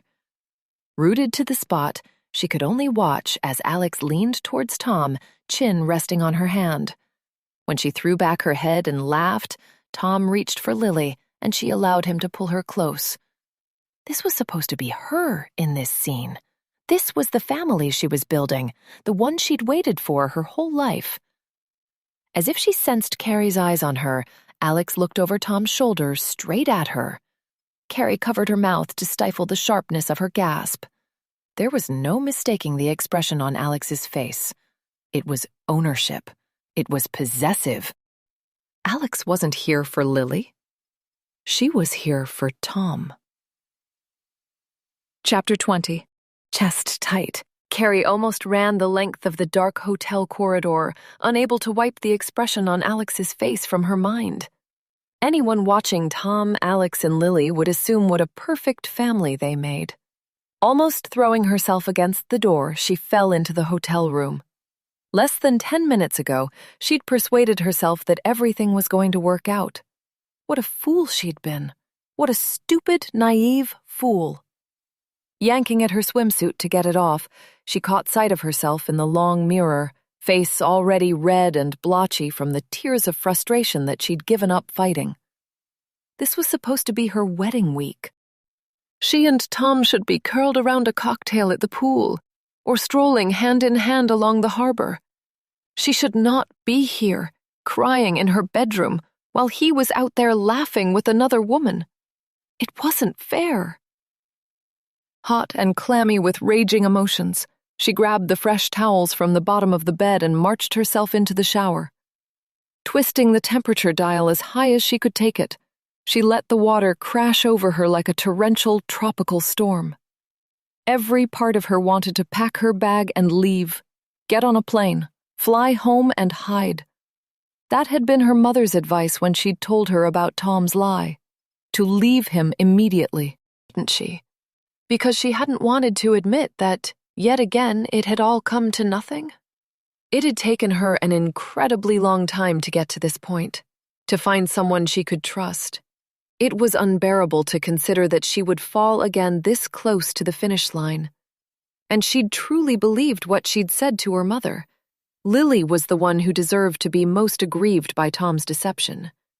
But Carrie's focus on Lily had meant that she hadn't properly considered the repercussions for her. Never before had she been jealous about Tom and another woman. But now? Now she didn't know if she could ever trust him. And what is a marriage without trust? Rubbing her fingers hard into her scalp, she tilted her head to let the water drum onto her forehead, massaging away the tightness in her skin. Even if she booked a flight and left right now, where was home now? She'd sold her flat to move in with Tom. And her mother's house had not been home for a very long time, nor did she ever want it to be. Tom was her home. He'd made her feel safe and loved, and made her believe that she would never have to be alone again. As she let her head fall forwards, the hot water ran down her spine, and the tears came again. The water did its work. Gradually, her body relaxed and her mind slowed. What had she actually seen? As far as she knew, Tom hadn't done anything to justify her jealousy. Him meeting Alex today was for Lily's sake. He'd made that clear. But Alex's face had made her intentions equally clear. There was no other reason for her to regard Carrie with such active dislike if she hadn't wanted her out of the way. Today she'd got what she wanted, hadn't she? Carrie had run away like an upset child. Why hadn't she just joined them, walked over there and said hello? Didn't she have a right to do that? She closed her eyes and let the water run over her hot face. Like warm rain, it soothed her, cleansing the last of her anger and indecision. If she and Tom were going to have a successful marriage, she was going to fight off her fears and learn to trust him. More than that, she needed to prove her trust in him, which meant believing that he would not be lured away by a woman from his distant past. And if Alex wanted to be in Lily's life, there was no way Carrie could, or should, prevent that. Whatever her own misgivings about a woman who would leave her child and not come back, Alex was Lily's mother. And Lily, judging by her face just now, wanted very much to know her. Anything Carrie did to make that difficult would merely drive a wedge between her and Lily, and that was the last thing she wanted. No, she would be supportive and helpful and provide whatever Lily needed from her to make this easy. If Alex was going to move back into their lives, Carrie's dream of being Lily's mom might not look the way she'd hoped. But that didn't mean they couldn't build a good relationship of their own. That would have to be enough. But Tom was a different matter altogether. If Alex thought she could come back and pick up where she'd left off, she could think again. She turned off the water and grabbed a large white towel to wrap around herself, its soft thickness comforting against her skin. After the heat of the shower, her feet enjoyed the cool marble of the floor, and she reached out to wipe the steam from the mirror above the basin. Her face was flushed, but she stared herself dead in the eyes. In 3 days' time, she was going to marry Tom on that beach, exactly as he'd planned it, putting her faith in him, believing in her happy ending. And what could Alex possibly do to stop that? Chapter 21. Out on the hotel room balcony, a pleasant breeze brought with it the fragrance of lemons and sea salt. Dressed in a cobalt blue sundress, a favorite of Tom's, Carrie stretched her legs along the white-cushioned sun lounger, book in hand, waiting for Tom and Lily's return. Determined to keep her mind from inventing all kinds of scenarios down at the pool, she'd brought a book out with her, but had been forced to reread the same page several times already. When the room door eventually buzzed and clicked open, she caught the tone of their voices before she saw either Tom or Lily. Though she couldn't make out the words, Lily's whine was clearly punctuated by Tom's firm reply. Sudden, the light gauze curtain that obscured the balcony from the room swept open. Beneath a hat which was covered in cartoon suns, Lily's face was a dark cloud. "I don't see why I can't go there on my own." Back in the room, Tom dropped the beach bag on the floor beside their bed. "Lily, I told you I don't want to discuss this anymore." She snatched the hat from her head, and shot a reproachful glance in Carrie's direction before dropping heavily onto the other sun lounger. "Can't we ask Carrie if she minds? You're answering for her, Dad. This is not the Victorian times." What was going on? What might she mind about? When Tom appeared beside Lily on the balcony, she looked from him to Lily, then back again. "Is anybody going to fill me in?" Leaning over her, Tom kissed her gently, making her stomach flip. "Don't worry about it. How are you? How was your trip with your mum?" She was more interested in his afternoon than hers. "It was fine. How did things go with Alex? What do you need to ask me about?" At the other end of the balcony, Tom took one of the chairs at the small glass bistro table. "It's nothing." Answer, and she needs to stop asking for me to change my mind. The warning look he gave Lily might as well have been lit by flashing red lights, but she ignored it nonetheless. "I want to see Alex again tonight, and Dad says I can't because of you." "That is not what I said, Lily." His voice changed from sharp to conciliatory mid-sentence. Clearly irritated, but walking a tightrope if he wanted his daughter not to hate him right now. "I'm going to my room." Now the gauze curtain was pushed back. They could see and hear the shutter of the connecting door that she slammed behind her. Carrie raised an eyebrow at Tom. "What was that all about? And why are you making it my fault?" Rubbing at his eyes with his thumb and forefinger, he had the slack exhaustion of a man who'd just completed a marathon. "She's twisting my words. Alex wanted to spend some time with Lily tonight, but I tried to explain to them both that we're here for our wedding. I'm not going to leave you alone again." Lily must have been listening at the door because she opened it and stuck her head through. "And I said that I can go and see Alex on my own. You don't need to babysit me. I'm 12. And also, she's my mother, isn't she?" Lately, Lily had acquired the rhythmic lilt of a TikTok teenager, and a similar attitude. However, she must have guessed from her father's expression that he really wasn't pleased with her because she disappeared again. This argument was between the two of them, yet Carrie felt like the ribbon in the middle of the rope in a tug-of-war. If she was going to show Lily that she was on her side, now was a perfect opportunity. "I don't want to be the reason that she's not getting to spend time getting to know her mother." Tom ran his hands through his hair. "I know that, but I've spent a whole afternoon away from you, and this is our wedding week. Lily has got the rest of her life to get to know Alex if that's what she wants to do." It was pretty clear to Carrie that that's exactly what she wanted to do, and who could blame her? She's likely to be thinking that they've got a lot of catching up to do. It's a pretty reasonable assumption in the circumstances, isn't it?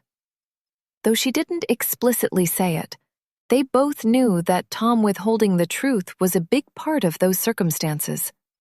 "I know that, but what am I supposed to do? I can't let her go off with Alex on her own. I don't trust her, Carrie. Not yet."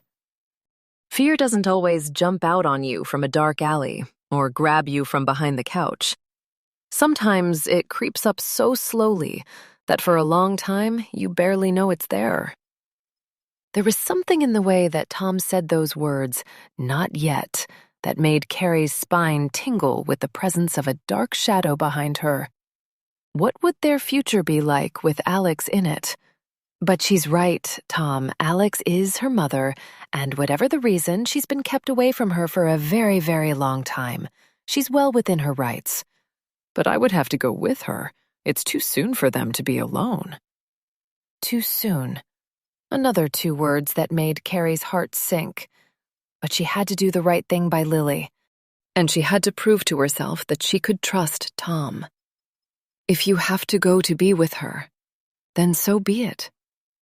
Sliding forwards on his chair, Tom covered his face with his hands and groaned. "I don't want to be out there with Alex. I want to be in here with you." Carrie pressed her lips together to prevent the words from bursting forth.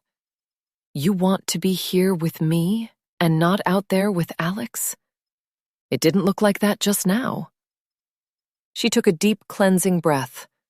She could do this. Lily could use the same argument right back at you. We have the whole of the rest of our lives to be together. Alex is here, now. You need to give Lily this. He opened his eyes and gazed at her, gratefully. You're a good woman. Did I ever tell you that? If only he knew how hard it was for her to be this good, to shut out the voice in her head that whispered how quickly he'd caved. Before she could reply, the connecting door flew open and Lily ran at her, almost knocking her off the sun lounger by throwing her arms around her waist. "Thank you, Carrie," as she squeezed her, enjoying the rare sense of connection. It almost made the fear in the pit of her stomach worth it. "You don't need to thank me, sweetheart." Unfortunately, the moment of gratitude was short-lived. Almost immediately, Lily turned to Tom, practically jumping with excitement. "Alex, say the name of that restaurant was. I was going to find it on Instagram. Can you text her and tell her that we can come?" A restaurant? Carrie had assumed that they would be meeting for a drink in the bar, not going out of the hotel. But she could hardly say anything now, could she? Not without appearing jealous. And hadn't she just told Tom that Lily was the most important person right now? Tom pulled his phone from his pocket and started to scroll. It was called La Scala, an Italian restaurant. It's in Sant'Agnello. Sant'Agnello? The next town? She and Tom hadn't eaten anywhere else except the hotel.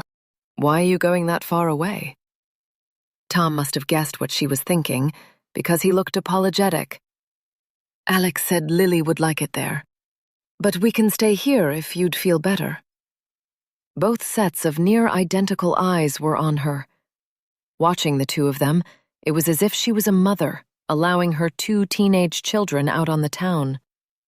She swallowed. "Of course not. It's fine." Lily hovered behind Tom, staring at his phone screen. "Can you send Alex a text, Dad?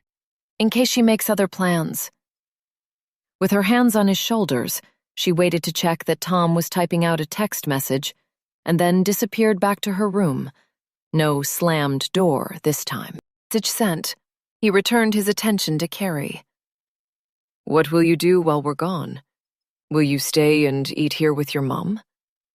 There wasn't much else she could do, and she could already imagine her mum's opinion on this latest development. "Yes, I suppose I will." Tom's phone made that sweeping sound that a text message had arrived. Alex must have been waiting with her phone in her hand. Carrie tried her best not to mind when Tom smiled at her reply. He stood and stretched. "Want to go for a walk or something? Maybe we could ask your mum to watch Lily, and we could go to a cafe for an hour." She knew he was trying to make it up to her, but she didn't want a snatched hour in a cafe if he and Lily were going to a sophisticated restaurant with Alex later. For all his talk about wanting to be with her, it had taken very little persuasion to flip his plans. "I'm going to rest here. I'm tired from shopping. You still haven't told me how it went today. How was it with Alex?" He frowned. "To be fair, it was better than I expected. Alex was, well, she was surprisingly good with Lily." It was taking every ounce of strength Carrie had not to be eaten alive by jealousy. "That's good." "Yeah, it was. We agreed that, for now, we wouldn't go over everything from the past. I mean, I know we'll have to get into it at some point, but Alex suggested she and Lily get to know each other a little first. And Lily seemed happy with that. The easy option. That's what that sounded like. Sweeping under the carpet the fact she'd abandoned her daughter, and that Tom had lied about it, must be convenient for both of them. Meanwhile, it was Lily who'd have to live with the questions that must, surely, be plaguing her. Didn't Carrie know better than anyone how that felt? Although Lily hadn't looked plagued, she'd looked excited. In which case, who was Carrie to argue? As her mother had so kindly reminded her today, you don't have children. You wouldn't understand. As long as Lily is happy. He nodded. Yes, you're right. I want her to be happy. But he lowered his voice, conscious of Lily on the other side of the door. When Lily was in the pool, Alex made a point of telling me how much she'd changed, that she was a different woman to the one back then. I didn't know how to react. Does she expect me to just believe her? Even if it's true, I have to do what's best for Lily in the long term. It's my job to protect her. Saying nothing, Carrie sifted through his words for clues. Alex had told him she'd changed. Changed from what? And into what? As hard as she tried, she couldn't get the look of challenge on Alex's face earlier out of her mind, especially now that Tom was admitting to being on his own with Alex when Lily was in the pool. Tom's phone buzzed on the table and he scooped it up, smiled at the message before he replied. Carrie wanted to throw up. For a woman who he professed to dislike, he seemed to be slipping back into her company with ease. It's Alex, letting me know that she's booked the restaurant for tonight. She's also asking about the water park tomorrow, but I can say no to that. He obviously didn't want to. A water park? Is it the one Lily saw advertised at the airport? Lily had squealed with excitement when she'd spotted the billboard advertisement for a gigantic water park with slides and rapids. Like her father, she was a complete adrenaline junkie. Carrie, on the other hand, was a junkie for keeping both feet on the ground. It would be pointless her going to a water park. Tom nodded sheepishly. Yes, that's the one. Alex offered to get tickets for tomorrow. Wanting to stamp her feet like a frustrated child, Carrie had to force her voice to stay calm and measured. You have to trust him. Then go. It's fine. The size of his smile couldn't just be on behalf of Lily, or because he liked water slides. No, she had to shake any suspicions from her mind. This was her mother getting into her head. Thank you, Carrie. I will make this up to you, I promise. Promise. I'm going to jump in the shower. It wasn't until he'd closed the bathroom door behind him that she remembered that tomorrow was the day they'd booked a boat trip to the island of Capri. Chapter 22. 2 days before. In white linen trousers, a peach crepe shirt, and a chiffon scarf tied at her neck, Carrie's mum had dressed to match the glamour of their trip. Well, this is a lovely surprise. I wasn't expecting to get to Capri this week, too. Her mother's pleasure at being included on the tour had softened a little of Carrie's disappointment at Tom's absence.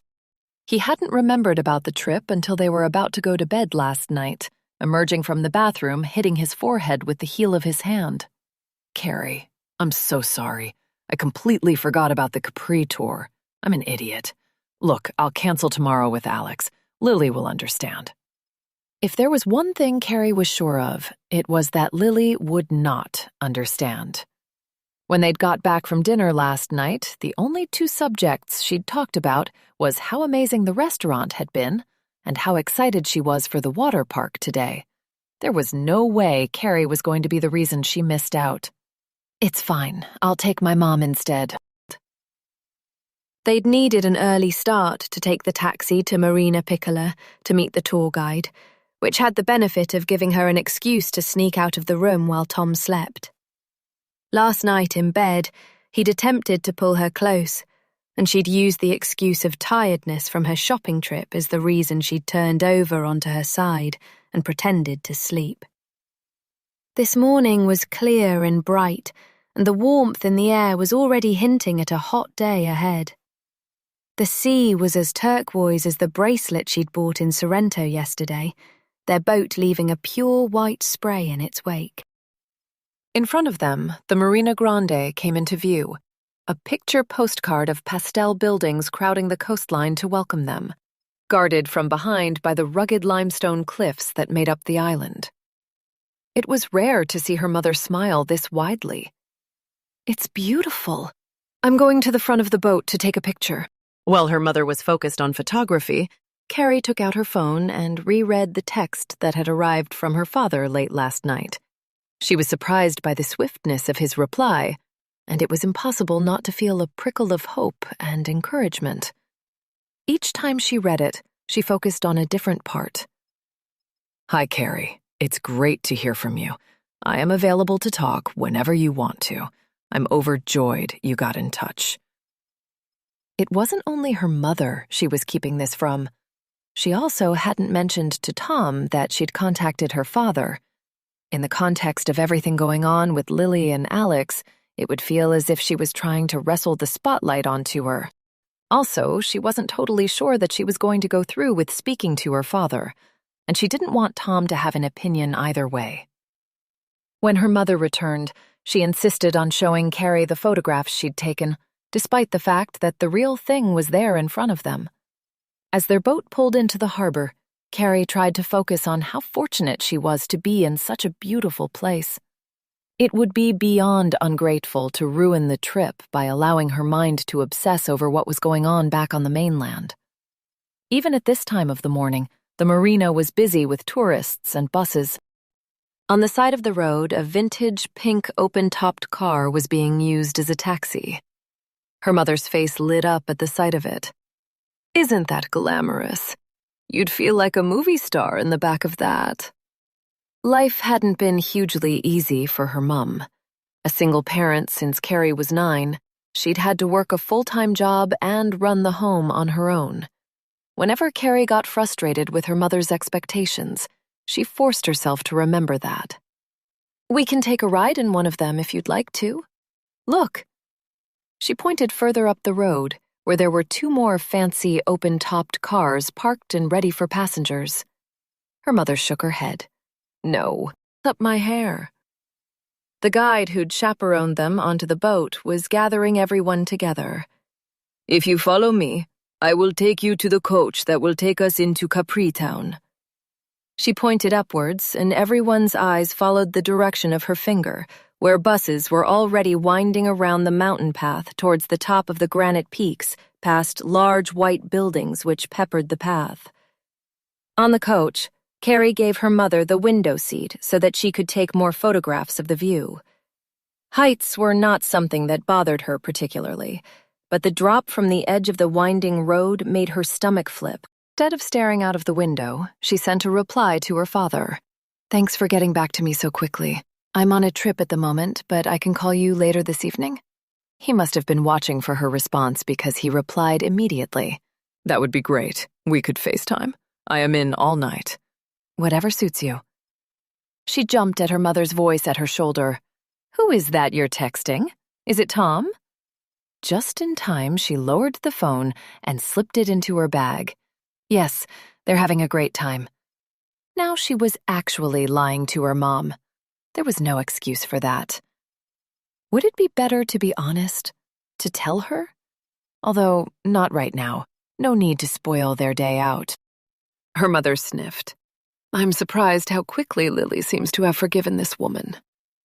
Forgiveness wasn't one of her mother's strengths, but Lily didn't deserve anyone's disapproval. "She's 12, Mum, and Tom and Alex haven't told Lily the full story of what happened yet." Her mother frowned. "What do you mean?" "Back when she was born. Why Alex left." Turning back to the window to line up her phone for another picture, her mother coughed a dry laugh. "Well, I would imagine she can work that out for herself. She's obviously an immensely selfish woman. She wanted a life without a child, so she left her behind." "Say what you mean, Mother." "Never as easy at that. There must have been more to it than that. I mean, leaving is one thing, but never coming back? That's pretty unusual." Her stomach prickled with her question. This was veering dangerously close to their own situation with her father. The way her mother stiffened beside her meant she'd realized the same thing. Her tone was sharp. "What did Tom tell you?" "Not enough." He said that she didn't ever want to be a mother, that the pregnancy wasn't planned and she wasn't ready, and he was, so he raised Lily. But I can't help but suspect there must have been more to it. She wasn't asking her mother's opinion on this. She already knew that there were too many gaps in Tom's version of events to know for sure what had happened. What she was actually doing was laying the groundwork to be able to ask about her father again, almost baiting her mother to use him as an example so that she wouldn't have to be the one to bring him up. She took the bait. Ignoring the view for a moment, she shifted in her seat to give Carrie the full force of her wisdom. If you still plan on marrying this man, Carrie, you need to be able to ask him those kinds of questions. In my experience, if someone is a liar, they lie. Not just once. Absolutely sure that you can trust him? Because I can assure you that if you can't, you are opening yourself up to a lifetime of pain. At that precise moment, she couldn't trust anyone, not even herself. What about Alex? Why wouldn't she tell Lily the truth? She's got nothing to lose, has she? That did the trick. How could you ever believe anything she would tell Lily? Why is she here all of a sudden? It would be like your father turning up and expecting us to forget about the last 30-odd years. Can you imagine doing that? Carrie sincerely hoped that her face was not giving anything away. This was her chance. Maybe that wouldn't be such a bad thing. Hearing what he had to say, I mean. Her mother's face hardened. I wouldn't want to hear one thing from that man. And neither would you if you could remember how much he hurt you. How much he hurt both of us. She tried one more time. It was a long time ago, though. Maybe he's changed. People do not change. When they show you who they are, you should believe them. That's what my mother told me, and she was proven right in your father's case. I didn't listen to my mother until it was too late. Consider very carefully what you want to do, Carrie. You're not married yet. Look away. She was saved from having to give a response by the tour guide standing up at the front of the coach with a microphone to give instructions about where they were being dropped and when they were being collected. Capri Town was stunning. Narrow streets lined with lemon and white buildings draped in vibrant purple bougainvillea. They window-shopped the clothing stores on Via Camarelle with its designer names on white sunshades above the windows. Further along, they took a table outside a restaurant with a view of the sea. Its high-backed black chairs and white tablecloths gave Carrie the feeling they were sitting in a painting. I don't think I've ever been anywhere this beautiful. Her mother smiled at her. Thank you. Her thanks were so unexpected that tears pricked the back of Carrie's eyes. Thank you was such an ordinary phrase, but it wasn't one she'd often heard from her mother's lips. As her adult daughter, she'd been expected to do things for her mother, call the gas company, organize her bank accounts, take her shopping for a new fridge. And thanks was not always forthcoming. It was almost as if her mother had sensed that change was coming, and she wanted to ensure that she didn't lose her hold. When they left Marina Grande in the mid-afternoon, her phone dinged with another message. This time, it actually was Tom. "We're back from the water park. We'll be waiting at the pool for you." When Carrie got back, she needed to be honest. Before she could fully trust Tom, she had to have the full truth about what had happened with Alex. If she was going to spend the rest of her life with him, she deserved to know everything. And when she called her father later, she would tell him the same thing. Chapter 23. As soon as they got back to the hotel, Carrie's mum disappeared off to her room to rest, and Carrie only stopped in her own room long enough to drop her bags and change into a swimsuit before heading straight for the pool. She was desperate to see Tom, for herself that he was still the man she'd fallen in love with, not the man her mother had described. The sun glanced off the surface of the pool and blinded her for a moment. It was busier than yesterday, and the air was alive with carefree laughter and conversation. Thanks to Tom's lime green swim shorts, she found them quickly and saw, to her relief, that Alex wasn't with them. Then she spied her, draped on a sun lounger on the other side of the pool, right leg bent at the knee, left arm above her head, another swimsuit, leopard print, with a matching sarong. She could have been posing for a magazine shoot. Carrie was split between joining Tom and Lily in the pool and getting the opportunity to speak to Alex. Despite Tom's embarrassed admission that Alex hadn't wanted Carrie there when she met with Lily, Carrie had already given them some space to talk, and Tom had invited her to join them at the pool. Digging her fingers into her palms, she headed for the sun loungers. The last time she'd spoken to her, she hadn't known that Alex was Lily's mother. This time, she was more prepared. Hidden by oversized sunglasses and staring at her phone screen, it was difficult to ascertain when Alex became aware that Carrie was standing beside her. Either way, she didn't react until Carrie spoke. "Hi. You?" With irritating indifference, Alex peeled her eyes slowly from her phone. "Of course." On the lounger beside Alex's, Lily's pink and white beach towel was spread out, waiting for her return. Carrie perched on the edge of it, determined to keep Alex's attention before it was dragged back to her screen. "Have you been in yet? To the pool? No, I've had enough of the water today." Digging her fingernails into the soft towel beneath her, Carrie tried again to initiate a conversation. "Tom and Lily are having a good time in there." Her voice was like treacle. "Yes, they're adorable together." Everything she said scratched at Carrie's nerves, but she was going to have to get over that. Plow on through. "I know that Lily has enjoyed getting to know you." Stretching her arms and legs like a cat, Alex yawned. "Yes, it's been fun. I have to admit that Tom has done a very good job raising her. She's a great girl." Carrie wasn't going to disagree with that. Lily was a mature and kind young woman, and the way she dealt with all of this was incredible. "Yes, she is." As Lily's laughter bubbled through the air, they both turned to watch as she and Tom performed a stunt in the water, which mostly involved Lily falling sideways and trying to pull Tom under by his legs. She was surprised when Alex broke the silence. "I never thought that I could cope with being a mother. But when I look at her, it makes me wish I'd known her when she was small. Maybe Tom is right. Maybe I have missed out."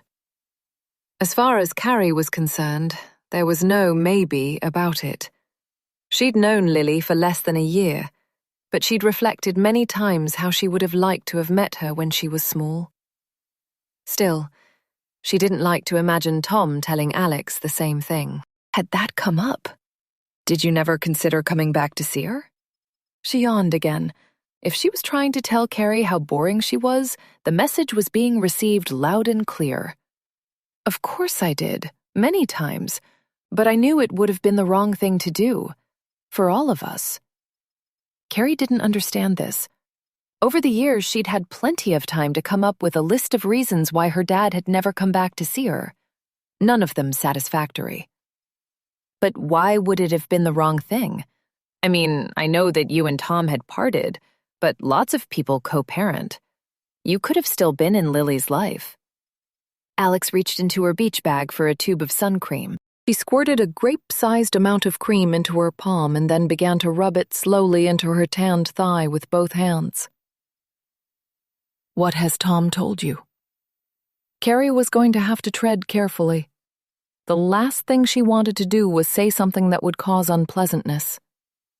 But at the same time, she didn't want to give Alex the impression that she was in the dark about it all. "He said it didn't work out between the two of you, and that you were happy for him to have custody of Lily."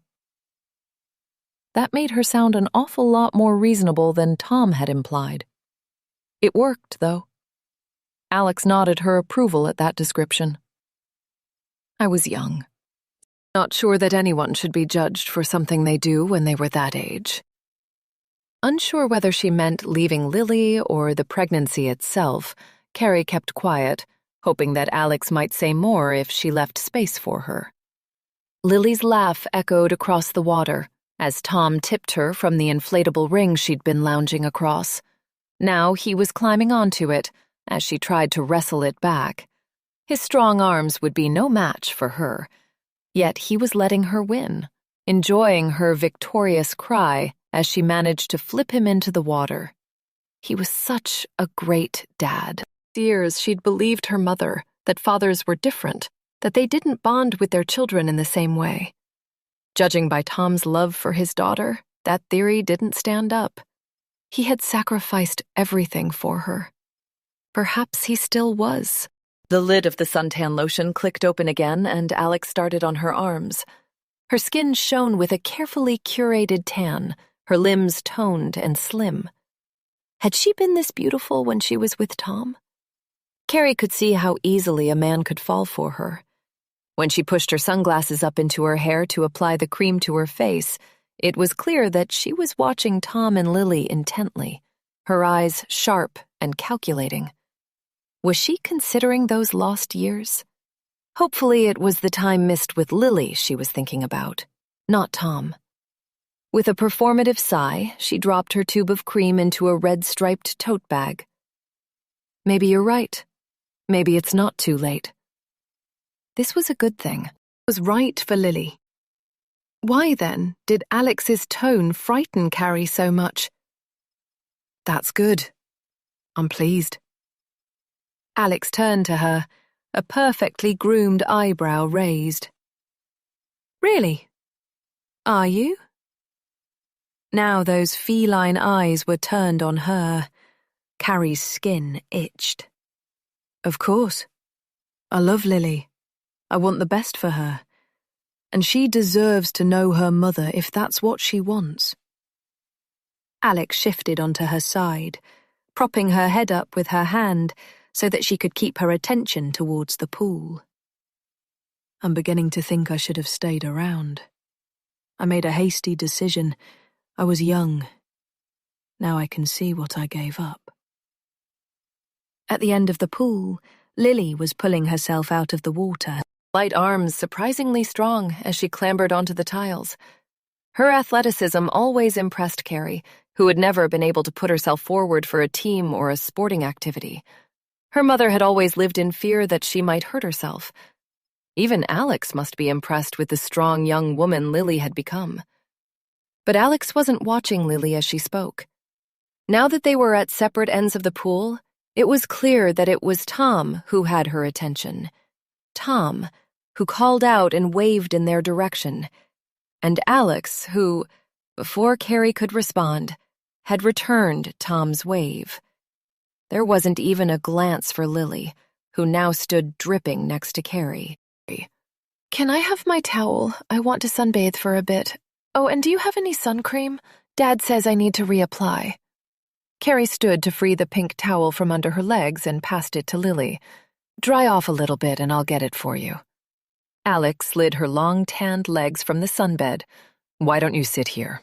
I'm getting in the pool now anyway. I need to cool off. Getting in the pool? Hadn't she just said that she didn't like to swim?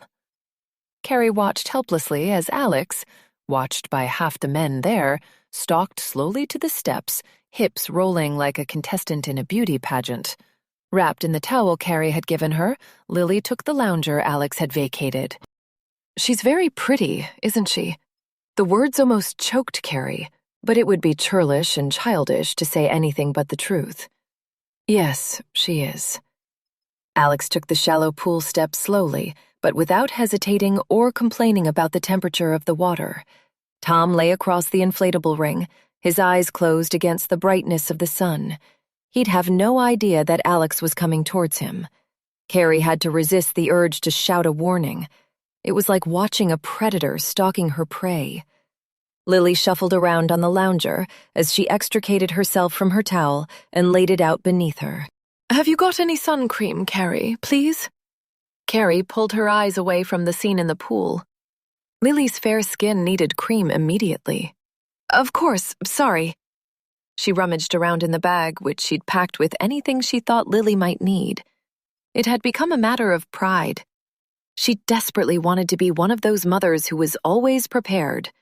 By the time she'd passed the sun cream over and was able to look back to the pool, Alex was directly behind Tom and flicking water over him. With a jolt, he grabbed her and pulled her close. Carrie gasped, her heart in her mouth. Beside her, Lily laughed as she slathered cream over her shins in a slightly clumsier echo of Alex moments before. I bet Dad thought she was me. From the shocked expression on Tom's face, that was very likely. Now his eyes were open. He was clearly apologizing to Alex. She, on the other hand, seemed to find the whole thing highly amusing, judging by the way she held his arm in her talons as she flicked her hair back over her shoulders. Lily shook the tube of cream to get more from it. It's weird to think they were together once, isn't it? Weird was a world away from the word that summed up Carrie's feelings about it. Knowing that Tom had been with a woman as stunning as Alex made Carrie question everything about why he'd been attracted to her. She wasn't unattractive, but comparing her to Alex would be like comparing the portrait painters down at the marina to Leonardo da Vinci. Yes, I suppose it is. We all change over time, though, I suppose. Even she didn't know what she meant by that. Maybe it was wishful thinking, that Tom had decided that he was no longer interested in women that wouldn't look out of place on the cover of a magazine. Her stomach sank even as she thought about it. Had Tom decided that he didn't want to risk a relationship with a woman as beautiful as that? Was she the safe bet? Or was she, as her mother had so kindly suggested, just good enough to be a mother to his daughter? A mother who, maybe, wouldn't be needed any longer. Over Tom's shoulder, Alex was looking directly at her, and the expression on her face made Carrie's blood run cold. Chapter 24. After being surprised by Alex in the pool, Tom had got out and joined Carrie and Lily. She'd had to endure 10 minutes of them making plans to speak again the next day, with Alex touching Tom's arm far more than was necessary. Though she'd wanted to leave, she wasn't about to leave her alone with him if she could help it. Lily had chattered about the water park all the way back to the room, and Carrie had tried her best to be interested. While Lily talked about the slides she'd tackled, all on my own, all she could think about was what had been happening between Alex and Tom all day. Once Lily was back in her room and they were in theirs, she was determined to find out. You were having a good time with Alex in the pool. He dropped his damp beach towel into the laundry basket just inside the bathroom door. Hardly. She surprised me in there. I thought she was Lily. That was reasonable, but she needed to be sure. They're alike, aren't they? To look at, I mean. He scratched his head, not meeting her eye. I suppose there's a likeness there. His vague replies were as infuriating as they were suspicious. Was that strange for you? All these years? I mean, I assumed that Lily looking like her mother was a good thing. But now I know what happened, and the secret you were keeping. It must have been difficult to watch your daughter and see Alex there. He eyed her warily, like an outdoor skater testing the ice for its strength. I don't see Alex when I look at Lily. She's her own person. There's nothing significant of her mother in her. He was kidding himself if he believed that. Lily is very taken with Alex. How beautiful she is, and her confidence. He flushed with an emotion she couldn't name. Annoyance? Embarrassment? He grabbed hold of the hem of his t-shirt with both hands and pulled it over his head in one swift movement. Well, she doesn't know her that well yet. Time will tell. I'm going to take a shower. He disappeared into the bathroom. There was no invitation to join him in there today. She couldn't stop seeing the sly expression on Alex's face when she'd spoken about Tom. And whatever he said, the chemistry between them had been electric. There was a fine line between anger and passion, and she could imagine how their relationship had been. Carrie had always believed herself fortunate that she and Tom had such an easy partnership. There were no huge rows or sullen silences. Now she reassessed if this was because their feelings didn't run deep enough, their emotions didn't live as close to the surface. Maybe that was her fault. When did she ever initiate anything between them? Any man would be distracted by someone like Alex. Tom was only human. Looking wasn't doing, was it? Still, she didn't trust Alex at all. Already she'd won over Lily with minimal resistance about why she'd never attempted to see her. How she wished she could have been there when Lily and Alex had met as mother and daughter for the first time. What had Alex said that had persuaded Lily to forgive her this absence? What reasons had she given for why she left? Behind the bathroom door, the shower was still going. Instead of sitting here, disappointed that he hadn't invited her in, she could invite herself. They were about to be married. If she couldn't take the initiative now, when would she? Feeling awkward and self-conscious, she pulled her dress over her head and unhooked her bra, pulled off her pants. Trying not to catch sight of herself in the mirror on the far wall, she took hold of the handle and moved it downwards, slowly and quietly, planning to slip inside the steamy shower and surprise Tom with her naked intention. Alex wasn't the only woman who could be sexy around here. But as she pushed on the door, it didn't move. Tom, who used to leave the door to their ensuite bathroom wide open at home, who loved nothing more than sitting on the edge of her bath with a glass of wine, who never took a shower without suggesting she follow him in, had locked her out. Standing there, naked, she had a choice. Knock on the door and ask him to get out of the shower to let her in, or pull her clothes back on and pretend she hadn't even tried. Choosing the latter, she stepped back into her underwear, pulled her dress over her head, and stared in the mirror at herself. Who was she kidding? Compared to the champagne glass that was Alex, she was a warm cup of tea. And cups of tea were a comfort, not a seduction. The sound of water in the bathroom stopped. Tom would be back in the bedroom in a moment, towel wrapped around his hips, his tanned and toned chest reminding her how much better suited he was to his first wife. Without stopping to give him an excuse, she left the room. The electric light in the hall was brash and unpleasant. It would soon be time for dinner, and she needed to fit in that FaceTime with her father. Now, while she was alone, would be a good time. As she made her way out towards reception, she sent him a message. "Are you free now for a call?" While she waited for him to reply, she tried to choose the most private place for the conversation. Outside, there'd be less of a risk of seeing her mother. Avoiding the pool, in case Alex was still there, she made a beeline for the glass door at reception, vaguely planning to walk further along the street towards the harbor. She knew from the day before that there were benches there where she could sit and speak to him. She was almost at the large front door when she spotted Alex standing outside on the concourse. Stepping back and sideways, she could hide behind the large curtain at the edge of the door and wait for her to leave for wherever she was going. She was on the phone, her free hand covering her other ear as if the person on the other end was difficult to hear. "Of course I'm happy to hear from you, my darling." Her voice was as honeyed as the syrup Lily drizzled on her pancakes at breakfast. Curiosity got the better of Carrie, and she moved a little closer to the open door, staying hidden by the heavily embroidered curtains that framed either side of the hotel entrance. "I was just surprised. When you left last week, you said—" She'd never know what the person on the other end had said because they had clearly interrupted Alex. It was strange to see her like this, pacing up and down, clearly trying to appease, like seeing a tiger tamed. Now she was almost pleading. "I know that, darling. I never asked you to." Darling?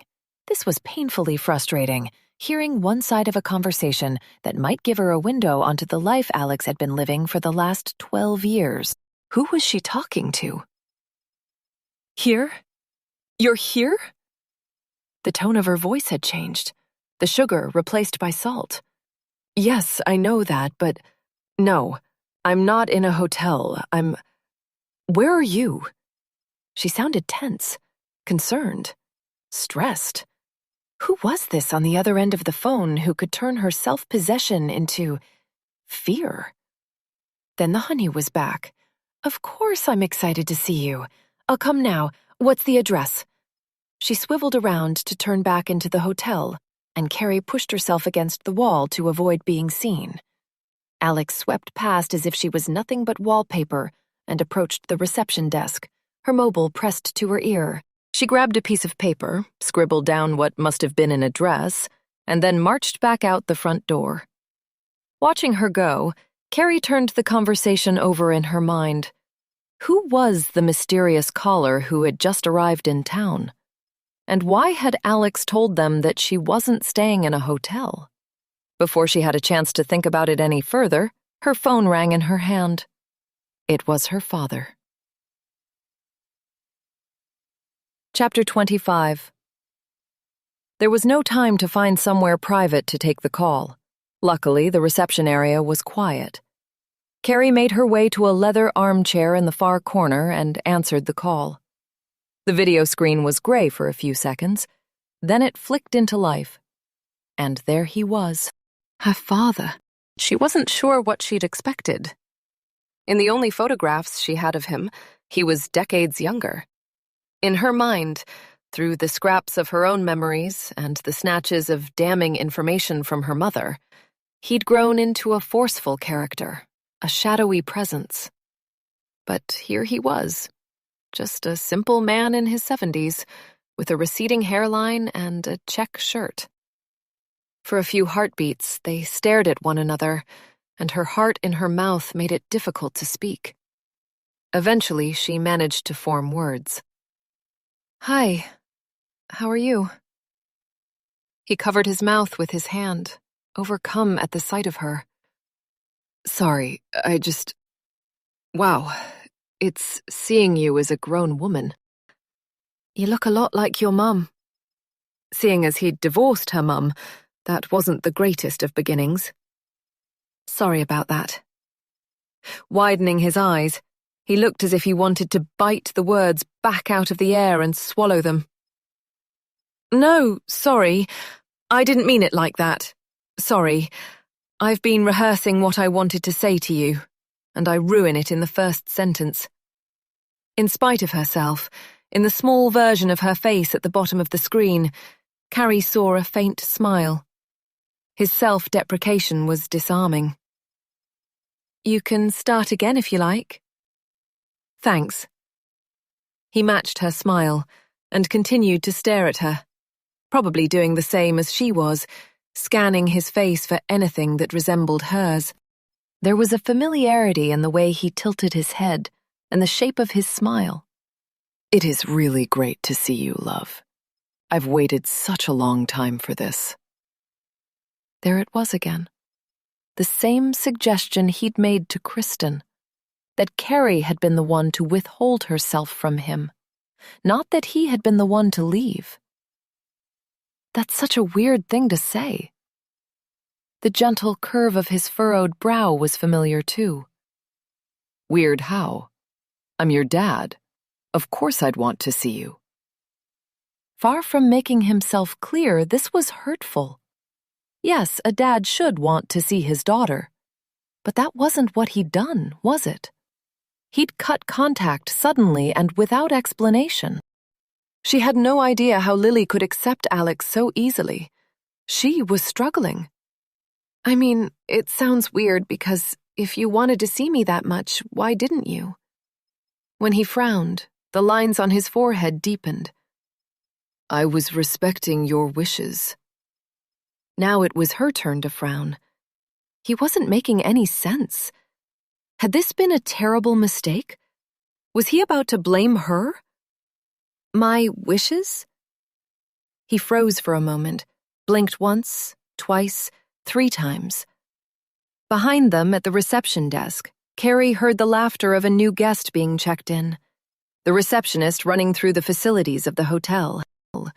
Normal service continuing, while her family history fell around her in fragments, shattering on the marble floor. Eventually, her father spoke. Okay. I didn't know we'd get into all of this right away. Do you remember a night when the police came to the house? It was after your mom and I had separated. I came to see you, and there was an argument. She wouldn't let me in. She did remember that night, but only in patches, watching through the curtains of the sitting room as her dad shouted at the front door. The blue flashing light of the police car when it pulled up outside. 2 police officers, one big, one small, who handcuffed her father. Her mom crying. Yes, I remember. Well, after that, you didn't want to see me anymore. You were frightened, I think. Though Carrie remembered the outcome of the night, she didn't remember what had preceded it. What happened that night? Why did the police come? She knew her mother's version of events, that her dad had been aggressive and she'd had to shut the door to stop him coming in, that a neighbor had heard the noise and called the police. But it didn't fit with any other memories of her dad, and it didn't explain why she'd never seen him since. He shuffled uncomfortably. It's complicated, love. It isn't the kind of conversation to have over the phone. Could we meet? It would all be a lot easier in person. I can come to you, or we can meet wherever you want. Her stomach prickled at the idea of seeing him in real life. This was all moving a little fast. She needed to slow him down. It's a bit tricky at the moment. I'm on holiday in Sorrento. As if he needed evidence, she turned the phone screen to show him the hotel reception desk with the name of the hotel across its front. He peered at the screen. The Millennium? That sounds like a fancy hotel. Yes, it's great. She wasn't about to tell him she was here getting married. That was too much sharing for a first call. What she wanted was to know the answer to her question. What had happened that night? I can't wait until we meet. Can you give me a brief version, at least? To her frustration, he screwed up his nose as if she was asking too much of him. Have you spoken to your mom about it? What reasons has she given you for why we've not been in touch with one another? This was moving into uncomfortable territory. She felt guilty enough speaking to him behind her mother's back, much less talking about her. I want to hear your version. Why did the police take you away? His shoulders slumped and his head dropped. When he looked up at her again, his eyes were full of pain. I've told you my version, love. In the letters. It was the truth. Changed. The seats in the hotel foyer were designed for aesthetics over comfort, and her left leg was going numb. As she shifted her position, she tried to work out what he was referring to, but came up with nothing. What letters? He spoke slowly, as you would to someone whose English was rusty. The ones I sent you, asking to see you. Even if she was merely a tiny image on his phone screen, he must have been able to tell from her face that she didn't have a clue what he was talking about. I don't understand. As the realization dawned, he shook his head in disbelief. She not give you the letters? I can't believe that even she would. He didn't have to finish that sentence. The tone of his voice was enough. The sharpness of the she. After the good day she'd had with her mum, she wasn't about to let him run her down. Even without a good day, he hadn't earned the right to criticize her when she was the one who'd stayed. What had she been thinking starting this with him now? Didn't she have enough to be dealing with, navigating what was going on with Alex, Lily, and Tom? She sat up straighter. You're right. I'm not ready to talk to you about this. I thought I was, But I'm not. His eyes widened in the realization that he'd gone too far. Too far. No, look, I'm sorry. I shouldn't have said that about your mum. It's just, well, I want to see you and be in your life, and... A wave of heat and pressure rolled over her tight shoulders. This was overwhelming. It was too much. Each word was another weight to carry. I'm sorry. I can't. Before he could say anything more, she ended the call. Dropping her phone onto her lap, she held onto the hard, uncomfortable seat of the chair, trying to keep her balance. On the opposite wall, a huge modern canvas depicting layers of waves, sea green twisted with black, sand burned with pink, sky blue threatened with indigo, held her attention. The rise and fall of the swirls echoed the confusion in her mind. How naive she'd been to hope that speaking to her father would make things clearer. All it had done was make her feel worse.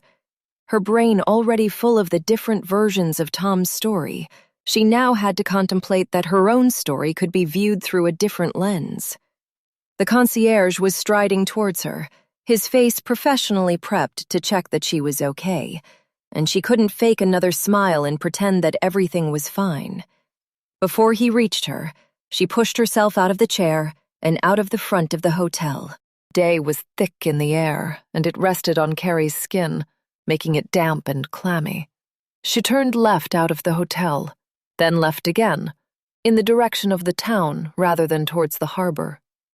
Just like the canvas in reception, waves of thoughts were crashing through her mind. What were these letters that her father had said he'd written her? It was more than possible that he was lying, but he'd seemed surprised that she hadn't remembered them. Had there been 1 or 2 letters and she'd forgotten? That didn't seem possible either. She could still feel the disappointment that had clutched her gut every time she'd asked her mother if he'd called. If she could remember that, she would surely have remembered letters. The road was steep, but she enjoyed the exertion, the strain on her thighs, the pressure on her lungs. Moving her body took the weight off of her brain. Keeping to the main road, she wouldn't get lost. But lost was exactly how she felt. The shock of seeing her dad had knocked her off balance, but his repeated assertion that he had been desperate to see her all these years had spun her into a different orbit. His reaction and assumption that her mother had hidden the letters from her made her suspect that he really had sent them. But why would her mother have kept them secret? And how was she going to ask her without revealing that she'd spoken to her father?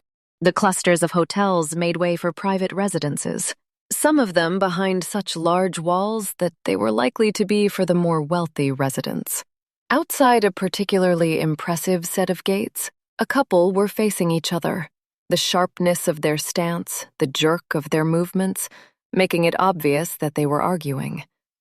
Carrie slowed her pace, unsure whether to pass them or retreat back towards the hotel. In the low light of the evening, it took her a few moments to realize that the woman in front of her was Alex. Chapter 26. What was Alex doing out in the street? For the second time that evening, Carrie hid to spy on her. This time behind a large tree, its old bark rough beneath her palms. The man Alex was with was thickly built and wearing a well-cut dark suit. He waved his arms around, as if he was shouting, but his voice didn't carry as far as her ears. Facing him, Alex had her arms folded, head down like a teenager being told off by a parent. From that angle, it was impossible to make out the expression on her face. Who was this man? Squinting through the growing dusk, she assumed that the man must have stopped speaking because he dropped his arms to his sides with such vehemence that they bounced. Then Alex uncurled herself, placed her hands on his arms, tilted her head, raised one leg. He shook her off. She did it again, this time moving so close to him that, in the half-light, Carrie couldn't see where Alex stopped and the man began. As one, they moved through the gate and towards the house. Breathing heavily, Carrie crept along the street, staying on the opposite side, until she was directly in front of the wrought iron gates and looking up at the house. They must have already gone inside. More of a mansion, this place was incredible. The color of double cream, with balconies at each of the white-framed arched windows. A wide set of steps led up to a heavy front door with tall, spiky plants standing sentinel at each stage. Whoever lived here was clearly not desperate for money. Without knowing why she would need it, she slipped out her phone and snapped a picture of the house from between the large succulent leaves of the green bush she was skulking behind. On the screen, there were 3 missed calls from Tom, followed by a text message to ask where she'd disappeared to while he was in the shower. After firing off a quick reply to say she'd be back soon, she waited a little longer to see if Alex would appear. Across the street, an older lady emerged from the house next door to the cream-colored mansion, carrying a tiny white dog and eyeing her suspiciously. Carrie made a hasty retreat before she could be accused of loitering with intent. Walking downhill, it only took 10 minutes to arrive back at the hotel. Dressed in a crisp white shirt and navy linen trousers, Tom was waiting for her in the lobby. Where did you disappear to? Where was she going to start? Can we get a drink? In the corner of the bar, a Spanish guitarist perched on a wooden stool, playing instrumental versions of songs Carrie almost recognized. She watched the movement of his fingers, expertly plucking at the strings, as she waited for Tom to come back from the bar with their drinks. Each movement was so precise, so skillful, and the music he made was beautiful. When Tom returned with their drinks, whiskey for him and wine for her, he took the stool opposite, obscuring her view of the guitarist. So where were you? I came out of the shower and you'd disappeared. There was no way she was going to admit that she'd tried, stripped naked, to join him in the shower. I went for a walk. Well, to begin with, I went to the lobby to make a call, but actually, it doesn't matter. Is Alex staying in this hotel? He twitched in surprise at the rapid change in topic. I assume so. She was at the pool on that first day, wasn't she? Something else occurred to Carrie. Yes, but I've never seen her at breakfast or lunch. In fact, I've never seen her in the restaurant at all. Taking a deep gulp of his whiskey, Tom studied her over the top of his glass, then lowered it. Yes, but there's a large range of time for each meal. She could be there earlier or later than us. Why are you asking? She swirled the Ruby Rioja in her glass before taking a sip. Wanting to gauge Tom's reaction to what she'd seen, she needed to be careful how she phrased this. It's just that I overheard her having a conversation earlier, and she said that she wasn't staying in a hotel. Leaning forwards, Tom frowned. What conversation? Who was she talking to? That was the million-dollar question. Carrie didn't want to make it sound as if she was stalking the woman. Well, she was on the phone, so I don't know. I went for a walk and I saw her again. For now, she skipped over the part about speaking to her father for the first time in decades. At some point, she would tell him about all of that. But one mystery at a time. Tom rocked his whiskey tumbler, and the ice cube clinked against his glass. Were you following her? In the circumstances, it was unsurprising that he'd suspect that. But she didn't appreciate the implied accusation. No, it was a coincidence. But when I did see her, she was with a man. Tom paused with his whiskey tumbler halfway to his mouth. A man? Who was he? There was a shift in his attention. Eyes alert now, watchful. Her stomach clenched. I don't know. I couldn't get near enough to see. But they were clearly close. His eyes were boring into her. What do you mean by close? Moving back in her seat, she took another, larger gulp of her wine. picked up the cardboard coaster, and circled it between her finger and thumb. Well, they definitely went into the house together. The place was pretty impressive, too. Man owned it or rented it. He must have money. Tom's Adam's apple bobbed up and down as he took a large gulp of his whiskey. Then he returned the glass to the table so heavily that it clattered onto the surface. Could you find it again? Cold trickled down her spine, but her face was hot. Was he planning on going there? That didn't sound like a good idea. I'm not sure. I wasn't taking much notice of where I was going. Probably not. Still, he persisted. It was beginning to feel like an interrogation. Did it seem like they were together? A couple, I mean. Looking past him towards the corner of the bar, she tried to picture the scene. They had been standing very close together, Alex quick to clutch the man's arms, though he had shaken her off. Maybe. Nodding slowly, Tom lifted his glass and drained the last of the whiskey. Well, she didn't mention that to me and Lily, that's for sure. I guess she didn't have to. Your mom and Lily are in the hotel theater watching the entertainment. That's why I was calling you. I promised we'd join them. Shall we go? Anyone could have seen that the smile he gave her was fake, designed to pretend that he didn't care about Alex's love life. But she'd read the expression on his face when she'd told him about the man. She knew that expression. Hadn't she seen it many times when she was younger?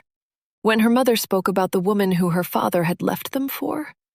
The woman with a daughter the same age as Carrie who had become his, in her words, replacement family. That was the expression that Tom had on his face right now. Pure, unbridled jealousy. Chapter 27. The hotel theater was a large room with a stage at one end, backed by heavy red velvet curtains.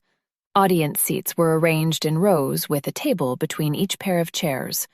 Waiters weaved in and out, taking and delivering drinks orders. From the far left of the room, Carrie's mum spotted their arrival and waved them over to the two chairs behind her and Lily, which they'd saved for them. Absorbed by the music group on stage singing tunes from the shows, Lily barely noticed their arrival. She was a theater kid, belonged to a local drama group, and loved every musical ever made. Carrie was grateful that the music was too loud for any of them to speak. Of the three people she was sitting with, two of them, her future husband and her mother, were keeping secrets from her. Secrets that she was going to get to the bottom of if it killed her. An interchangeable quartet, 2 men, 2 women, reeled through the most well-known songs from Phantom, Wicked, and Hairspray. At times, only 2 remained on stage while the others disappeared to change costume. Though Carrie tried to focus on their act, she was distracted by Tom's phone lighting up on his lap. He slipped it to the other side of his legs, reading and replying to a message. It had to be Alex. Had he asked her about what Carrie had seen? Having spent a childhood on high alert for subtle changes in her mother's mood, Carrie was trained to anticipate and prepare. And so her heart sank to her stomach when Tom leaned in until she could smell the familiar musky notes of his aftershave. I'm just going to slip out for a moment. She'd heard him, but wanted to make him say it again. Pardon? He pressed his lips so close to her ear that his breath made the hairs rise on the back of her neck. I'm going to slip out. Was that all she got? No reason? No excuse? Where are you going? On stage, one of the female members of the group was in the middle of a particularly soft part of Memory from Cats. Tom waited until the volume ramped up again before he spoke. I need to make a call. Song. Before she could ask again, he was gone, and she was left alone beside his empty chair, silently seething. As if she didn't know who he would call. Alex. One song later, the 4 people on stage were waving at the audience. We're going to take a quick break, but don't go anywhere because we'll be back in 15 minutes. Lily stretched her arms in the air, turned around and noticed the empty chair. Where did Dad go? If only she knew. He had to go and do something. He's coming back. Are you enjoying it? Focusing her attention on Lily, unable to look at her mother after what her dad had said on the phone, she dug up as much enthusiasm as she could. It must have worked because Lily grinned. It's great. They're really professional, and they're singing all my favorites. I'm going to run to the toilet. When she'd gone, Carrie's mother shifted in her seat until she was half turned towards Carrie. Where did you disappear to earlier? Tom was searching for you everywhere. Gripping the front of her seat hard, the thick velvet underneath her fingernails, Carrie kept her face as passive as she could manage, not ready to tell her mother that she'd been in contact with her father, especially not in public like this. But maybe she could discover how close his revelations had been to the truth. I went for a walk, and while I was out, I've been going over all this stuff to do with Alex. It's brought up a lot of memories for me. Not even a flash of concern passed her mother's face. Instead, she had the certainty of someone used to being right. Yes, I can imagine it has. Same for me. It's been difficult not to remember all that stuff from years ago. But we need to just not think about that. That was her response any time Carrie had tried to talk about it. You have told me everything, haven't you? I mean, there's not any parts that you left out because I was young and you didn't want to upset me. Even now, she was trying to give her mother every chance to tell the truth, attempting to convey that it would be okay to reveal anything hidden.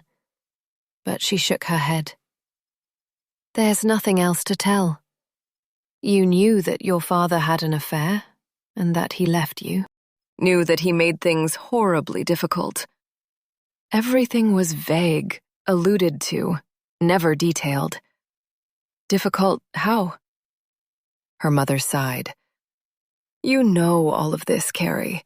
Upsetting us all the time, forgetting to turn up, letting you down at the last minute, speaking badly about me to you. Do you not remember those times when you went to his house and came back in tears? What she did remember was how upset her mother had been during those years, when she returned from her dad's to find that her mom had pretty much sat by the window the whole time she'd been gone. She remembered that poisonous feeling in the pit of her stomach, the guilt she suffered about any fun she'd had with her dad. Accepting a chocolate milkshake or ice cream felt like a betrayal once she came home to her mum, knowing that she'd been sad and lonely in Carrie's absence. When Carrie didn't reply, her mum pressed the advantage. And then there was the accident. He was neglectful. I wasn't able to trust him with you. Carrie had a scar on her foot to remind her of the accident. Her dad had allowed her to make hot chocolate for herself in the kitchen. She brought it through on a tray, tripped, smashed the mug, and scalded her foot. When she pulled off her sock, she brought several layers of skin with it. The milk in the hot chocolate had made the burn much worse than it might have been. Dad brought her home from the emergency department, her foot bandaged and unable to bear any weight. Her mother had reacted as if she'd died. None of this was news. She wanted to find out things she hadn't been told. Did he never try and get in touch over the years? Was there never a phone call or a visit or a letter? As the lights in the room had been turned up for the interval, she was able to study her mother's face as she said the word letter, but there was barely a reaction. No. And we should both be grateful for that. No father is much better than a bad father, Carrie. And that's what's troubling me most about Tom allowing Lily to spend time with her mother. A leopard does not change its spots. If she let Lily down once, she'll let her down again. But this time she's going to remember it, so it'll be far, far worse. Redirection, her favorite tactic. Dropping her voice for the last few words, she nodded over Carrie's shoulder. She turned to find Lily at her elbow. Can I get another lemonade? Of course. She called the waiter over to order another drink for each of them, and then the singers came back onto the stage. New costumes and slower songs, which took a more romantic turn. Because Carrie hadn't seen many musicals, she didn't recognize the tune the duo were singing on the stage. It was a love song about being destined to be together. That much she did know. Is this what this had all been? A fairy tale? But the fairy tale was over. Though she'd struggled with it, she'd managed to convince herself that Tom's lie had been because he was a good person, and that he loved his daughter. How would it have been possible for him to have told her the truth, she'd reasoned, before he told Lily? But his behavior around Alex in the last 2 days had changed everything. Even if he wasn't in love with her, there was clearly unfinished business between the two of them. His reaction to hearing that she was with another man, that proved that beyond doubt. She loved Tom with her whole heart and had wanted nothing more than to be married to him. But not like this.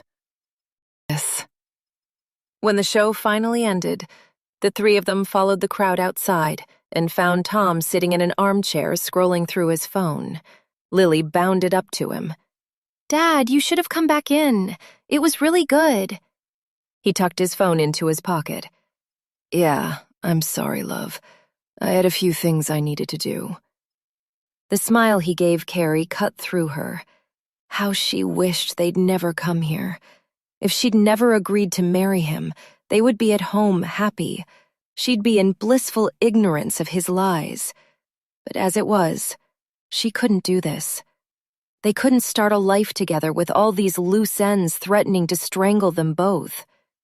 They had to cancel the wedding. She'd tell him. Chapter 28. Lily took an age to go to bed. High on lemonade and show tunes, she performed a medley of her favorites for them both. Carrie didn't mind. Not only was she dreading the conversation with Tom, she was also enjoying Lily's innocent happiness. If this was the end of the road for her and Tom, she wouldn't get to be part of Lily's world much longer. The realization almost choked her. Eventually, Lily ran out of steam and took herself off to bed. The door closed with a gentle click, and before she lost her nerve, Carrie squeezed her fists and turned to Tom. I can't marry you. With his fingers on the buttons of his shirt, he froze. What? Things have changed, Tom. He was across the room in 2 strides. Carrie, are you serious? You can't be serious. I know there's a lot going on with Alex and Lily, but that doesn't change us. I love you. I want to marry you. Nothing has changed. Every part of her wanted to believe that. But how could she? Everything has changed. I've seen the way you are with Alex, and how excited Lily is to have her in her life. I can't stand in the way of that. If there's any chance of the two of you— No. Tom reeled backwards. There is absolutely no chance of that. Did he take her for a fool? Or was he the one fooling himself? It was her you went to see tonight, wasn't it? Her that was sending you a message. Don't lie to me, Tom. He covered his mouth with his hand, screwed his eyes tight shut, as if he were in pain. Opening them, he nodded. Her heart tore in her chest. But it's not what you think. I don't have feelings for Alex. I just wanted to know why she hadn't told us she was with somebody. She's asking Lily and me to trust her, and that's a pretty big thing to keep secret. The irony of him talking about big secrets wasn't lost on either of them. Carrie collapsed onto the end of the bed. I grew up without my dad because he went off with another woman and abandoned me and my mum. I don't want to be that person for Lily. Maybe you need to give yourself some time with Alex. Whatever you say, there's a chemistry there between the two of you. The horror on his face couldn't be feigned, could it? Chemistry? No, Carrie. No, no, no. You don't know how hard I'm working to be civil to her. This is for Lily, all of it. Alex has to be managed in a certain way. I'm wearing that face around her for Lily's sake. She wanted to believe this, she really did. But this face he was wearing was so convincing that it had her fooled, which made her worry how many faces he was able to wear. Pinching it between her fingertips, she twisted the silk bed linen either side of her. Even if you're right and there isn't anything there between you and Alex, how can you focus on a wedding when there is all of this going on? I've barely seen you. She regretted the last comment as soon as she'd said it. Making this about her was not her intention. That was the part Tom jumped on. I know you've barely seen me. And I missed the trip to Capri and I've made a real mess of things. I'm sorry, but I'll make it up to you. We have tomorrow. Now she felt as if she'd thrown a hissy fit to get his attention, but her resolve weakened. If he was telling the truth, she didn't want to lose the best thing in her life. It's not about that. He saw an opening, joined her on the bed, took her hands in his, looked her deep in the eye, and made her stomach flip with the honesty she thought, hoped, wished, needed, was there. Alex asked if she can see Lily tomorrow.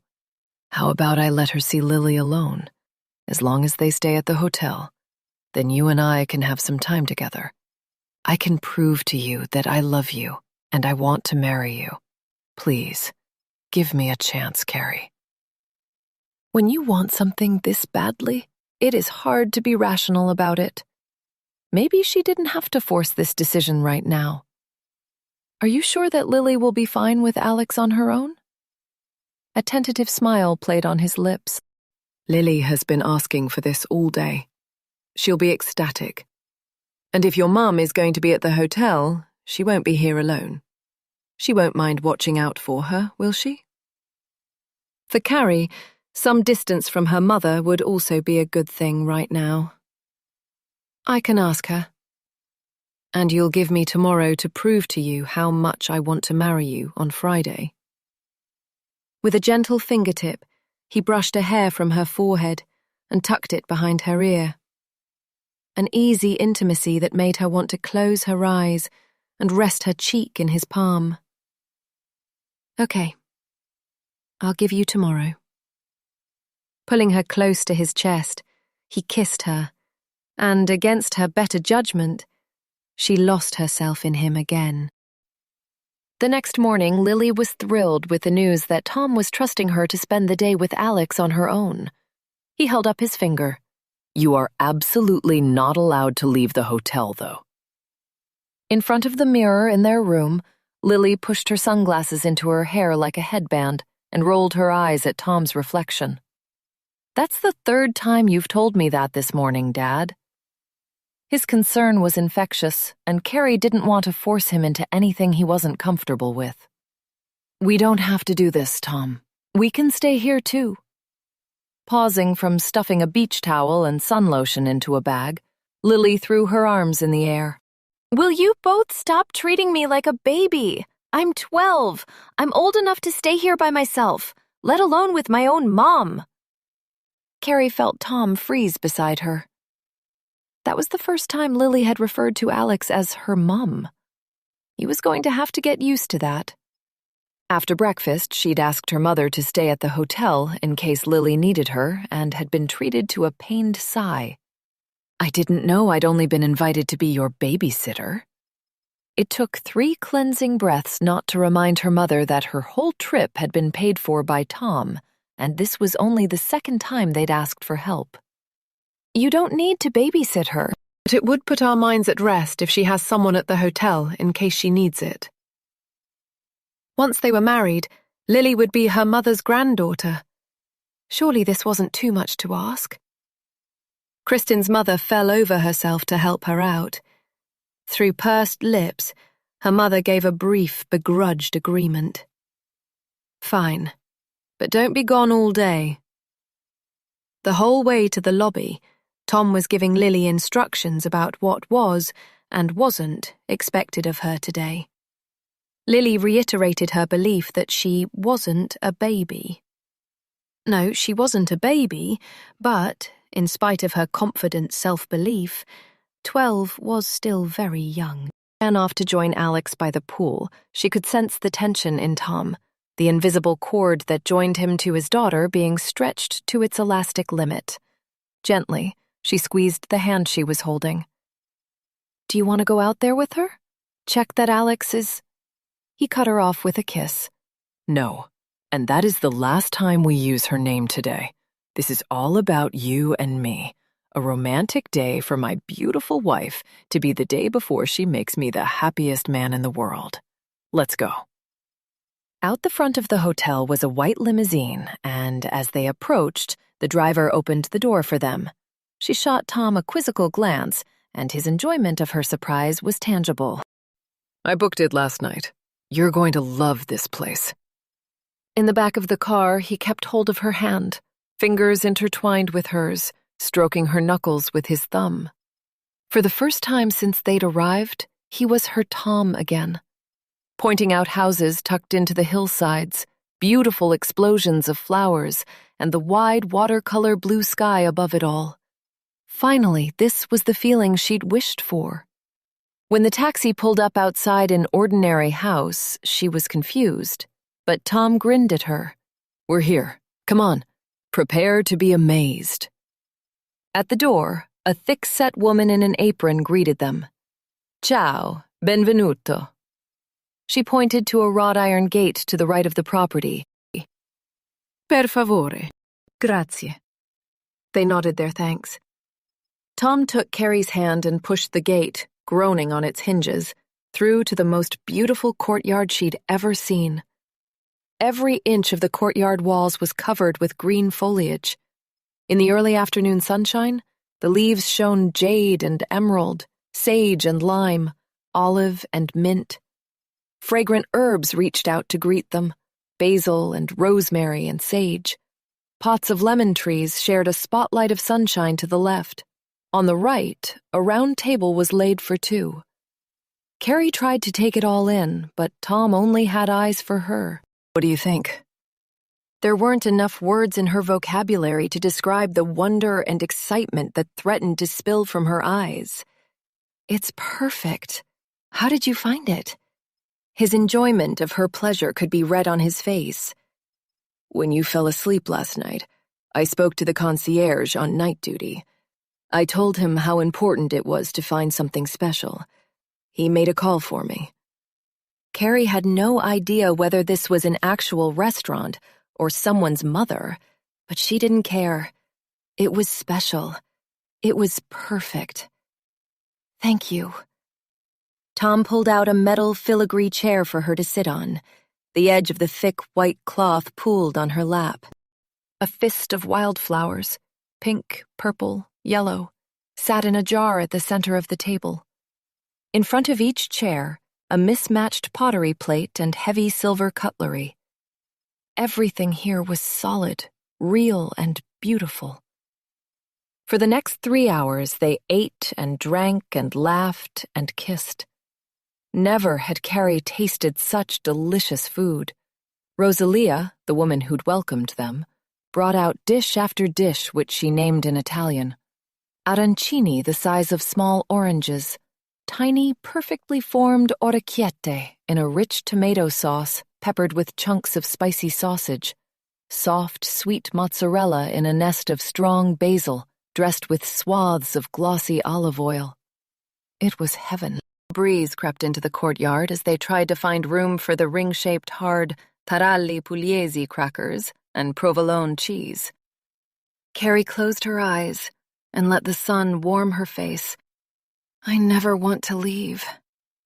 When she opened them again, Tom was smiling, hope in his eyes. "I'm sorry for everything I've put you through. I know I should have told you everything before I asked you to marry me. I will tell you everything you want to ask me about what happened back then.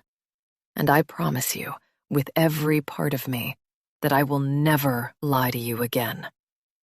He took her hand, his thumb playing with the diamond ring on her finger. Today had been so wonderful, so special. that she didn't want to taint it with the past, his or hers. Tomorrow, Tom would become her husband. There would be plenty of time to tell him about her father and for him to give her every detail about what happened with Alex 12 years ago. But today and tomorrow was about them and the future. She brought her other hand over his. "I love you." After Rosalia had thrust paper packages of cannoli and biscotti into their hands and waved them goodbye, they traveled back to the hotel, Carrie heavy and full, yet much lighter than she'd come. This was going to be okay. It didn't matter what plans Alex had for Tom. He loved her. He was marrying her. And they would start their new life together with a clean slate of truth and honesty. She patted the package on her lap. "Lily will be pleased with these." Tom leaned over to kiss her, his lips warm and firm. "We'll take them out to her as soon as we get back." She was as keen as Tom to check that Lily was okay, especially as she was the one who'd prompted his decision that she could be left with Alex. He'd done this for her, and their perfect day would be complete once they were able to check that Lily had had a good day too.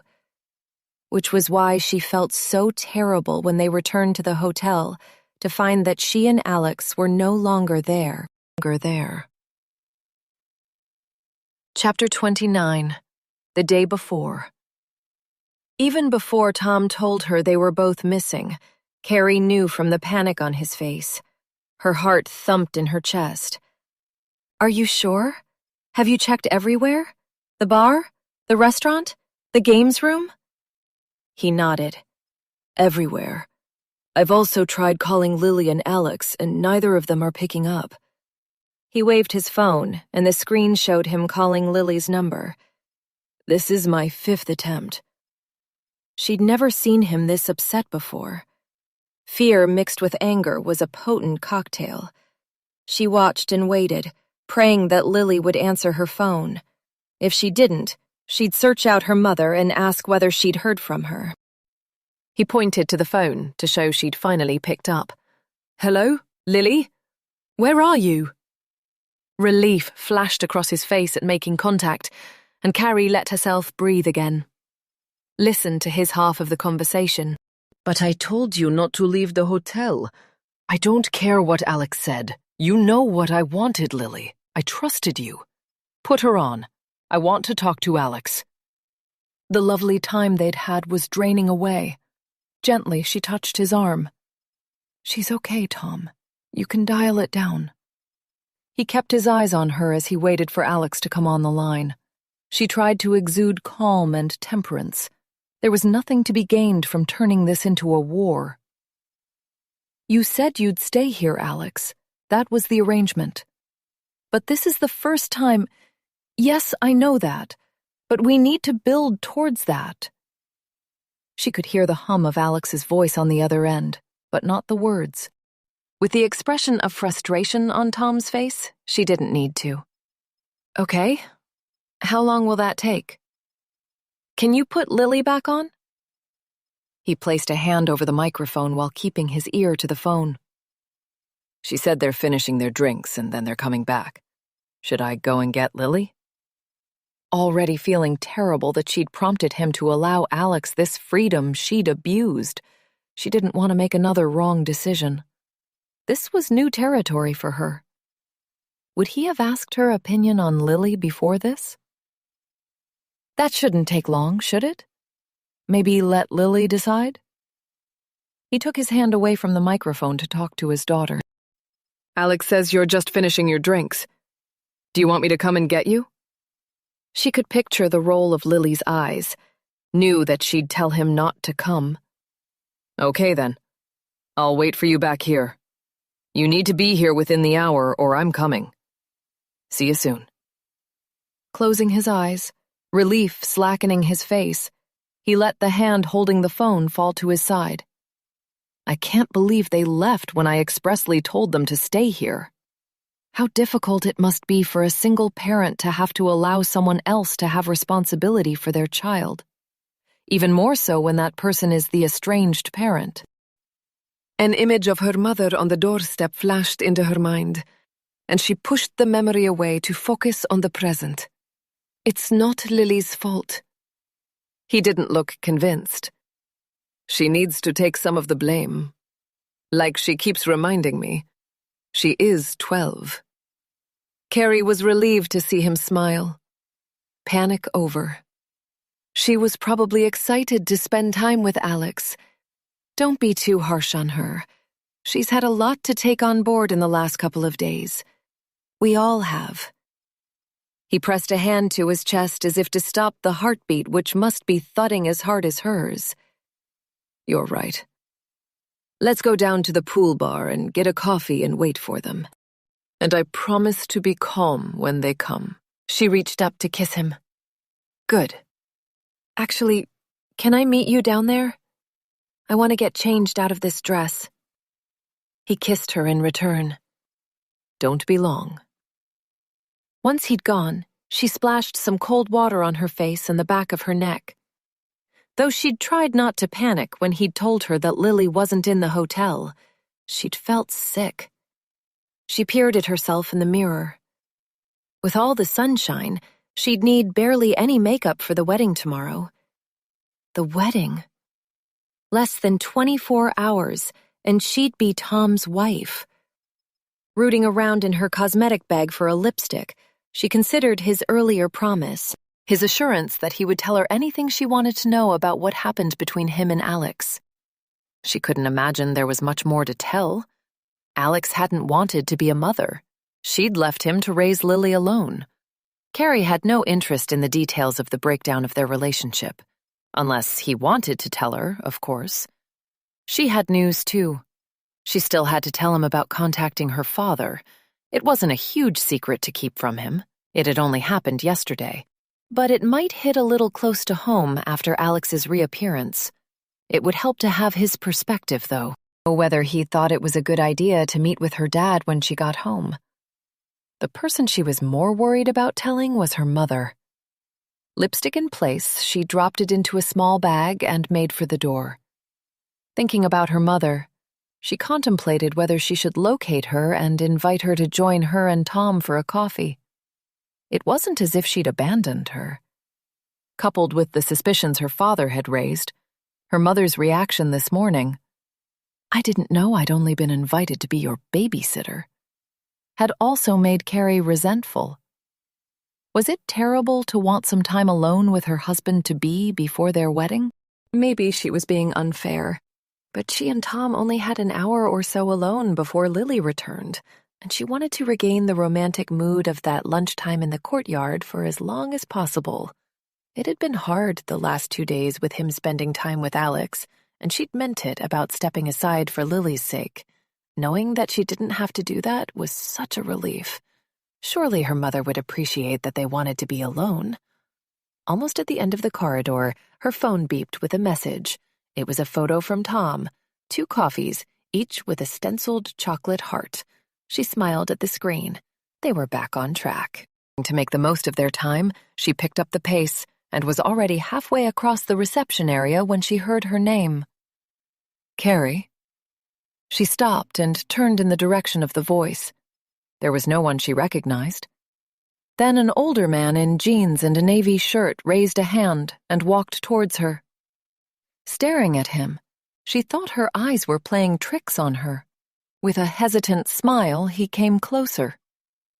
"Hi, Carrie. It's me. Dad." Chapter 30.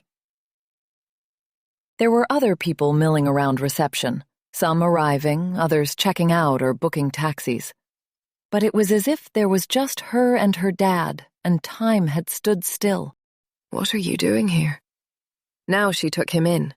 Full size, rather than the screen-size version she'd spoken with yesterday. It was as if his features had moved into something that she recognized. His eyes were so much like her own, and there was a familiarity even to the way he stood. "I felt terrible after our conversation yesterday. I shouldn't have said anything about your mother. I was afraid I'd pushed you away again. So I took a chance on coming out here. I wanted to prove to you that I really wanted to be part of your life, that I was serious.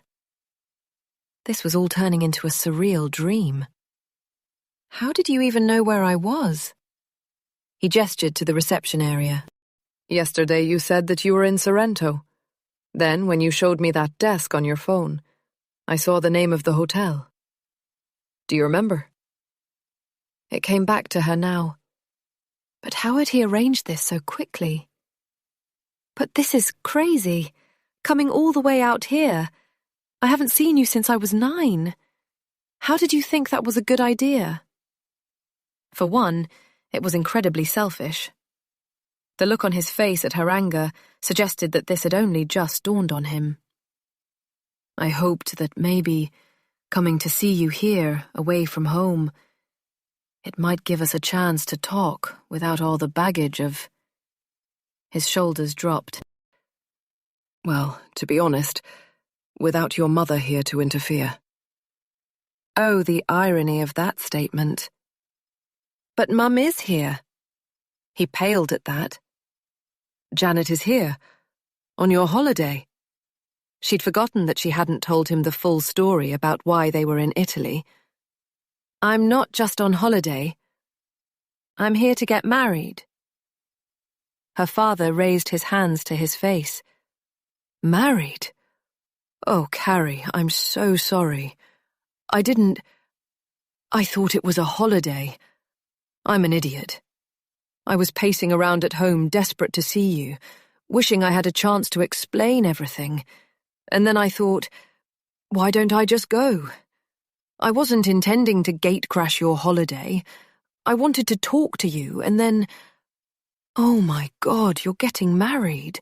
I'm so sorry.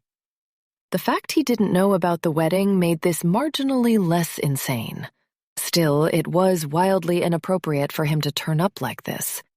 That's generally why people ask before jumping on a plane to surprise someone they haven't seen in over 3 decades. She knew she sounded sharp, but what did he expect? That she would roll out the red carpet for him? Be grateful that he'd appeared after all this time? He stepped towards her. I'm sorry. I just wanted to talk, to give you my side of the story. My side of the story. Shall I go? Her quiet time with Tom was disappearing, but how could she send him away? I have 15 minutes. He looked so grateful. She knew it was the right decision. She took out her phone and sent Tom a quick text. I'll be 15 minutes. Will explain. Kiss. She led him over to the chairs furthest from the reception desk. He sat opposite her, leaned forwards eagerly. Congratulations on getting married. Thanks. You're married too? Yes. Her name's Ruth. Ruth. She hadn't registered the name the first time he'd said it. The same woman you left us for? He nodded. We've been together ever since. But I didn't leave you. I left your mother. This was semantics. That's not how it felt. I know. And I'm not saying that I handled things well. But I tried hard to stay a part of your life. To make you feel a part of mine. That was a barefaced lie. If that was true, why did you never take me to your house? This had been part of the evidence her mother had given her for the fact that he had his new family now. A long-forgotten but frequently repeated answer. Why would he want you there when he has a new daughter? I couldn't take you to my house. Your mother forbade it. I was living with Ruth. She said that I was not to take you anywhere that she would be. We both, Ruth and I, we both decided it was easier to go along with what she wanted. She didn't want me collecting you from school either, because she said it would be confusing for you, not knowing who'd be there at pickup time. That's why I would meet you at the house to collect you and take you out somewhere. She did have memories of this. Chocolate milkshakes. He smiled, and his whole face lifted. Exactly. You always had the same thing. Even at that young age, She'd worked out that she was much more likely to get treats from her father. It had been the best part of meeting up with him. But then you didn't turn up. There were times you arranged to come and then didn't show. She could remember that, too. The times she'd got herself ready, even put on her shoes and coat, and sat by the window, waiting and waiting, until her mother told her to come away, take off her coat, and have her dinner. He's clearly not coming again. His face hardened. I never missed an arrangement with you. Never. It was... He trailed off, his eyes saying something that his mouth seemed afraid to voice. Time was ticking. She didn't have time for dramatic pauses and guessing games. It was what? I don't want to say something that will upset you again. I want us to move on from the past. How could they move on from the past if she wasn't clear what had even happened? Just tell me. I think your mother told you that I was coming on days that we hadn't arranged anything, which meant that I had no idea that you were waiting for me. And you thought I'd forgotten you. His words rolled over her like a grenade that was about to explode. Could this be true? Would her mother have done that? How do you know? He stared down at his hands. I don't. Not for sure. But I can't come up with any other explanation. In that letter, you said that I'd kept letting you down, and I couldn't work out what you meant. And then... What letter? He'd mentioned this yesterday. Her mother had denied it, and Carrie still didn't have a clue what he was talking about. He raised his eyebrows in surprise. You sent me a letter, telling me not to get in touch with you again. You said it was too upsetting, and that I kept letting you down. I tried to come and speak to you about it, and then that was the night that... He froze mid-sentence and stared over her right shoulder. She didn't need to turn to see what or who he was staring at. Firstly, because there was only one other person here in this hotel who was likely to make his face look like that. And secondly, because her mother's voice rang out clear across the hotel reception. What the hell are you doing here? Chapter 31. Standing between the two of them, Carrie was taken back in time to a night, watching through a crack in the curtains as her father was taken away in a police car. Though her memories of that night were patchy at best, her mother had filled in the gaps that her 9-year-old self had not understood or been able to retain. As far as she knew, her father had arrived at the house unannounced, demanding to see her, and her mother had quickly ascertained that he was angry and, quite possibly, drunk. All the while he'd knocked and banged and punched at the door, calling her name, her mother's name, and then a lot of other names she'd known even then were not polite things to say. Carrie and her mother had remained in the sitting room. He'll go soon. It'll be okay. One thing Carrie would never forget was the tearing sensation in her stomach. Her dad, calling her name through the letterbox, begging her to come to the door. Her mom, holding her hand tightly as they sat on the sofa together, telling her that they needed to ignore him. And Carrie, pulled between the two of them like a toy demanded by two spoiled children. When her mom began to cry, the tearing sensation had got more painful. She'd wanted to make it stop. Shall I go and speak to Daddy? No. Her mother had been vehement through her sobs. It's not safe when he's this angry. She didn't know until the next day, when one of the neighbors came round with homemade cake and a shoulder for her mum to cry on, that it had been the man over the road who'd called the police. He'd tried to speak to her dad, apparently, and got a barrage of abuse for his trouble. When Dad refused to leave, only getting louder and more aggressive, he'd called the police. They'd arrived an hour later and taken him away. This time, she hoped at least they could keep this civil. It's okay, Mum. Beside her now, her mum was shaking. It's not okay. How did he know you were here? Did you tell him? Are you talking to him? Why didn't you tell me? Her voice was getting louder and louder. Her father held up his hands. I don't want to cause any trouble. He turned to Carrie. I'm sorry. Look, I've got a hotel room booked just for tonight, the Excelsior. It's a 10-minute walk away. I'll be there all night if you want to come and talk. If not, I'll go tomorrow, and you can find me anytime you want to. I'm sorry that I got this so wrong. Her mother stiffened beside her. And what about me?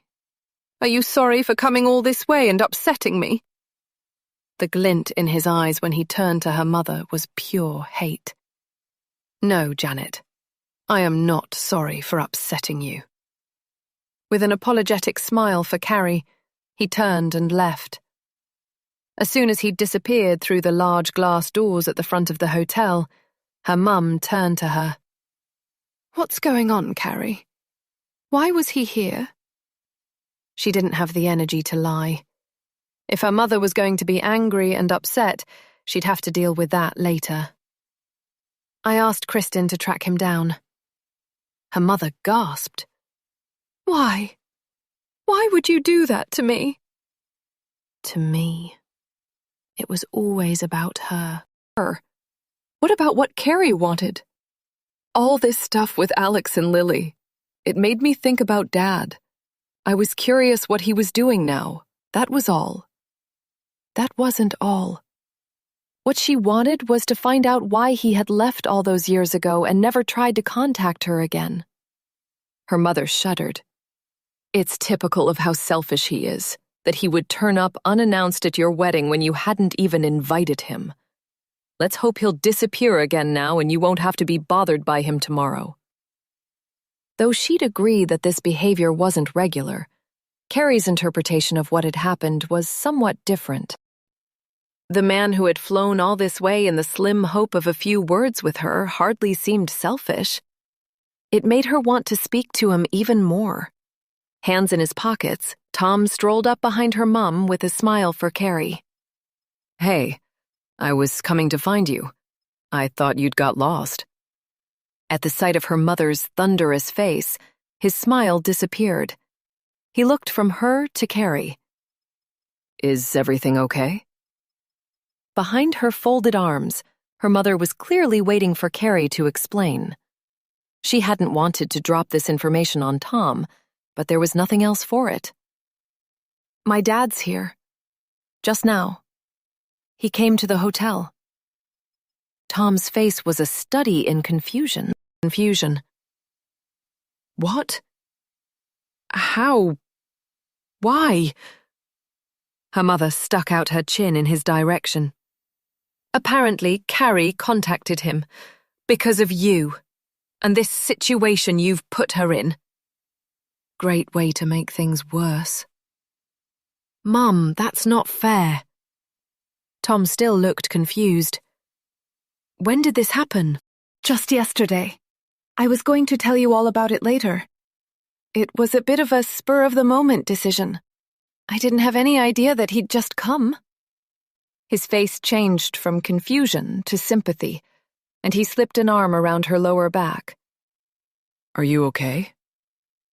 Leaned into his side, she pulled some strength from his solid frame. I'm fine. Her mother clearly wasn't.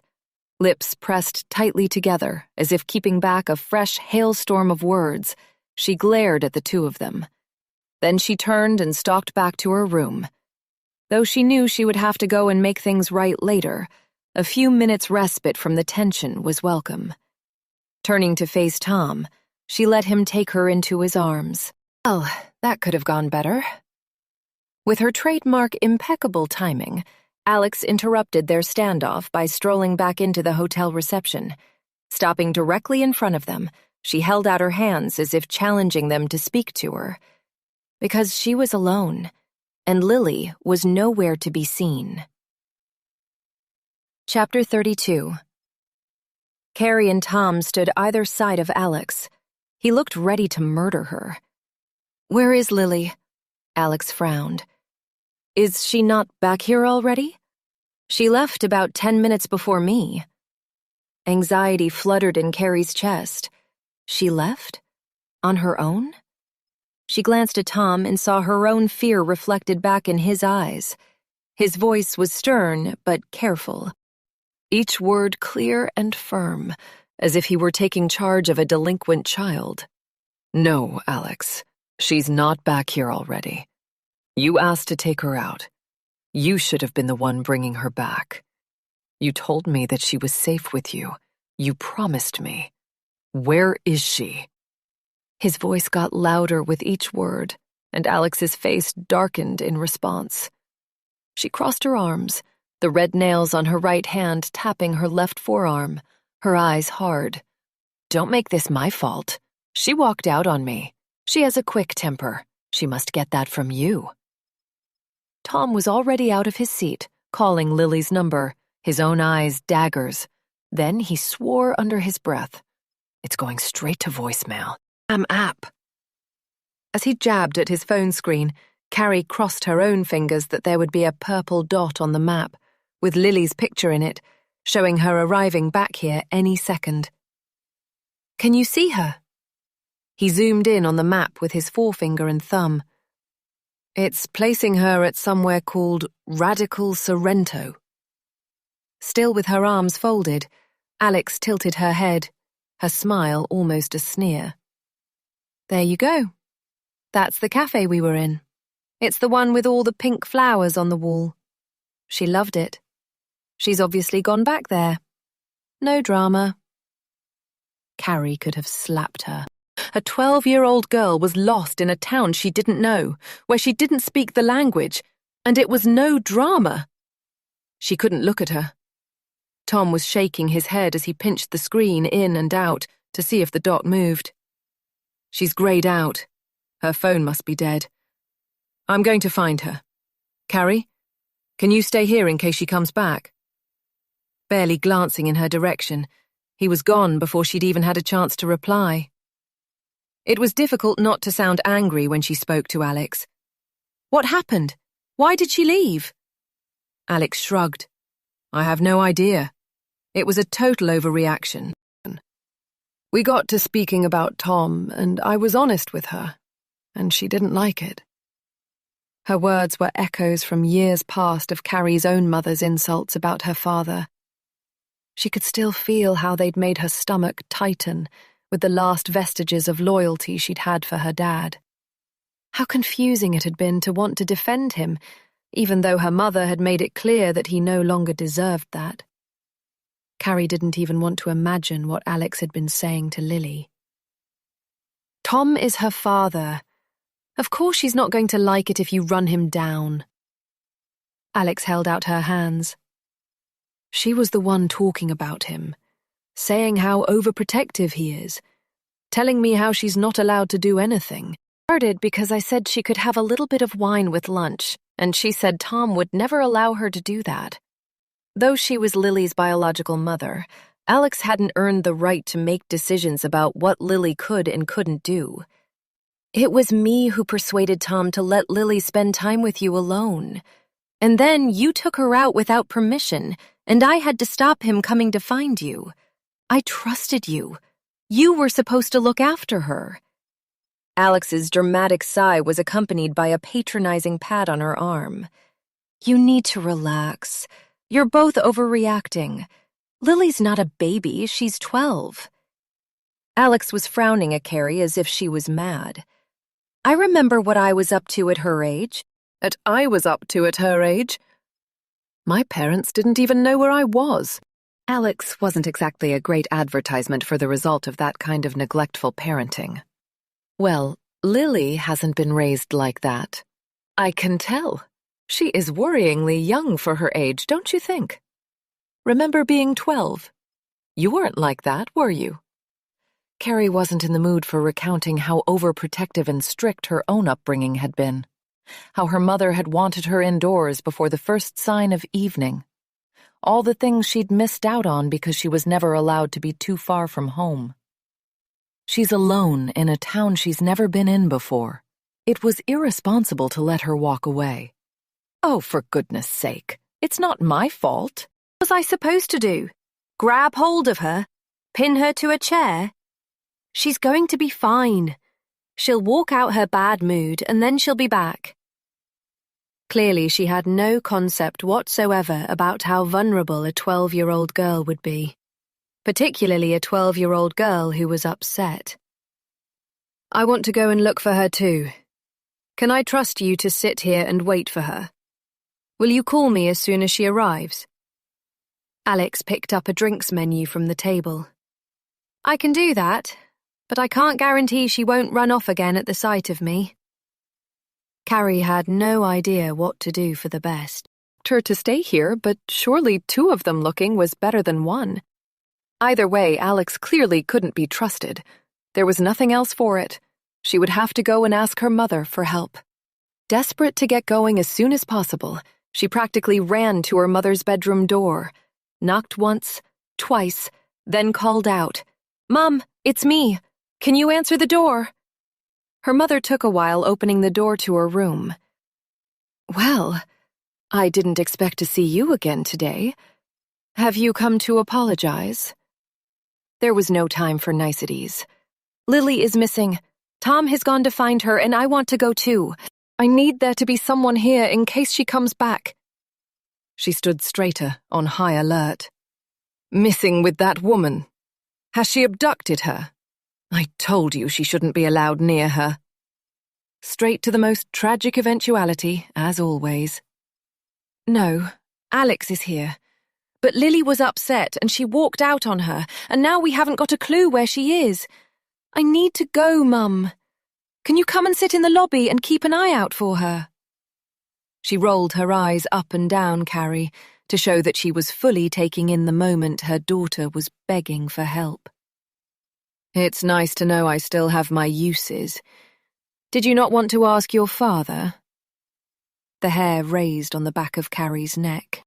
This was infuriatingly familiar. This passive-aggressive emotional blackmail. "He's not here, and Lily doesn't know Dad. I would really appreciate it, Mum.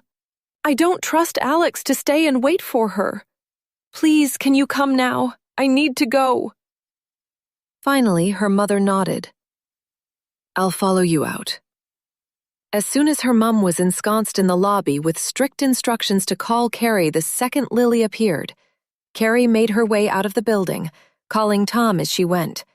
He picked up in one ring. "Is she there?" "No, sorry. I was calling to see if you had her." Fear and exertion made him breathless. "No, nothing. I'm terrified, Carrie. She could be anywhere. She could be hurt. Who knows where she is? That damn woman. I knew that letting her back into our lives was a bad idea." Though he didn't accuse her, both he and Carrie knew that if it hadn't been for her threat to cancel the wedding, he wouldn't have trusted Alex to be with Lily alone. "We'll find her. I've left Mum in the lobby so that I can search too. Where are you? We don't want to cover the same area." "I'm on my way to the cafe, which is just outside the center. If I focus on the main road into town, why don't you head to the center to see if she's decided to wander around there? She might be shopping and not know that her phone is dead." Glad that he was thinking positively, she sent up a silent prayer that was exactly what had happened. "Good idea. I'm on my way." Chapter 33. Carrie ran up the hill towards the town, its steep incline punishing her lungs. Past holidaymakers on their way down to the beach, their happy, smiling faces almost mocking her distress. Happy family groups, young couples in love, several generations. Why did everybody else's family seem so perfectly formed, neat and tidy, composed of friendship and love? This was all her fault. She'd been the one to push Tom into letting Lily spend time with Alex alone. He'd told her that he didn't trust her, and she'd still made him do it. If anything happened to Lily, she would be the one to blame. Once the ground leveled out, she picked up speed, all the while looking left and right, desperate to catch sight of Lily. Where could she have gone? She had to be here somewhere. Please let her be okay. As she got closer to the town, the traffic got thicker and the pavements fuller, and she was forced to slow her pace. Approaching the main paved square, she had to make a choice about where to go first. Holding on to the wall, she tried to regain control of her breathing, gulping air in thick lumps. A kind American lady stopped at her elbow with a concerned expression. "Are you okay, honey?" She could have cried. No. I'm looking for a girl. She's about 12, long dark hair. Which way did you walk here? Have you seen anyone who seems lost? Turning, the woman pressed one hand to her chest and pointed towards a side street with the other. Oh my. No, I'm sorry. We came from back there, and I didn't see anybody, but... There was no time to be polite. It's okay. I need to keep searching. Carrie pushed herself off from the wall and started down the street in the opposite direction to the one the woman had walked. Every street was packed with people. Where 2 days ago she'd ambled around, enjoying the atmosphere, Carrie now hurried along the path, trying to cover as much ground as possible without missing a forensic glance into any store or corner. When she'd been here with her mother, the narrow lanes had seemed quaint and appealing. Now they were a nightmare maze. As she took a left, then a right, acting on instinct rather than rational process, her thumping heart pounded in her ears. Either side of a narrow lane, people had gathered in clumps to peruse carousels of jewelry and pottery and beachwear. It was impossible to get through with anything approaching speed, even with one of the handful of Italian phrases she'd managed to learn on the flight over. Mi scusi, mi scusi. Twisting her body left and right, she careened around them. No one was listening to her, all too absorbed in their own private universe. If she stood in the middle of the path and screamed at the top of her lungs, would anyone even notice? Was this karma? Had she been selfish, allowing Tom to go against his instincts and leave Lily with Alex? He'd told her that Alex wasn't to be trusted, but he hadn't told her why, not really. There was more to this than what she already knew. She was sure of that now. He was holding back something else, a vital piece of the puzzle. Hadn't he told her that he would tell her everything she wanted to know? Which meant that there had to be something else, didn't it? The lemon scents she'd praised just days ago now stung her eyes and nose with their pervading acrid haze. Acrid haze. Everywhere she looked, she saw danger. A group of innocent young men, laughing and joking, nudging one another at the approach of a pretty girl. Boys having fun, or a threat to a girl alone. A car that mounted the pavement, honking its horn at pedestrians walking too slowly. An arrogant driver, or a fatal accident waiting to happen. Was this what it was like to be a parent? This constant fear? Hypervigilance for every possible danger that could befall your child? So many times in her teenage years, she'd railed against her mother for the rules that had restricted her life. If this was how she'd felt every time Carrie had been late home, or stayed out, or asked to do something risky, she could understand why. Had this fear led her to lie to Carrie? Had her father's words been true?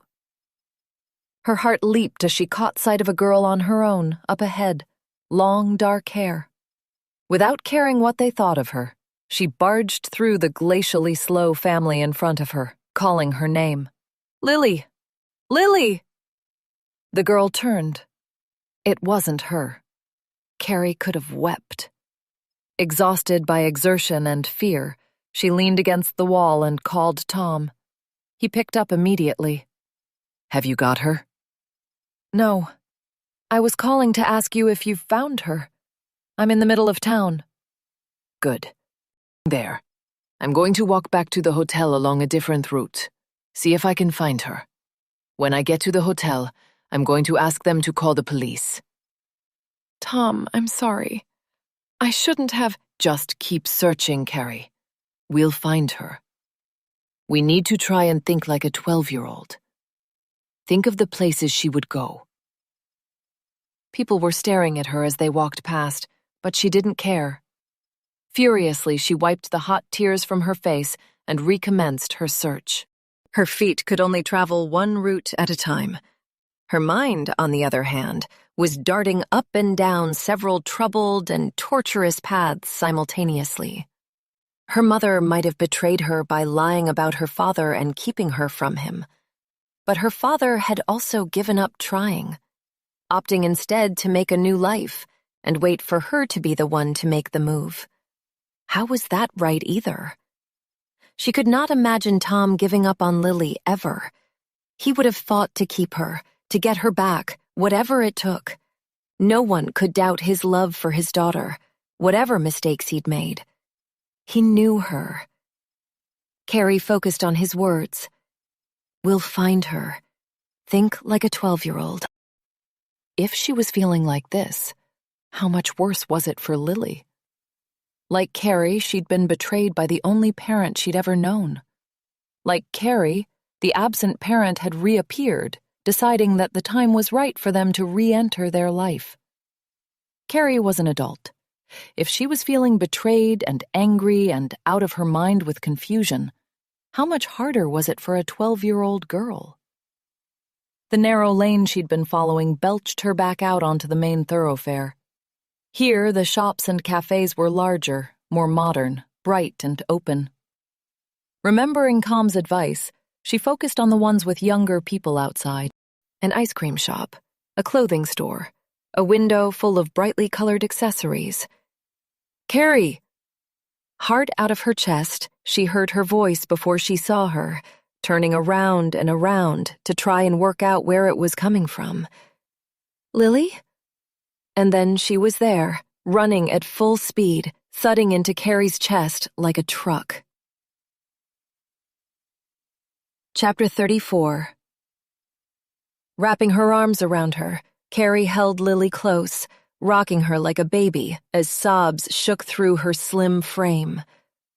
It's okay. Everything is okay. They'd never embraced like this before. There had been brief hugs of hello or goodbye. Lily's last birthday when Carrie had bought her, on the advice of Kristen's eldest daughter, a large bag of the kind of cosmetics that were a 12-year-old girl's dream. There'd been an unprompted hug of enthusiastic thanks. But this hug was tight and hard and raw, and Carrie stored every part of it in her heart. With her wet face embedded into Carrie's neck, Lily's words came out like a torrent. I was just so angry, and I ran away, and then I wasn't sure which way to go, and I couldn't remember the name of the hotel to ask anyone, and my phone was dead, and I knew Dad would be cross, and I didn't know what to do, and I don't speak Italian, and I was really scared. Carrie could only imagine how frightening it must have been. 12 was very young to find yourself all alone in a foreign place. These days, when kids were used to having their phones and reliant on being able to contact people in a second, being cut off in this way must have felt even more alien and terrifying. I know, sweetheart, but you're safe now. I'm here, and everything is fine. Can I let your dad know that you're okay? Though she was reluctant to relinquish her hold on Lily, it wasn't fair to leave Tom in torment, not knowing she was safe. Gently, Carrie pushed Lily away from her, so that she could look into her face. It's all going to be okay, you know. We're going to work everything out. But Lily didn't appear convinced. I'm not ready to see Dad yet. Please, can we talk for a bit? Just you and me. Carrie hadn't been expecting this. Even though she wouldn't have wished these events on Lily for anything, she couldn't deny the rush of pleasure that it was her that Lily wanted to speak to. Of course, but I do need to call your dad first. He's out searching for you too, and he's very worried. With Lily holding onto her arm, needing to be tethered, she called Tom. His voice was ragged. Have you found her? Knowing she was giving him good news, she experienced the wave of relief all over again. Yes, I've got her here with me now. She's absolutely fine. On the other end of the line, she heard him sob. Oh, thank God. Where are you? Are you near to the hotel? Are you going there now? Or shall I come to where you are? She paused for a moment. How was she going to explain to him that Lily didn't want to see him just yet? Actually, we're close to a cafe, and I'm going to get her a hot drink with lots of sugar. Lots of sugar. She's had a bit of a shock. Can we meet you back at the hotel in a little while? That's a good idea. Get her whatever she wants. I'll come to you. Where is the cafe? What's it called? It made her heart ache to deny him, but Lily was close enough to hear his words, and she was shaking her head. Carrie tried to make it sound lighter than it felt. We want to have a bit of a chat first. Just me and Lily. Is that okay? There was a long pause on the other end, and then his voice was quiet. Is that what she wants? She doesn't want to see me, does she? Carrie didn't enjoy hurting him, but right now Lily's feelings were her main priority. It's not that. I think she wants a moment to catch her breath. But we'll be back soon, and then you can see her. I promise you she's fine. The pain in his voice was acute. Can I speak to her at least? Lily must have heard that too, because she held out her hand for the phone. I'm okay, Dad. I just want to talk to Carrie for a little while. Yes, I promise. I'll come back to the hotel soon. I love you too. She passed the phone back to Carrie for Tom to speak to her. His voice wobbled in her ear. Can you make sure she knows that I love her, and that she's not in any trouble at all, and that I'm sorry? I'm so sorry. For all of it. The pain in his voice resonated in her own body. Of course. Thank you. I love you, Carrie. I love you too. There was a cafe only a few steps away, and the waiter took one look at Lily's tear-stained face and led them to a table in the back corner, away from the eyes of anyone walking past. Carrie ordered an espresso for herself and a large hot chocolate for Lily with all the cream and marshmallows you can get on it.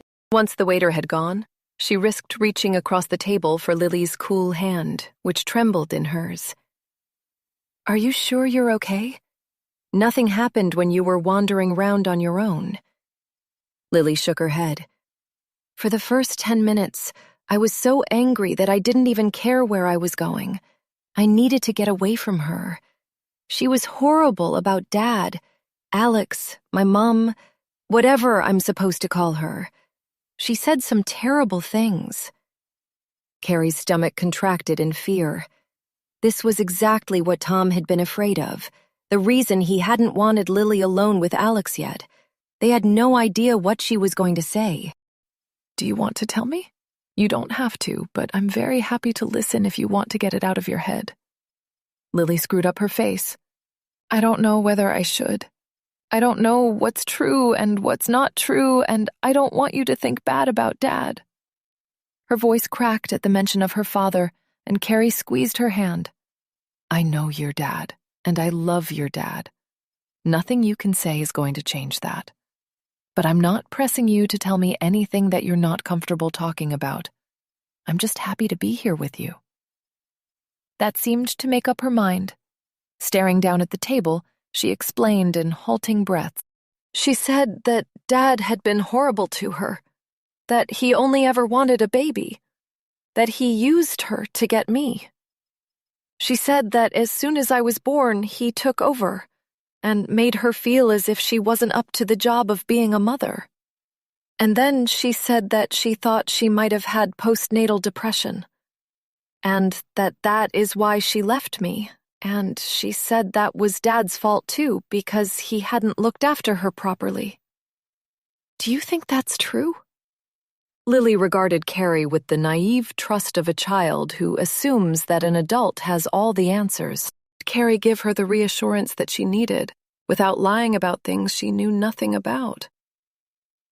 It's impossible for me to tell you what happened back then, sweetheart. because I obviously wasn't there. And I only found about the existence of your mother, of Alex, at the same time as you did. But what I do know is that your dad is a lovely, kind, and generous man. He's not perfect. None of us are. And maybe he made some mistakes, big mistakes. But he's a good person. I can't even conceive of him being cruel to anyone, much less the mother of his child. This wasn't just an attempt to make Lily feel better. He honestly couldn't imagine the Tom she knew doing the things Alex was accusing him of. People didn't change that much, did they? Shredding a paper napkin on the table, pulling it apart in tiny little pieces, Lily did seem to be taking on board Carrie's words.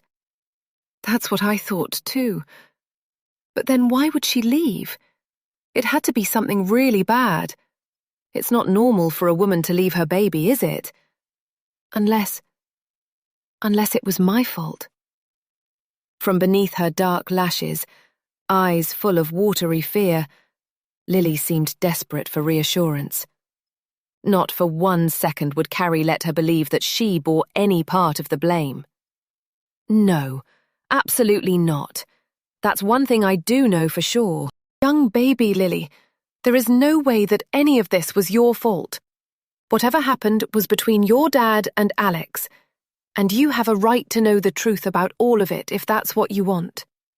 Your dad will tell you the answers to whatever you want to ask. At 12, the world is so black and white. Mothers and fathers are something separate from regular human beings, with flaws and uncertainties and mistakes. Seeing her parents as people who'd got it wrong, really wrong, was going to take a while for Lily to process. She resumed the attack on the napkin. I was really excited, when I found out my mom was alive. I mean, I was angry and confused, and I still am, but I was excited. When I was little, I used to lie in bed and pray and pray and pray that my mom would come back. We'd learned the story of Lazarus at school, and I thought that God could send her back to me. Please don't tell Dad that. I don't want him to think that I was unhappy. Carrie knew those feelings like muscle memory in her own body. There'd been many nights that she'd lain awake in her dark bedroom, torturing herself with what she could have done to make her dad leave and never want to be with her ever again. At the same time, wanting to hide her sadness from her mother. If only she could pull Lily into her arms and shield her from this barrage of painful emotion, make everything okay again. When the waiter arrived with their drinks, he placed a plate with 2 little cannoli, 1 chocolate, 1 lemon, beside them on the table, giving Lily a little wink as he left.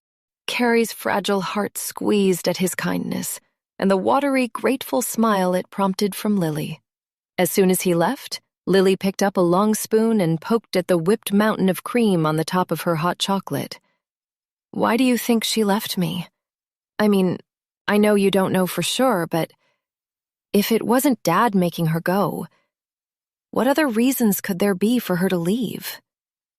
Carrie's espresso was scalding, but she needed a hit of caffeine and also to buy time before she answered, knowing that whatever she said had to be worded carefully. In Lily's vulnerable state, every word would sink so deeply that it could never be taken back. Slowly and carefully, she tried to explain. Become mothers who should never have been.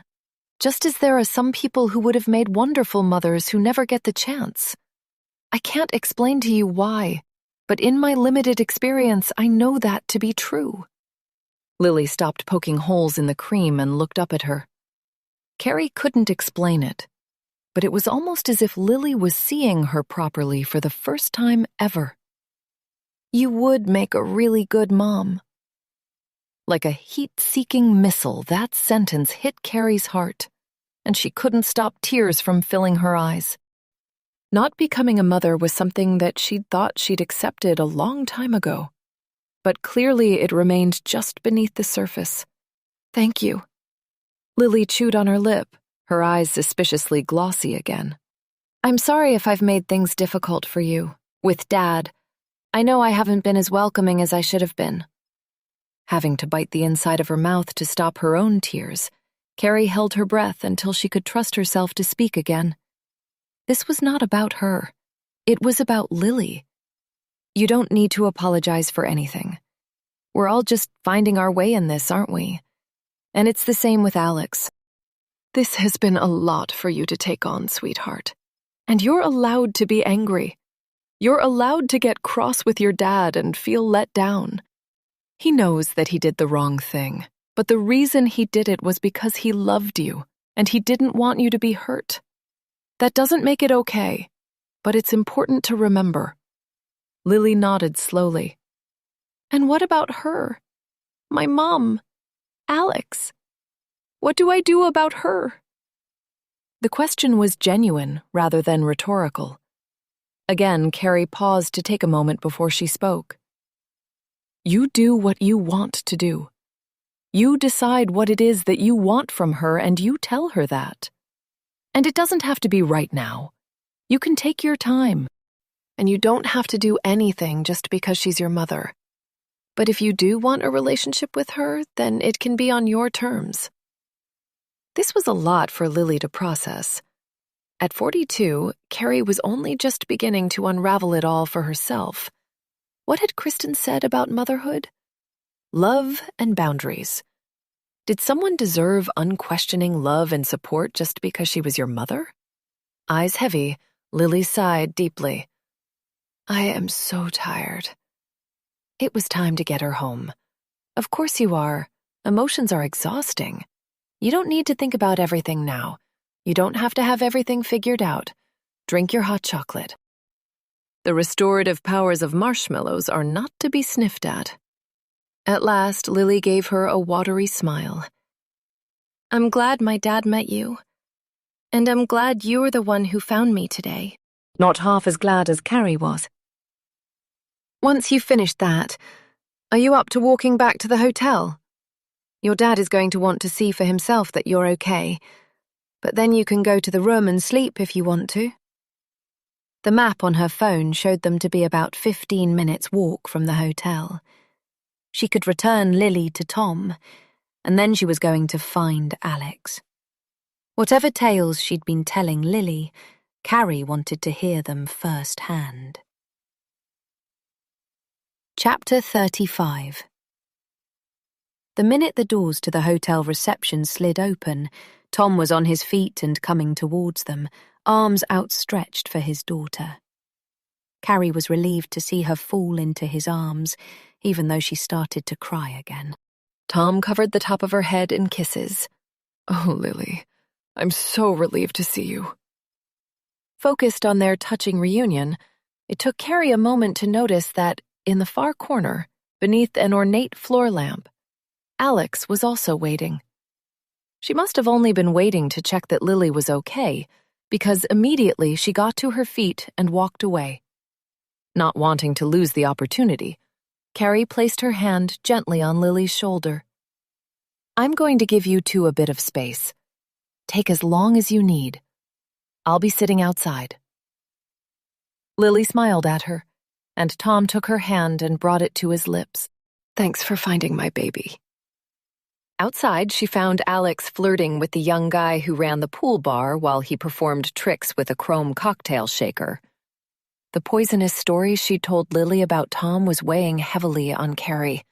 She wasn't about to let Alex disappear without telling her the whole truth. She took the seat next to her at the bar. Lily's back. She's fine. Alex didn't even turn in Carrie's direction. I knew she would be. She's old enough to find her way back to a hotel. Her apparent lack of care would have jarred if Carrie hadn't just witnessed the look of relief on her face in the lobby. Alex cared more than she was willing to let on. She said some things that made me curious. Things you told her about Tom. The waiter slid a neon yellow cocktail towards Alex and rattled the cocktail shaker to inquire whether Carrie would also like a drink. Just sparkling water for me, please. Alex laughed unkindly. Wow, a real party animal. She made it very difficult to have sympathy for her. Strangely, I'm not in the mood for a party right now. What have you been telling Lily?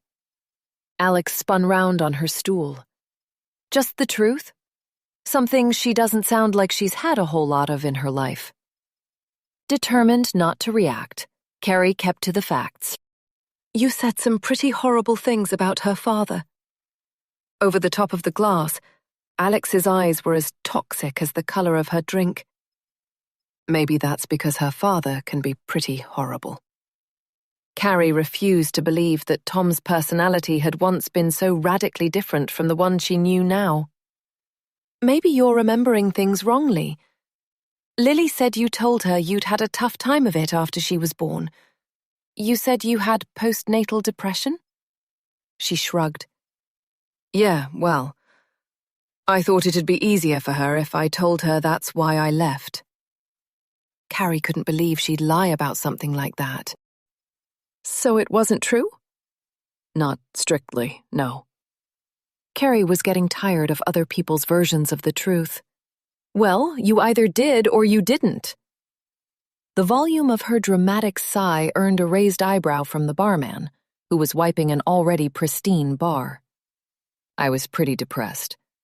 That's what happens when someone forces you to be a mother when you don't want to be. How was she shifting the entire blame onto Tom? From what I hear, there wasn't a whole lot of choice. Tom was doing the best he could in that situation. What else could he have done? A fire flashed in Alex's eyes. He could have let me do what I wanted to do, which was have the child adopted. She was have the child adopted. She could have been somewhere else, with a new family. Carrie had never had a child, but this distinction made no sense to her. How would that have been different for you? And surely it's better that she stayed with her father. Better for who? For him, maybe, but not for me. Definitely not for me. Peering closer, Carrie realized there was a glaze to Alex's eyes. It was likely that this cocktail wasn't her first drink of the afternoon. Maybe this would work in Carrie's favor, the alcohol acting like a truth serum. Why don't you tell me what it was like for you? Picking up a cocktail stick, Alex used it to stab at a bowl of glossy green olives beside her glass. You don't want to hear that. You think he's perfect. Maybe this criticism could have been leveled at her before now, but not after the last few days. I don't think he's perfect, and I deserve to know what happened before he becomes my husband. Finally, Alex looked interested. You're on. Get yourself a proper drink, and then we'll talk. After compromising on a white wine spritzer for Carrie, they moved away from the bar to the other side of the pool. From here, there was an uninterrupted view of the boats in the harbor. In the breeze, their hulls rocked together, as if they were huddling close for warmth. Alex's face was lit from the side by the orange of the early evening sunshine. She lifted her cocktail to her lips. That same light illuminated the yellow as if it were a potion. Tom and I had known each other for about 8 months when I found out that I was 6 months pregnant. To be honest, if I'd found out earlier, I wouldn't have gone through with it. I didn't want to have a child. I've never wanted to have a child. I thought I'd taken enough precautions to ensure that it never happened to me, but it turned out that fate, or maybe a stomach bug 6 months previously, had had other ideas.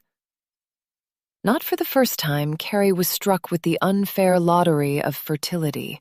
Could it be that some women could be so desperate for a child and be denied, while others fell pregnant without even trying, or wanting to have a baby?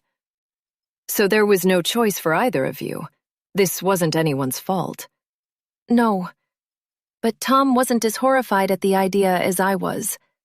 When I told him that I just needed him to support me until I'd had the baby, and then I was going to have it adopted, he wouldn't hear of it. None of this was different to what Tom had told her. She let her shoulders drop from where they'd risen to her ears. He wanted to keep the baby? Yes. And it was worse than that. He made me stay for a few months after she was born. He gave me money to stay. Important for Lily to have a mother for those first few months. I had nothing, Carrie. no job to go to, and I was recovering from giving birth. I was weak, and he knew it. He exploited it. This was where it became morally complicated. The same set of facts could be viewed in markedly different ways. So you agreed to stay? Yes. And then, of course, it was impossible to care for Lily without growing attached to her. I fought against it, but she was this little creature, small and vulnerable. For a short while, I thought that maybe I could do it. I could be a mother to her. Alex frowned into the distance, as if imagining Lily when she was tiny. For the first time, there was a vulnerability in her face. Either she was an amazing actress, or these emotions were genuine. Carrie prompted her gently. That's understandable. Alex's face hardened, and she took another gulp of her drink. Thankfully, it didn't last long. Almost as soon as Tom returned to work, I discovered that it wasn't for me. I was suffocating. I didn't love Tom, and I didn't want to be with him for the rest of my life. And there was no way I was going to be a single mother raising a child I hadn't even asked for. It sounded so brutal, so inhumane. But Carrie fought to keep any trace of judgment from her face or tone. You decided to leave? Her face wasn't so much a blank page as an indecipherable one. Yes, it was the best thing for everyone. Lily deserved better than me as a mother. And I needed to live the life I wanted. You only get one journey through this world. And I knew she'd be fine with Tom. He adored her. That part Carrie knew was true. It had been crystal clear from the first time Tom had spoken about his daughter, before the two of them were even dating. Lily was the center of his universe. But it must have been hard to go, to leave her behind. A breeze whispered across Carrie's shoulders and she shivered. In her sleeveless dress, Alex seemed unaffected by the change in temperature. In the beginning, I was just relieved. To be out of that house, away from the drudgery of it all. I could do what I wanted to do, whenever I wanted to do it. It was like being me again, as if I'd been lost in a dark forest and found my way out into the sunshine. Carrie had never had a child, but she had enough friends who were mothers to know that the loss of identity could be hard. For her friends, though, the trade-off of loving their baby was worth it. Where did you go? I got back in touch with some old friends. They were in the south of France. The south of France? Staying with other friends? You picked up your life again. The breeze was getting stronger. It blew Alex's hair across her face, and she swept it away from her eyes with a red fingernail. Yes, but the problem was that I couldn't forget her. No matter what I did, how far away I got, how much I told myself that my life would have been miserable if I'd stayed. I kept seeing her face. Willie's face at the cafe, blotchy with tears, rose up in Carrie's mind. But you didn't want to try and be in touch with her? And do what? Fly in and out of her life when I felt like it? That would have been more cruel than letting her believe that I was dead. Carrie wasn't convinced of the truth of this, but it had been a belief that Alex had carried a long time. Better to stay quiet and let her speak. I have been so angry with him for such a long time. This is all his fault. If Lily had been adopted without me seeing her, I could have moved on. I wouldn't have had this knot of pain that I have to live with. That's why, when I found out that he was getting married, I decided to get a little revenge. Hairs rose on the back of Carrie's neck, and it wasn't cool air that caused it. That's what this has all been about? You wanted to get your revenge on Tom? A hard amusement skittered across her face. Why should he be happy with his perfect family? Ship you in to be a mother to Lily? He has everything, and I am left with the pain of what I did and the fact that my daughter thinks I'm dead. Carrie had heard many shocking things in the last few days, but this one might win the crown. So you don't want Lily at all, and you don't want Tom. You just want to ruin their lives? I didn't want to ruin Lily's life. I didn't even plan to speak to her. I came to frighten Tom, to make him panic that I might tell her if he didn't give me what I wanted. With every sentence, this tasted more bitter. What did you want? Now her eyes were hard and piercing. Money. I wanted him to pay for what he'd done. They were interrupted by the beep of Carrie's phone. A message from Tom to ask if she was coming back because he and Lily were going to find a quiet part of the beach to talk. She fired off a quick reply to tell him she'd meet them there in a little while, then slipped her phone back into her bag. This was completely messed up. Every time she thought she had the true story, there was another detail that derailed her. What I don't understand is that if you were asking Tom for money to not tell Lily the truth, why did you speak to her on the very first day we were here? The two things didn't add up. Now Lily knew about her. There'd be no reason for Tom to give Alex any money. What was her actual aim in all of this? Tapping the side of her glass with a fingernail, Alex looked as if she wasn't sure herself. I'm not sure how to explain it. When I spotted her, something happened. All the time I'd been away from her, I was haunted by the idea of this baby. But there she was, a fully grown human, and I was just mesmerized by her. If I thought that knot in my belly was bad before I'd seen her again, it got a whole lot worse, and that made me even more angry. So when I saw Tom, I didn't just want to scare him. I wanted to make sure that your marriage didn't happen, that his life was ruined. They sat in silence for a while. It was a lot to take in. Carrie wanted to get to the beach to be with Tom and Lily. Being here was like sitting with the enemy. But she couldn't go until she knew for sure what Alex had planned. What happens now? What do you want? She shook off the weight of their conversation like a dog after a swim. It's too late for what I want. I've ruined things with her. I don't deserve a relationship with her. What good am I to her? I'm under no illusions about myself, Carrie. I'm selfish, and I want more from life than a picket fence and kids and a husband. I'm not the sort of mother that a girl like Lily needs. Look at my life. Can you honestly say that what I do is something that a young girl like her would aspire to? Carrie was confused. What do you mean, what you do? Alex paused with her glass halfway to her mouth. What I do to make money, how I live, the way I met Tom. This still didn't make any sense. Sorry, I'm not following. Realization smoothed the frown from Alex's eyes. Oh my word.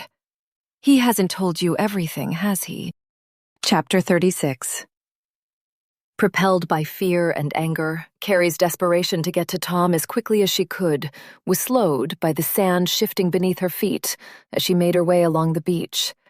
The face of the cliff sheltered sunbathers from the breeze and the sun, which had been kind this afternoon but now reached its fingers down the back of her shirt and burned her neck.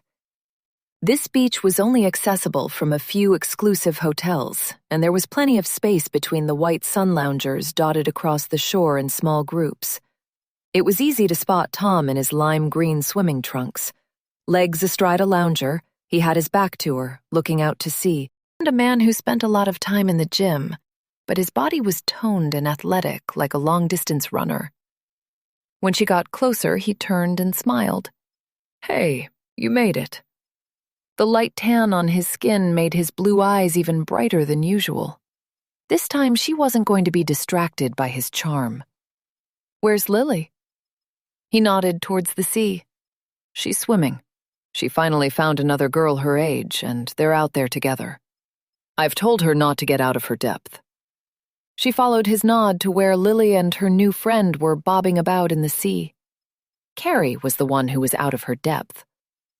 "How did you meet Alex?" Tom's smile froze on his face.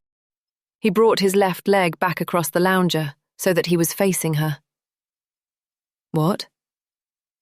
He was playing for time. She wasn't about to give him another second. "How did you meet Alex? I want you to tell me the truth." Reaching out, he took the elbows of her crossed arms, looked shocked when she shook him off. "Carrie, what's going on? What's been said?"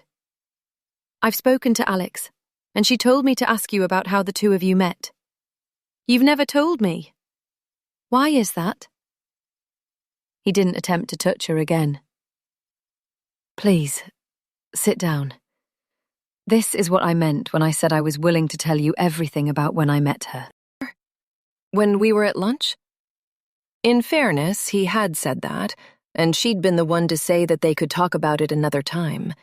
In her defense, she hadn't thought there'd be much more to tell. How wrong she'd clearly been. "So tell me now." "I will. I'll tell you everything.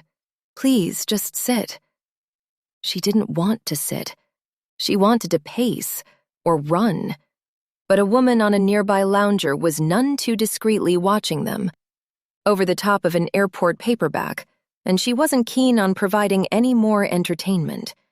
She moved Lily's tote bag from the bed next to Tom's and took its place. This time she lowered her voice. "Tell me how you met."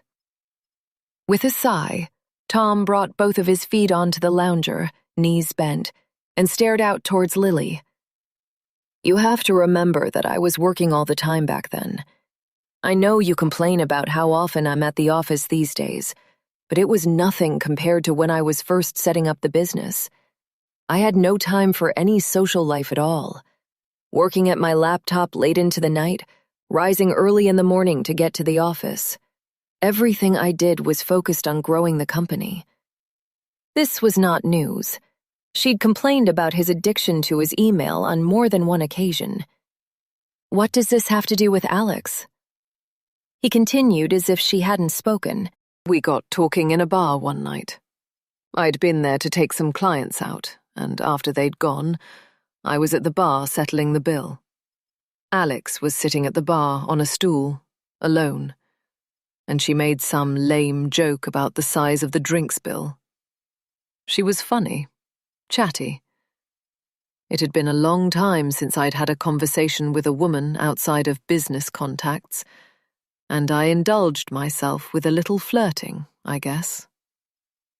All of this sounded normal. What was he not telling her?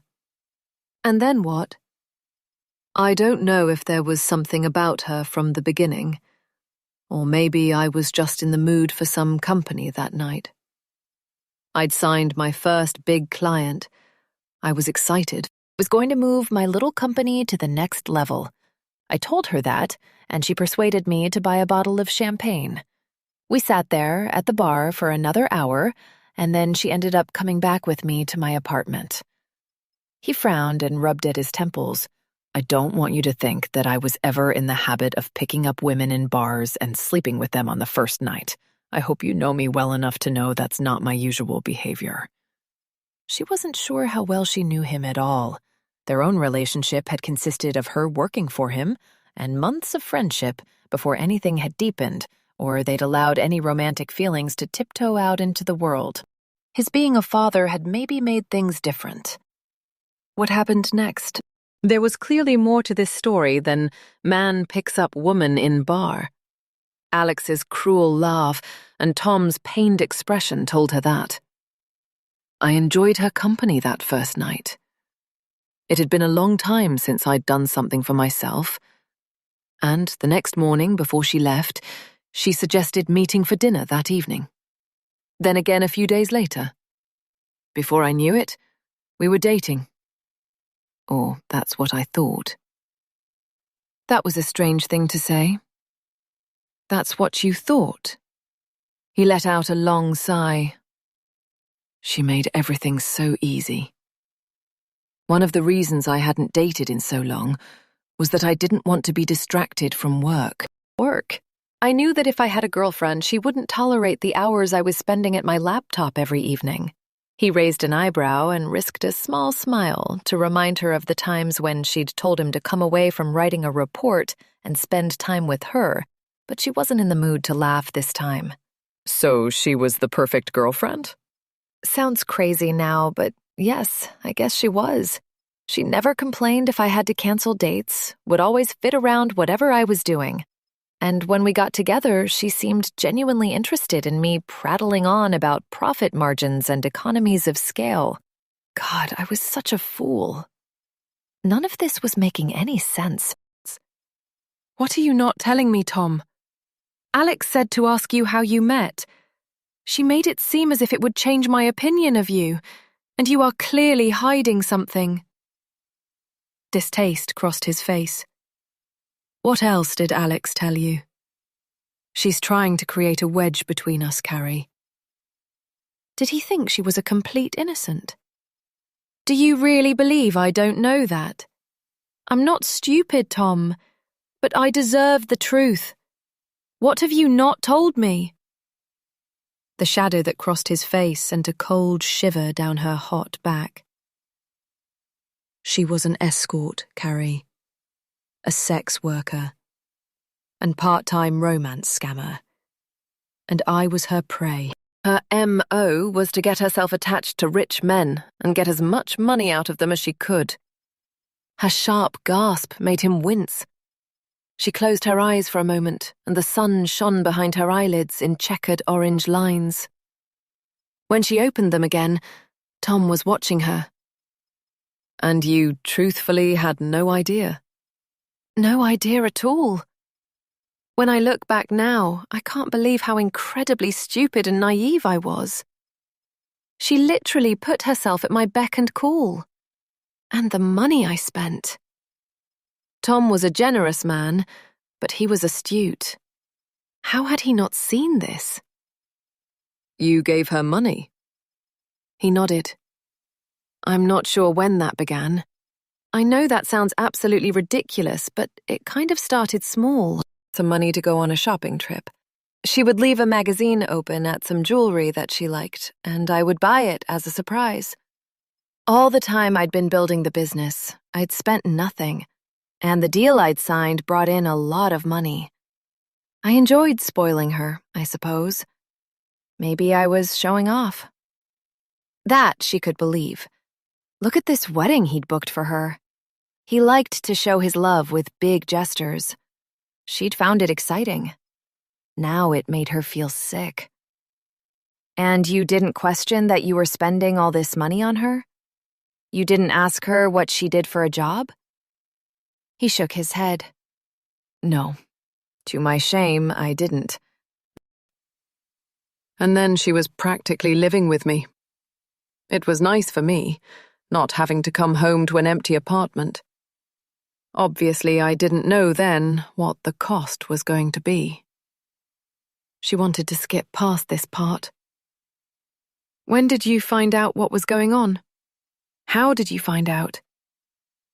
Alex told me herself. It was right after she told me she was pregnant.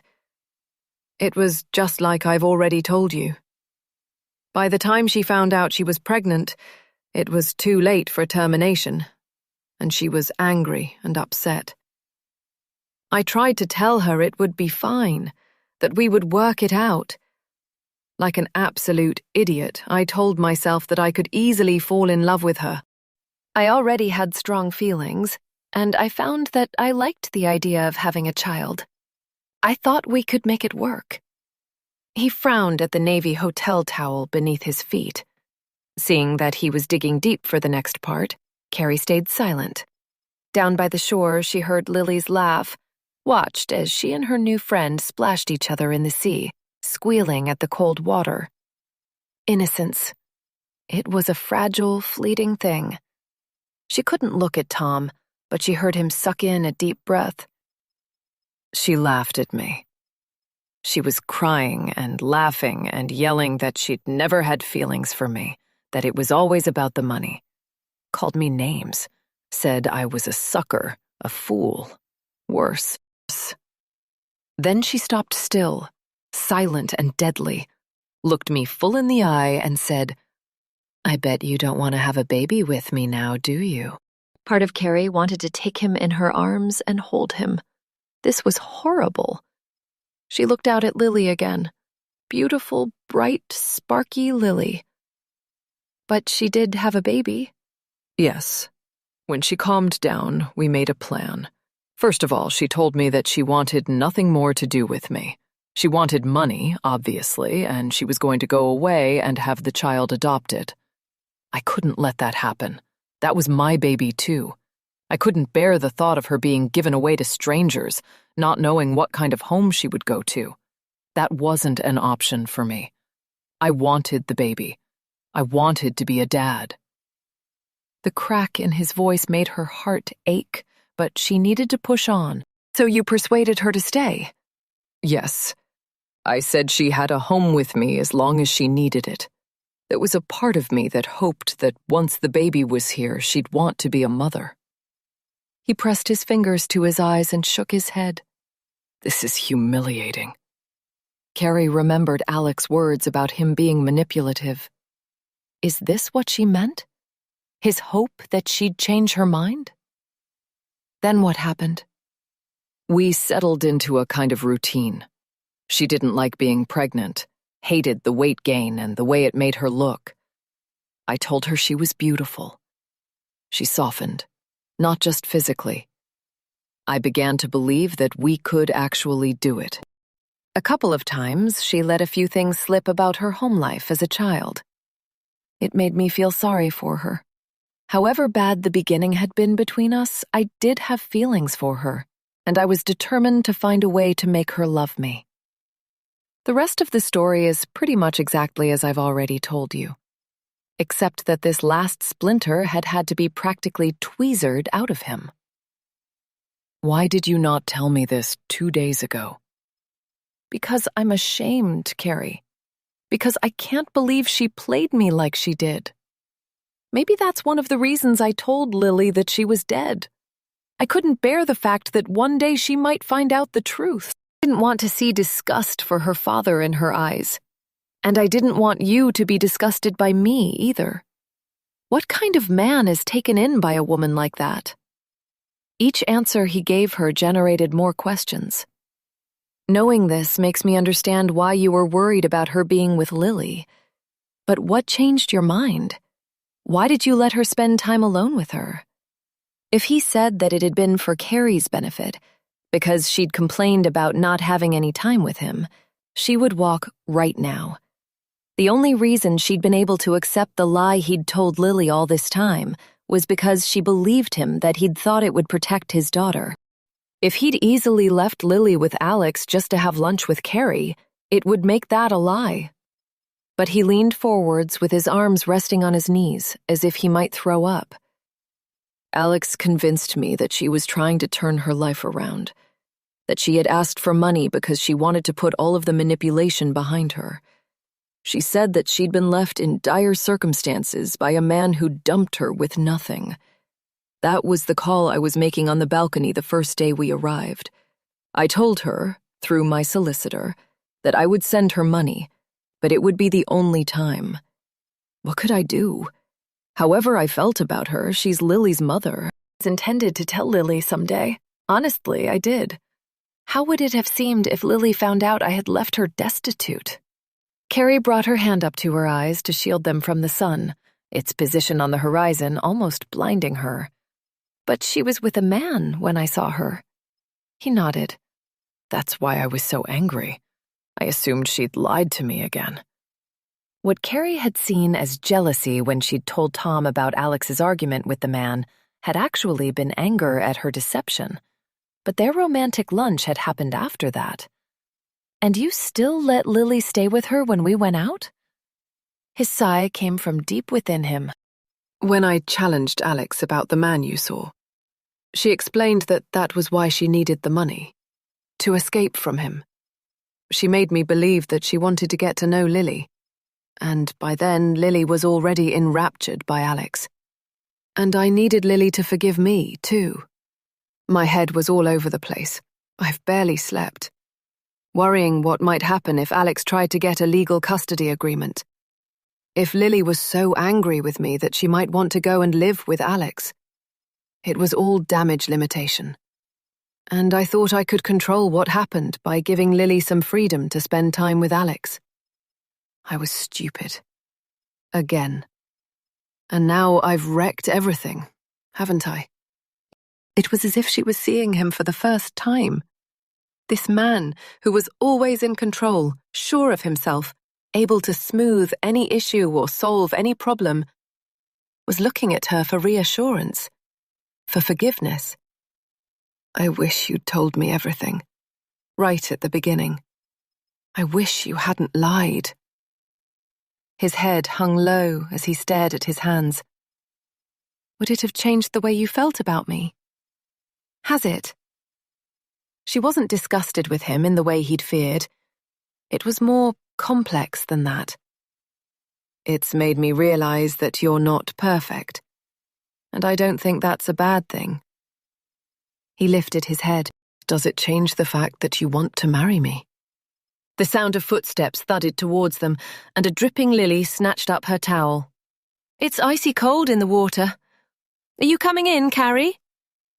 Grateful that she'd been saved from answering Tom's question, Carrie found a smile for Lily. Not right now. I'm not as brave as you. I was telling Lucy about the wedding tomorrow. Can I invite her and her parents? We haven't got anyone else coming. Would that be okay? I was telling her about my dress and the flowers. She said she's never been to a wedding on a beach before. Kristin was right. Kids were resilient. 2 days ago, Lily had found out her mother wasn't dead. She'd fallen in and out of love with her and had to wrestle with the huge lie she'd been told her whole life. And here she was, swimming and smiling and making a new friend. Carrie wasn't sure she had the ability to bounce back in the same way. I'll let you two work that out. I'm going back to speak to my mom. Lily looked at her feet, where she was kicking the sand. I should speak to my mom too, if that's okay. She glanced at Tom and he smiled at her. Of course. Whatever you want to do. Without kissing Tom goodbye, she gave the two of them a little wave and turned back up the beach. It was time to face the music with her mother. Now she knew the truth about Alex. It had made her even more determined to get the truth about her own father's departure from her life. Chapter 37. It took 3 attempts before her mother answered Carrie's knock, and then, when she finally opened the door to her room, her sharp face was pinched and angry. If anything, she'd whipped herself up into another level of self-righteous anger. Have you come to apologize for your betrayal? Clearly, she wasn't about to relinquish her self-elevation to the moral high ground. No, I haven't. No, I haven't. We need to talk about this, Mum. Arms crossed, her imperious stance was as familiar to Carrie as her own face. About you contacting your father behind my back? No, thank you. If you want to see him, I don't need to know anything about it. This was like dealing with a petulant child. For that, and a million other reasons, Carrie needed to remain calm. Can I come in? Standing back to let Carrie into the room, she barely looked at her. By the way, I did stay in the lobby to wait for Lily as you requested. When Tom got back, I let him take over. Carrie knew this already, but her mum was clearly expecting gratitude. Thank you. I appreciate it. This was their usual dance. If Carrie was upset with her mother about something, they never got to the bottom of it. There would be diversions and obstructions, and somehow it would become Carrie's fault. There must have been one time that her mother had apologized to her for something, but it would take some effort for Carrie to be able to recall it. She took the chair by the dressing table without being invited. Her mother perched on the edge of the armchair, hands in her lap, as prim as Queen Victoria. I have nothing to say about that man. I don't know what you want from me, Carrie. If she didn't want this to turn into a game of he said, she said, Carrie was going to need to choose her words carefully. I want us to have an honest conversation about what happened after Dad left. I see. He's been telling you stories, and now you've decided I'm a liar. Thank you very much. This was another tactic of hers, to go so far to the other extreme that Carrie was the one who ended up backpedaling. But not this time. Yes, I do think lies were told. I'm just trying to work out why. Her mother reeled, as if she'd been slapped. If she'd been wearing pearls, she would have clutched them. What lies are you accusing me of? At 12, Lily had been more able to have an emotionally mature conversation than Carrie's mother. Mum, can you stop using such dramatic language? I want to talk about this like adults. According to Dad, I sent him a letter, telling him that I didn't want to see him again. Yes, you did. How could she lie this easily to her face? But I didn't, Mum. I would have remembered that. Well, you didn't exactly write it yourself. You asked me to write it for you. Every time you went out with your father, you were upset afterwards. I was upset. This wasn't her recollection. What she remembered was how upset her mother was each time. The way she'd greet her at the door with a balled-up tissue in her hand. How she wouldn't eat dinner because Carrie had eaten with her father, and there was no point cooking for one. The fretting she'd do before he arrived to collect her. It was you who got upset, Mum. She took it, reframed it, and sent it back. Yes, and you hated it when I was upset. Once it made you physically sick. Physically sick, Carrie. That was like for me. I couldn't stand to see you work yourself up like that. This blurring between the way her mother remembered the same events made her head hurt. She needed to get back to the facts. Let me get this straight. You sent Dad a letter from me saying that I didn't want to see him anymore. Because you asked me to. This obfuscation was too much to bear. Mum, I was 9. Who lets a 9-year-old make those kinds of decisions? Don't shout at me, Carrie. You sound like him. Has he put you up to this? I knew that if I let him back in your life, he would take you from me. Her mother was trembling, or fear. Genuine, or merely a well-rehearsed performance to make Carrie back down? Mum, I just want the truth. Please. Did you say Dad could never take me to his house?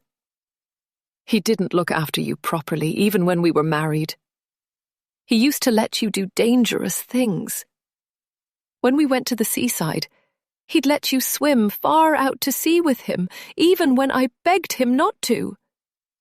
And then there was the time when you burned your foot because he let you carry that tray of drinks. How was I supposed to trust him with you? It was hard work to keep this on track. What about after he left? His visits? The times you told me that he hadn't shown up? He says that you lied to me about the right days. That I was waiting for him to come on days he knew nothing about. Studying her mother's face for a reaction, she got nothing. No uncertainty, no realization that she'd been uncovered, no guilt. She was so practiced in her version of reality that nothing would shake her from it. I had been abandoned by my husband for another woman. If I got a date wrong now and again, how is that my fault? That was the darkest time in my life, Carrie. Why are you making me relive it? You're just being cruel.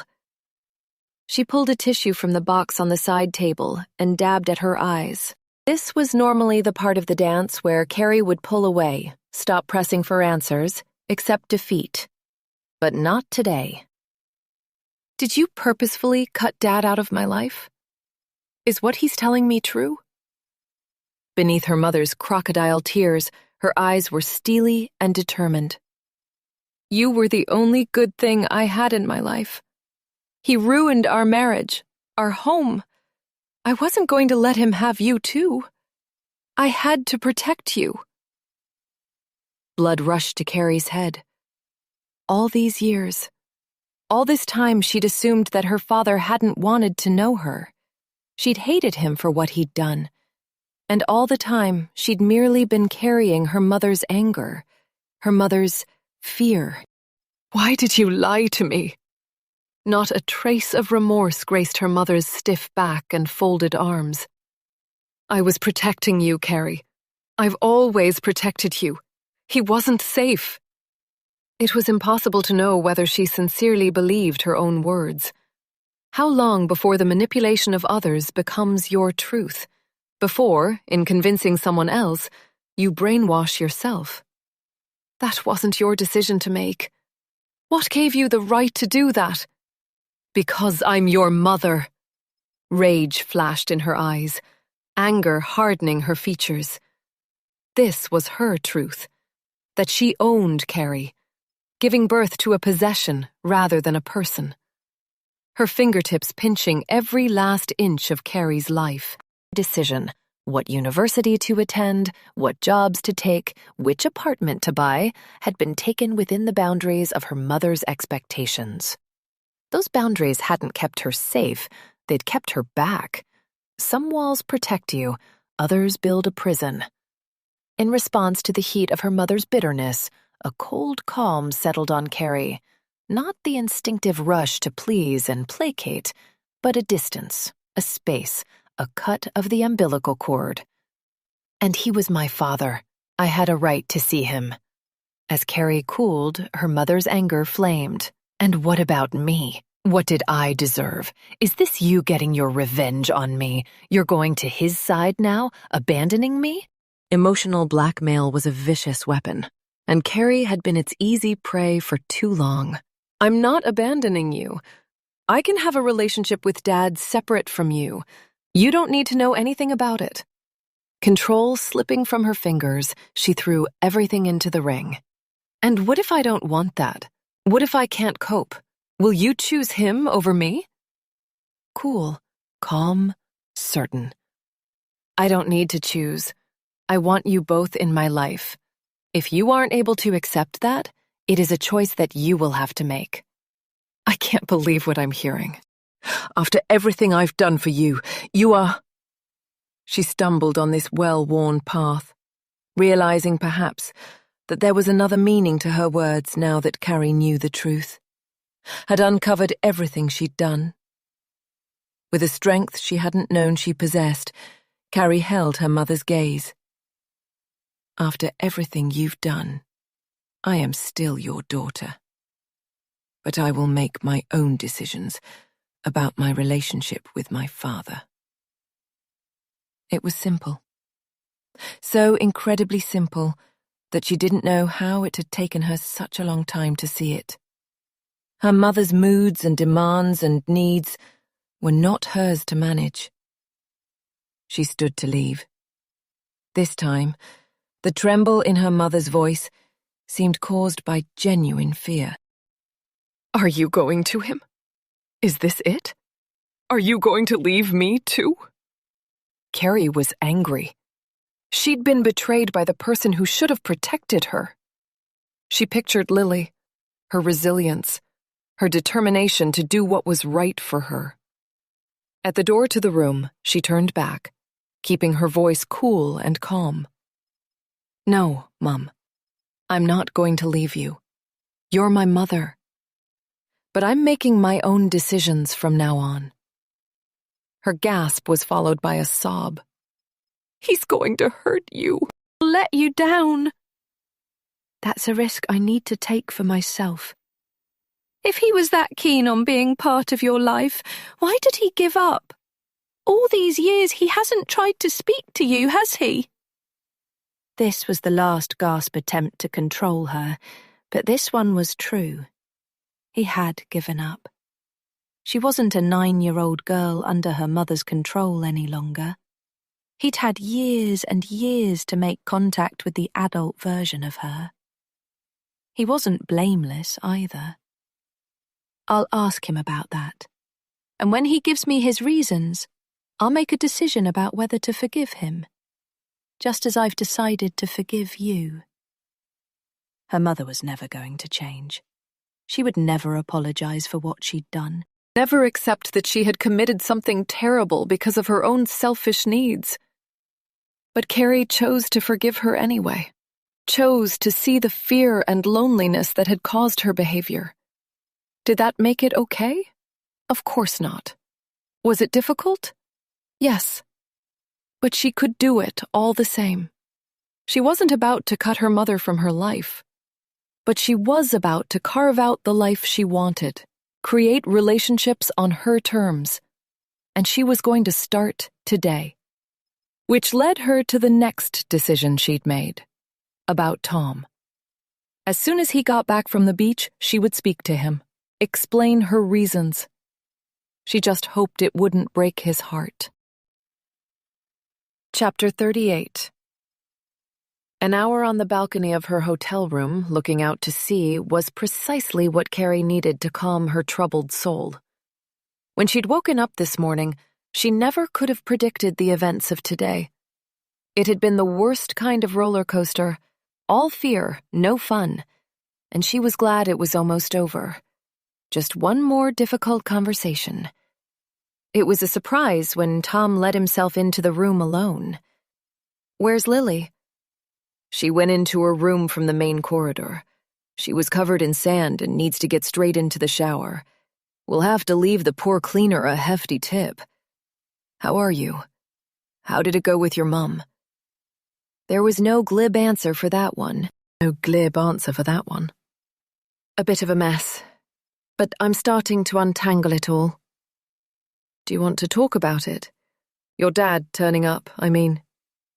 I do, but not right now. Like a condemned man, he seemed to sense what was coming and was trying to hold it off. Lily wants to speak to Alex. She's asked me to call her. If only Carrie had had someone to call her father all those years ago, everything could have been very different. Then you should. He stopped dead and frowned in disbelief. But you know what she is. That man, the one you saw her with, he's another version of me. Another rich guy she's attached herself to. How can I let Lily spend time with someone like that? What kind of message does that send? He wasn't wrong. Alex was most definitely not a great role model. But did he have the right to make that decision for Lily? I understand how you feel, but Alex is still Lily's mother, and she wants to speak to her. You can't stand in the way of that. You said it yourself, Lily isn't a baby. She's making decisions for herself about who she wants to spend time with. By keeping her away from Alex, you're just going to make her more attractive to Lily. And one day soon, she'll be old enough to do that without your permission, and without the benefit of your support. His face creased with pain. He knew that what she'd said was true. It was a risk to speak to him about this, but Carrie's conversation with Lily had made her brave. She had a voice, and she was going to use it. I'm not a parent, Tom. I know that. But I have been a daughter caught in a war zone between two parents. I have been denied the right to make my own choice. And it's been debilitating. I've spent my whole life a casualty of that. Wounded by people who believed they were protecting me. You've already denied Lily this knowledge for 12 years. You're lucky she's been as forgiving as she has. He leaned against the side of the grey sofa, put his hands up to his face, and dragged them downwards, as if trying to wash himself clean of this mess. But I can't trust her, Alex. She's proven that this week, hasn't she? I don't want Alex having any kind of influence over Lily. She's the most precious thing in my life. No, Lily is my life. I don't want her to be hurt. How do I entrust her to a woman like that? Lily's a clever kid, and she's kind and sensible, and you've raised her well. It's Lily that you have to trust. She needs to know that you believe in her ability to make up her own mind about Alex, that you will support her in whatever she needs. Right now, you can set the boundaries. After the way Alex behaved when they argued at the restaurant, they will both have to accept that you don't want her to have Lily alone. Lily might get hurt. All you can do is be there if she does. This was a lot, and maybe it wasn't her place to tell him how to parent his daughter, but he needed to understand what it was like to be that daughter. The circumstances of her estrangement from her father were different to the situation between Lily and Alex, but the outcome was the same. Both of them had had a parent make that decision on their behalf. Lily deserved better, and if Carrie could help her with that, then whatever happened between her and Tom, she would do it. Now Tom slipped his phone from his pocket and stared at it like it might bite him. I told her that I'd call Alex now. Oh, but I can't bear to even speak to her. I'll do it. He looked up, both eyebrows raised. I'm surprised you want to speak to her either. You'd do that for me. She shook her head and held out her hand for the phone. I'd do it for Lily. It took 3 rings, and then Alex sounded suspicious when she answered the phone.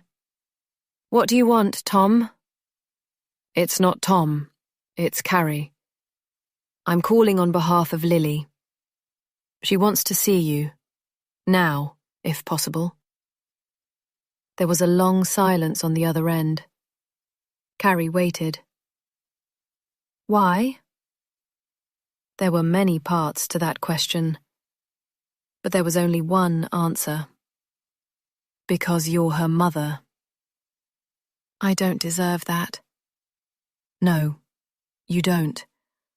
But she's offering it, and you'd better not mess it up this time. I'm on my way. She passed the phone back to Tom. She's coming now. His face was set in a grim mask. I'll go and meet her.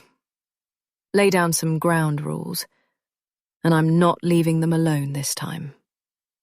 His anxiety was justified, but they had to trust Lily too. Why don't they meet at the pool cafe? We can sit near the pool and that way we'll be on hand if Lily needs us. Good idea. I'll go to reception to wait for Alex. Can you bring Lily down when she's ready?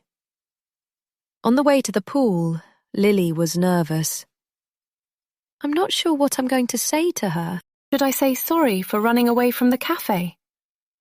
Carrie knew what she thought, that Alex didn't deserve Lily's kindness. But that wasn't important. Do you think that was the wrong thing to do? Lily was quiet for a few more steps. I just needed to get away from her. Of all people, Carrie understood that. Then tell her that. You can tell her how her words about your dad made you feel. Will she be cross with me? Carrie placed an arm across Lily's shoulders. That's up to her. You've done nothing wrong, Lily. She should be the one apologizing to you. Slowing her pace, Lily glanced at her, as if weighing her next words. I was thinking about it in the shower. I don't want to call her Mum. Not yet, at least. Can I call her Alex? Carrie stopped in the corridor and turned Lily around to face her, keeping her hands on her shoulders and looking her dead in the eye.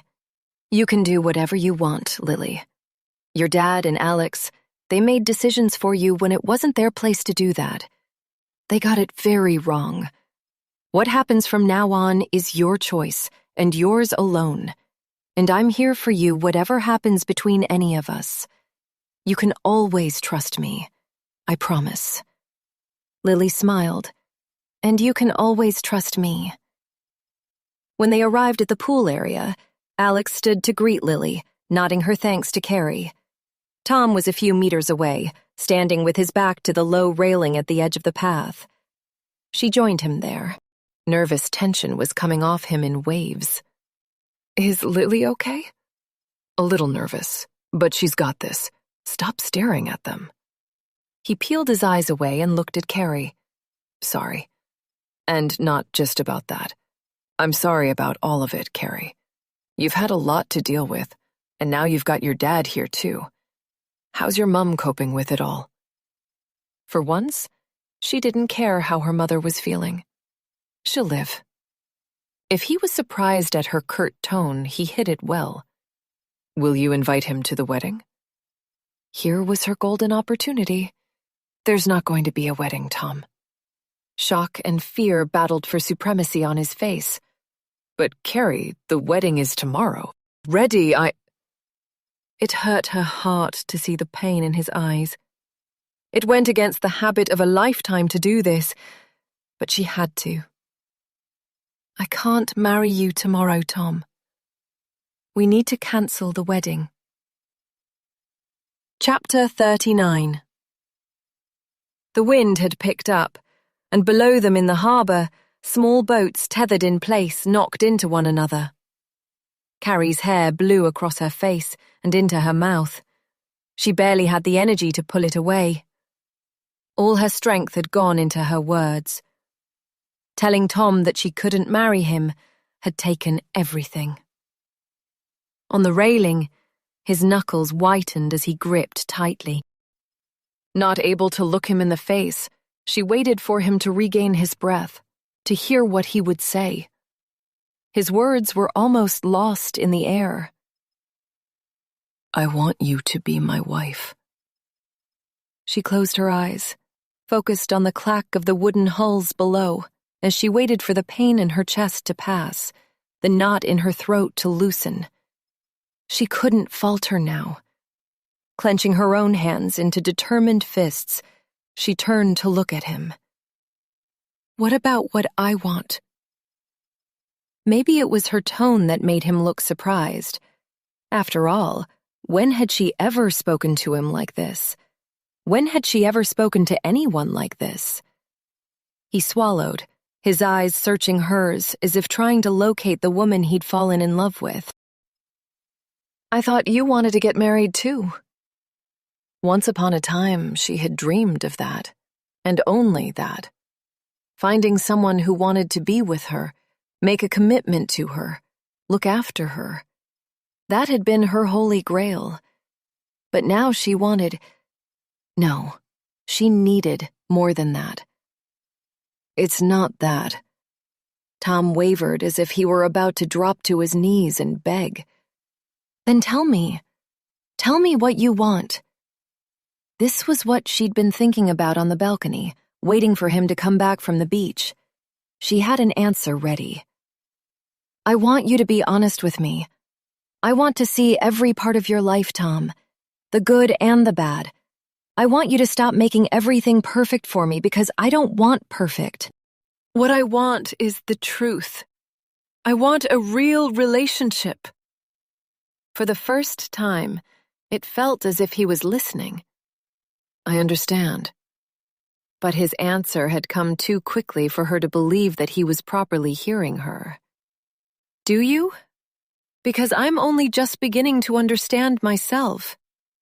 I thought you were everything, but you're not. I know you're not perfect, Tom. I know you've made mistakes and you've made some really, really bad choices. But if this is going to work, we need to be honest with one another. Do you honestly love me? Do you actually want to be with me? He opened his mouth to respond, but she held up a hand to stop him. You don't have to give me an answer to that right now. I want you to think about it. I want the truth, not what you believe I want to hear. The breeze dropped, and even the boats below rocked themselves still. For a few moments, they stood facing one another. Carrie dropped her hand, and Tom caught it, pressed it to his chest, where she felt the thud of his heart in her palm. I don't need to think about it. I can tell you the absolute truth right now, if you're ready to hear it. Carrie didn't trust herself to speak, but she nodded. After what happened with Alex, I was angry for such a long time. I didn't want to let anyone in. I had my work and I had Lily. That was enough for me. We moved away. I started again where no one would know what had gone on. I was ashamed and I was frightened, neither of which were familiar to me. It was hard. Her heart ached for him, this strong, capable man who was laying out his vulnerability for her like a cloth beneath her feet. And then you came to work for me. You were bright and funny, and you took the things that were the most stressful and made them easy. Spending time with you was like, I don't know, coming out of the rain. I know it sounds cheesy and obvious, but I fell in love with you without even realizing it. It became that I couldn't imagine my life without you in it. I didn't want to. It was impossible to stop the tears falling from her eyes. I felt the same. I still do. Hope lit up his eyes. Then please, marry me tomorrow. It would have been easy to agree to have that beautiful wedding on the beach tomorrow that he'd planned, to wear the white silk dress that had made her best friend scream, "That's the one," when she'd come out of the changing cubicle, to be Mrs. Carrie Fraser by this time tomorrow. But that wasn't what she wanted. She shook her head. His shoulders fell, and she reached out to hold his hands, wanting to make him understand. I want a wedding that is more me, not glamour and luxury and perfection. I want something that feels more real, with the people around me that I love. I want my best friend beside me fixing my veil. I want to invite all the people who I've seen married over the years to see me get my happy day. And I want it to be when Lily is ready too. I want a chance to become a mother to her. The hope was back in his eyes. So it's not a no. It's just a not like this. She smiled. Exactly. And it has to be what you want too. I don't care how we do it. Registry office, beach, St. Paul's Cathedral, or a forest in the middle of nowhere. I want to marry you, Carrie. I want to be your husband and a good dad to Lily and build our family. She placed a hand on his arm and smiled. I want that too. Epilogue. 18 months later. Carrie had never been as pleased with the sight of her own reflection. Hair, makeup, veil, and utter joy contributing to the best possible version of herself. Behind her, Kristen's expression matched her own. Who knew you could look this good? Their laughter merely deepened the moment. Kristen had been a constant source of love and support since before Carrie could remember. Rearranging the wedding for a registry office close to home, where Kristen could be by her side, was the best decision she could have made. Well, it's pretty impressive what a makeup artist, hairdresser, and a girl's best friend can put together. On the other side of an adjoining door, the giggles of 4 bridesmaids, Kristen's 3 daughters and Lily, bubbled into the air. Kristen glanced in their direction as she smoothed the back of Carrie's veil. I'll go and check on them in a minute. Do you need anything else? Before she could answer that she was fine, there was a soft knock on the door, then a creak as it opened a crack. Is it okay to come in? Gently, Kristen replaced one stray hair into the carefully constructed, natural updo that had taken an hour this morning. Nodded her approval. You're perfect. Carrie turned to the door. Yes, come in. Wearing a navy suit that matched the one Tom would be wearing, her father pushed the door open, took 2 steps, then paused, the expression on his face so full of awe it was almost comical. Running his eyes from the hem of her dress to the pearl clips in her hair, his eyes filled with tears. You're absolutely beautiful. Face and heart warmed by his praise, Carrie smiled. Thank you. Over the last year and a half, there'd been many conversations and confessions, in person and over the phone. Blame had been laid, taken up, worked through, and forgiven. Though some wounds would need longer to heal, both Carrie and her father were ready to look to the future. resolved to be honest and rebuild their relationship. Stepping forward, he took both her hands in his. "Thank you for letting me do this. I am unbelievably grateful, Carrie." They both knew that there should be two people giving her away today. But once she'd told her mother that the plan was for them both to be there, she'd flatly refused to share an aisle with him. Clearly, she'd assumed that Carrie would acknowledge that she, as the parent who'd stayed, had the greater right to perform that duty. Before Sorrento, the discomfort of upsetting her mother might have prompted her to do that. Now, however uncomfortable it made her feel, she'd learned to step away and let her mother react however she chose. She squeezed her father's hands. "I'm very happy you're here." The door to the bridesmaids' room flew open, and 4 yellow-satined girls, 2 on the cusp of womanhood, swept in. Carrie's mascara was in danger at the sight of Lily, hair swept up from her neck, tiny pearls in her earlobes, her fragile frame and elfin features the most beautiful thing she'd ever seen. Letting her hands drop from her father's clasp, Carrie grinned at her. "You look amazing, Lily." In a pose she'd copied from Instagram, Lily placed her fingers on her hip and turned to the side. "I do, don't I?" Then she dropped her arm, giggled, and came towards Carrie. "Carrie, you look amazing too." One of the benefits of the wedding being delayed was the relationship she'd built with Lily in that time. Far from Alex's presence in their life causing a distance between them, it had brought her and Lily closer. From that first conversation they'd had in Sorrento, she and Lily had had an openness and an honesty to their interactions that had created a safe and deeply real connection.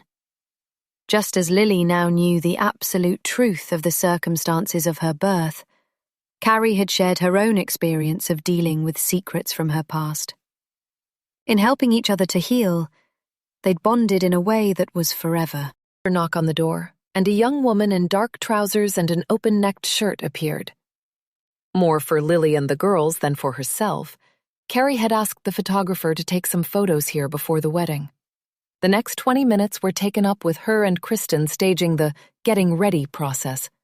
Carrie standing with her dad, the 4 girls alone, and then with her in the middle, and various other combinations of the 7 of them. The photographer scrutinized the screen on the back of her camera and smiled at what she saw. "Beautiful. I've got those." "Now, what about one with you and your mum, Lily?" Carrie held her breath, waiting for Lily to correct her, but she didn't. Drawing more from that than was probably the reality, that Lily was too polite to correct an adult's mistake, Carrie's heart was brimful of joy as the 2 of them posed and pouted and laughed and held one another. When she'd dreamed of this moment over the years, before she'd met Tom, she hadn't known she'd be lucky enough to share it like this. The photographer slipped her camera into the bag slung from her shoulder. "Okay, I'm all done in here. Once you're ready, I'll take some outside of you getting into the cars." Kristen herded her 3 daughters out the door, calling back to Lily. "Are you coming, sweetheart?" Before she left, Lily leaned into Carrie. "I know you're not my mum, but I liked it when she said that." Carrie could barely speak. Fighting to stop the tears that would ruin her mascara, she whispered, "Me too." In a flash of yellow satin, Lily was gone. She and Alex had met a few times since Sorrento, and they were also finding a way towards a relationship. Distinctly odd to have invited Alex to the wedding, but she was coming to stay at the house with Lily tomorrow for the first time, while Tom and Carrie stayed at the Dorchester for one decadent night. Their actual honeymoon was planned for the next school holiday, and Lily was coming too. Her dad held out the crook of his arm. "Shall we?" The cars had been her father's gift for the wedding. A vintage cream Rolls-Royce for the 2 of them, and a navy vintage Daimler, which was already full of the bridesmaids and Kristen. Standing beside their car, in a pale blue dress and matching coat, stood her mother. back stiff as a board. Heart in her mouth, Carrie fought the instinct to slip her hand from her father's elbow. Mum, I didn't know you were coming here. She'd invited her to join them, getting ready, of course. But the clipped response had been that she did not want to be in the same small room as Carrie's father. Turning up at the registry office at all had sounded like a concession. Carrie's conversations with her mother had been different from those with her father. Where he had owned his own mistakes, she had maintained that she had only done what she did because she'd believed it was for the best. In the end, Carrie had come to the conclusion that she had to accept that her relationship with her mother would always be a carefully navigated slalom between ticking the parts that were good and swerving the parts that were unacceptable. She could hope that her mother might change one day, but was no longer wasting emotional energy waiting for it. Her mother stuck out her chin. "I've changed my mind. I'd like to accompany you there." She swallowed, battling with the words that she must want to fling in their direction, before continuing. "I understand that I'll have to share." This was the best Carrie was going to get today, and she was going to take it. "Thank you, Mum. I'd love to have you there." When they arrived at the registry office, Kristen was waiting to straighten her dress and veil, planting one final light kiss on the cheek before she joined the bridesmaids. An official stepped forwards and opened the heavy mahogany door. Inside, the room was filled with all of Carrie's closest friends, their husbands and children. Also, just as importantly, Tom's friends and relations, who, now she knew all about Alex, she'd been able to meet and get to know. She loved him even more through their tales of his generosity and kindness. He was a good man who'd made one terrible mistake, and she'd forgiven him. Today would be the beginning of a new chapter. As the music began, she took her mother's hand and placed it inside the elbow of the arm which held her bouquet of yellow roses. Her other hand she slipped inside her father's arm. Then she stepped over the boundary from the hallway into the chapel, ready to become a wife, a mother, and a woman who deserved love. The end.